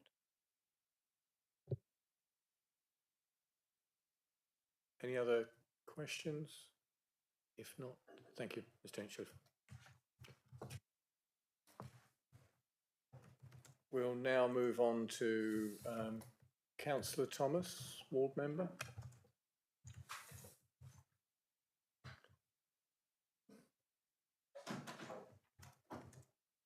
Thank you very much, Chairman. Members will be glad to know that I don't actually have an enormous amount of notes, and what I've brought over is just to help me now. First thing I would say, clearly I want to put on record that my professional regard for the officer is not changed at all by the fact that I've called this in. You know, completely agree that you've come up with a report which on balance you've recommended one thing, but as the ward member I've called it in on behalf of the parish, and the reason I've done so was probably most eloquently expressed by the chairman of the parish council, in fact at the last parish council meeting, when he explained to parish councillors that the reality in Newton and Noss is that parish councillors haven't been elected, they've been co-opted. But what has been voted on in Newton and Noss is the neighbourhood plan. And it's the neighbourhood plan that received almost 90% support, in the high 80s, from the community. And therefore, I see it as doing my job. When the parish council object, and they don't just object on MP3.2, protecting the waterfront, or MP3.3, which defines the policy areas, they also objected on MP3.4, development and construction, on MP3.8, heritage and conservation, and on MP3.9, protecting the landscape. When a parish council comes to me, members, with 5 substantive objections on their own neighbourhood plan, I would be not doing my duty if I didn't call it in. So I do so today without having much more to add to what Councillor Hinchcliffe has said, except I suppose to reinforce what the advice Mr. Weimer gave you, which is if you look at the objective of N3P2, protecting the waterfront, to ensure that the waterfront, its character, heritage and amenity value are protected and enhanced where possible, including flora and fauna at all levels, as these are dependent on the estuary and its indigenous biodiversity. Members, I would respectfully suggest that this application does not enhance or protect any of what I've just read to you. And on that very simple basis, because you don't want me to talk for very much longer, that basically is the reason for my calling, and I hope you'll give it fair consideration. Thank you, Chairman. Thank you, Councillor Thomas. Any questions of Councillor Thomas? No? Thank you. That concludes our speakers. We will now move into the debate. Does anybody have anything to say on this? Councillor Abbott. Thank you. We go to Salcombe on occasion.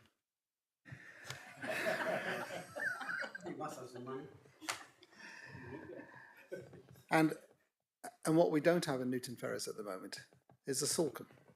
We have little bits of development and a completely different characterisation. But Salcombe was like Newton Ferris once. And we look at development now, and in fact, I voted differently from the majority of you on a recent occasion, thinking that, well, we're there. Where do we go from here? Here is another building, which is fitting in to the vernacular of the 2023s of the way Salcombe has gone. Currently, Newton Ferris is not like that. Someone wiser than me on the boat, on that boat trip, said, here is the form, he was talking about Salcombe, of linear features of the water, of the road, of green going through, with development in lines above. And we have that at Newton Ferris. There is green, it's been ripped out once, it has recovered, steps have been put in which appear not to have planning permission, there is an argument that another bit of concrete should be put in because at some mysterious point in the rings of the future, I messed that one up, that there may or may not, and probably has not been a pre-existing quay. And so it seems to me that these arguments are being built on, and the difficulty is that Newton Ferrers might be built on. And the appeal here from the residents is that, look, stop. There are some quays. There is some green.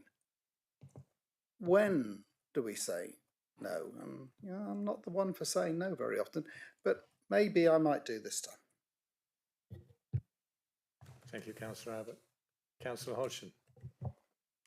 I absolutely agree. I think this is the issue, that we've actually got a problem with, somebody's got a boatyard, a boathouse, a bit of quay. Everybody wants one if you can afford it. And if you can afford it, it means that, you can just maybe think you can override everybody's best interests. And I would say everybody's best interests aren't necessarily about who and how you've got a boat, but also about, as I often say, about biodiversity and natural beauty and, the living landscape. In the past, a lot of those old jetties were built by hand with stone, and it was mud and all sorts of stuff stuck between them. And actually, they were quite part of the living landscape. So not only to have much more natural beauty, they might not have been up to some of the really heavy sort of stuff being pulled across them that you get these days. It was much lighter stuff. But it was actually a living structure. These great big concrete things that come flying through, not only do they sort of not actually also house biodiversity, but actually the materials that come off of those can be quite toxic. So you're talking about quite, you're adding quite something into an environment, even if it's only a relatively small set of steps or another boathouse. And I feel that we need to support the parish councils when they do say this, that no, we've got enough. I go to the South Devon Catchment Partnership meetings. I've been going to them for 7 years, since they started with Nigel Mortimer. So I'm very well aware of, some of the conversations that go on there. Some of them are kind of off the record to some of the public viewing. But a recent one I was at, there was a guy from Natural England there. And what he said really clearly was, when somebody said, well, why does this keep happening to, the natural environment around, they were talking about riverbanks. And he said, because planning committees don't very often say no. So I say no to this, because I think we need to support what is the clear wish of the parish council, which I think I respect anyway. But also, everything in me is looking at this and thinking, well, if somebody can sit and tick a wildlife trigger box and say, no, none of that's happening, then I'm not very keen on the fact that maybe it wasn't entirely thoughtfully done. And it's just like it's all sort of pushing into it for whose benefit? It's not for the wider public's benefit.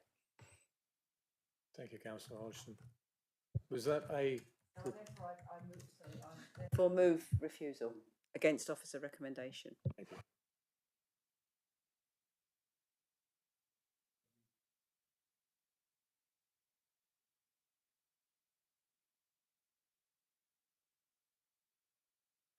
We have a proposal by Councillor Hodgson, seconded by Councillor O'Callaghan. Okay, thank you.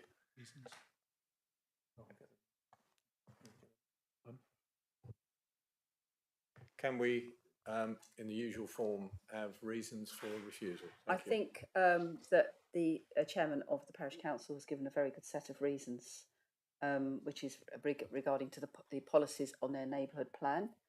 I think yourself, Patrick Wymer, you actually agreed with the chairman's interpretation of the particular key neighbourhood plan policy that was being cited as what it actually referred to.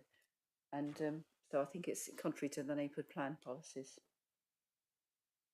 Are you saying it doesn't conserve or enhance the quayside frontage in accordance with NP 3.2? 2, was it? Yeah. The neighbourhood plan? Yes.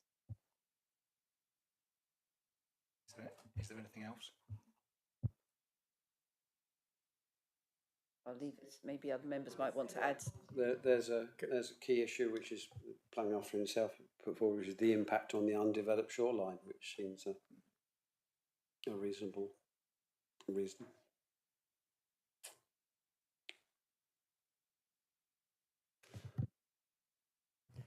Councillor Allen, are you adding to the sort of reasons for refusal? I wasn't. I just wanted to make a point about something else. Can we conclude the sort of reasons for refusal first, and then I'll bring you in?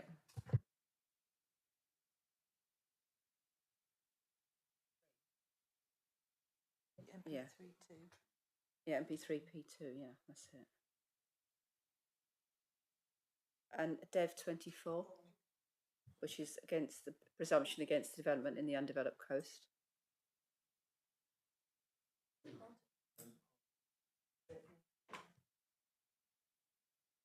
Part of the building would be within the undeveloped coast. Oh, it says it would not be prohibited.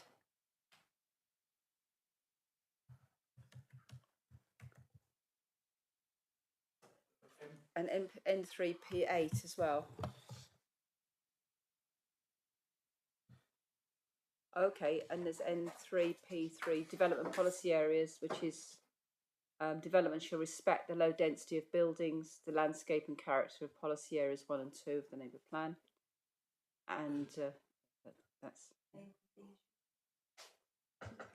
I understand that M3P2 in that if members feel the development doesn't conserve the character of the banks, cliff, shore, and intertidal zone of the river, then yes, I can understand why you say that the development is contrary to I'm getting my letters muddled up. I've got NP to N3P2. Yeah. What was the next one? 8. N3P8, which is I'll get there. So I've got the neighbourhood plan. Which is on page 81, item 10, just the third paragraph down, and relates to the impact of development on heritage assets in the conservation area and is considered. Right. It's 31 of their neighbourhood. Point 30, policy 31, is it? No. Policy 31. No, it's page 31 of the Mr. Barnsley. Oh, okay. Is it in the conservation area? I didn't think it was in the conservation area. So if it's not in the conservation area, the only way you could be saying it's contrary to N3P8 is if you believe it has an adverse impact on the setting of the nearby listed building.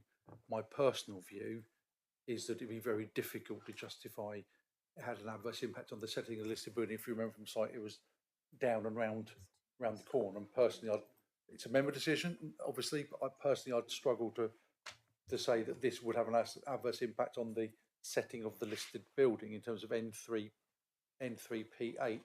And there was another policy you talked about in terms of character areas. Was that 10? 9 that you pointed out to me. Okay. No, the other one you just waved at. Yeah, that was 3.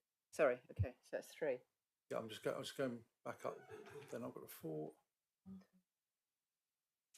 And It's in policy area. Policy area 1 and 2. Yeah.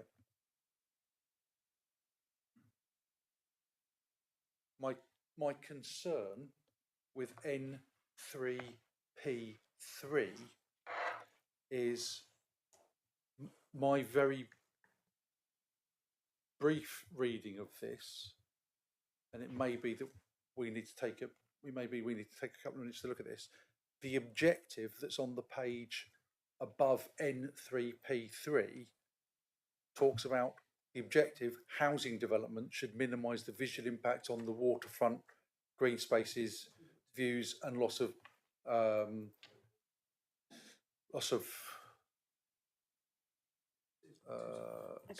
but it talks specifically about housing development. So I'm concerned that N3P3 is more of a housing policy rather than a general development policy, because it does talk about development should respect the low density of buildings. Can we just leave it with 2? I think, given the comments raised when you I think you're talking about the loss of character, doesn't conserve the character of the area, and you're talking more about a visual impact of the new quay wall and the building on it. It does strike me that is fundamentally regarding to N3P2 that specifically talks about that policy. Right? So I think if you take the view that it doesn't conserve, then it must be contrary to that policy. And as you've heard me say this on numerous occasions, it is far stronger to have. It is Less far is stronger to more. have one good reason for refusal, because you have to defend each individual reason. Okay, well, let's leave it at that. And I think that does deal with the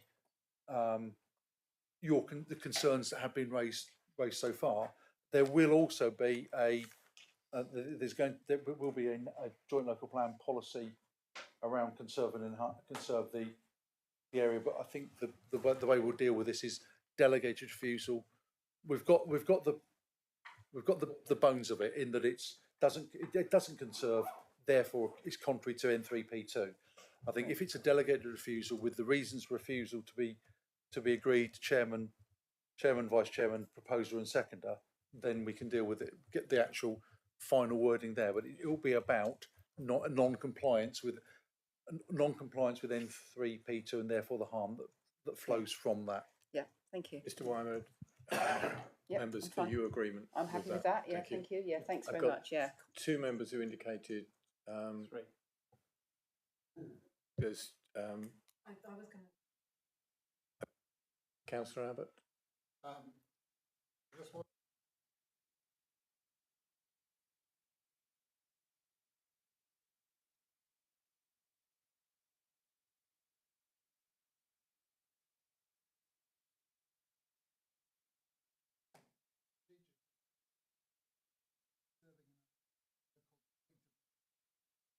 Is that what you said? Sorry.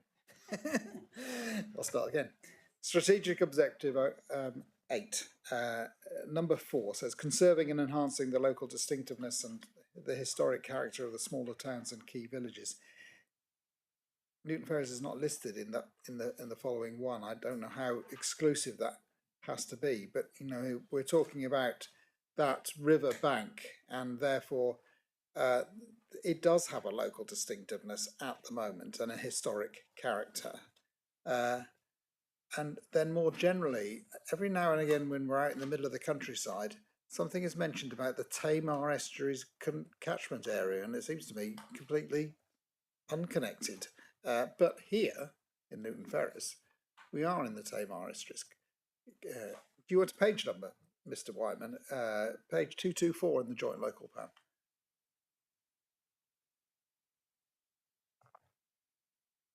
Strategic Objective 08, page 224 on my copy.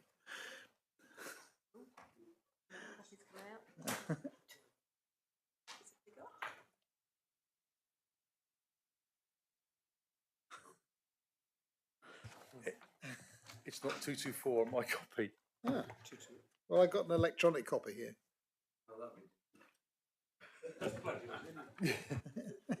There is a difference between the Tamar Valley EMS and which I can quite happily explain after. We'll go down a bit of a rabbit hole if we go. Yeah, not now. That's Some other time. That's to do with recreational pressure for new development within a 12.3 kilometre catchment zone and mitigation of that recreational pressure. Wow. Councillor Abbott, It's on page 227 of mine. So you've raised the point. And we've said it would be delegated, so you've raised the point, so we'll look at that. My view of strategic objective SO8 is that it's specifically to promote the provision of homes, jobs, services and community infrastructure. So I think this application probably sits outside strategic objective SO8. My recollection is that villages, towns and villages, but predominantly villages such as Newton Ferrers were specifically taken out of the list of villages by the Joint Local Plan Inspector where they were wholly within the AONB, because there hadn't been enough, that there wasn't sufficient evidence that there was a need for housing. Yes. But Thank you, Councillor Abbott. Can I move on? We have Councillor Bonham. Yeah, thank you, Chair. I'm caught in this one as, you know, and I'm kind of in two minds and I'm seeking some advice. So on the one hand, I respect what the parish has said. And, you know, I understand the concern about development in the wrong place, wrong type of development. But I looked at the site and I noticed a pretty big river there. And the sort of stuff on the river is generally boats, and boats need to go somewhere and people need to get off and on them. So I'm kind of thinking that that would generally allow a development of a landing pier or something. And when I looked at the rest of the site nearby, it's pretty scrappy, quite frankly. There's a sort of plant of concrete with some iron railings on one side, and up the other side there's 2 or 3 lumps of concrete with what you might call a shed or a boat store of some kind on it. The character of this spot of river on that side is not really pristine. It's not really full of trees and vegetation. It's been developed already. So I struggle a little bit with the phrase conserve the character of the banks, cliffs, shores and intertidal zone, because actually what I'm looking at here is a proposal that probably enhances the character, makes it more stylish in some ways without really damaging it. So I can see both sides of it. What I'd like to ask some guidance on is the line above N3P2, which says it seeks to protect the waterfront and at the same time conserve the character. So how should we interpret that protect the waterfront? Does that mean we should have no development on the waterfront at all? Or is that what, because I think we, as you've said, need to follow by and large what's written on the page. Thank you.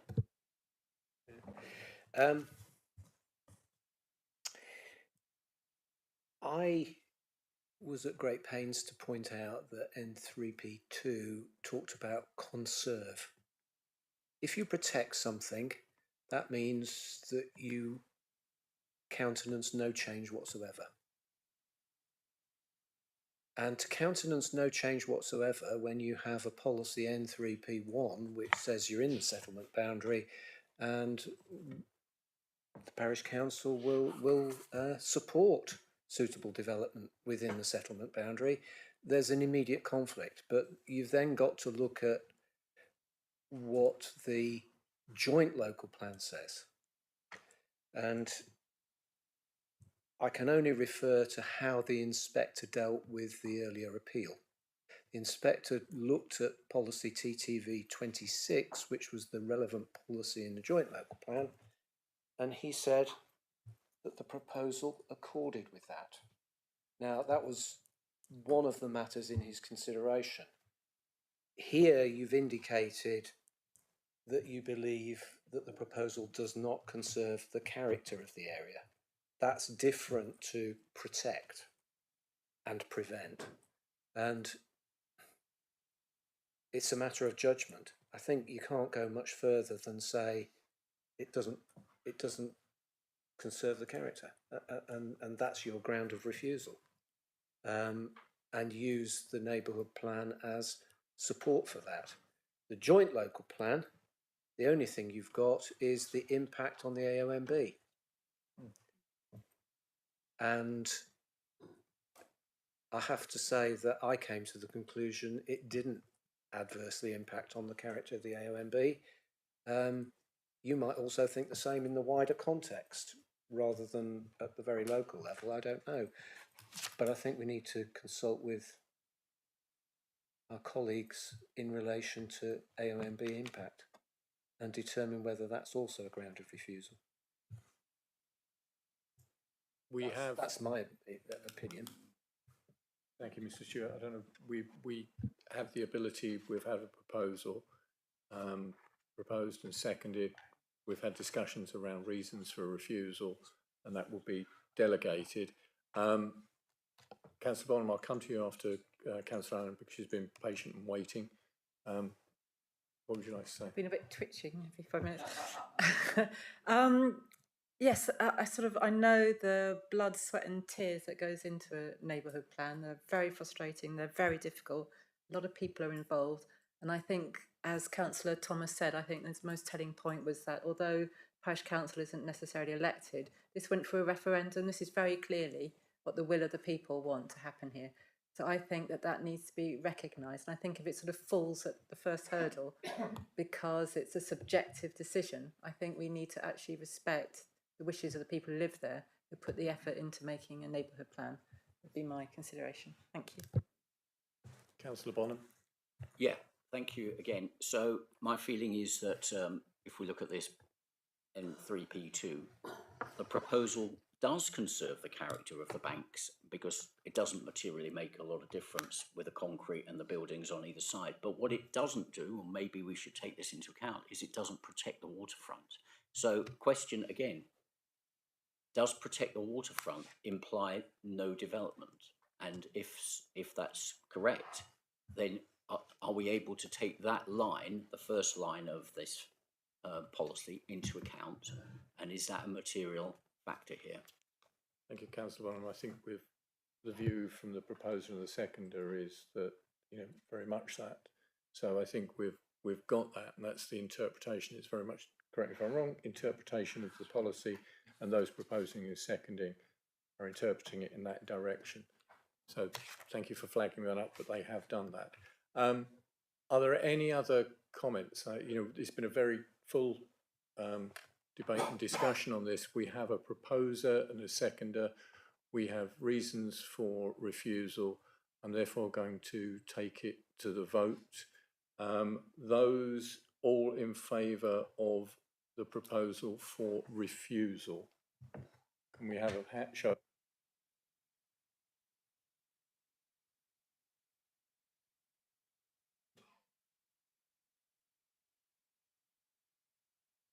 Those against? Any abstentions? Councillors, that is a refusal of that planning application, so therefore that is our decision and it will be delegated. It also, at this point, concludes our business for today. So thank you for your attendance and your forbearance on a long day. Thank you.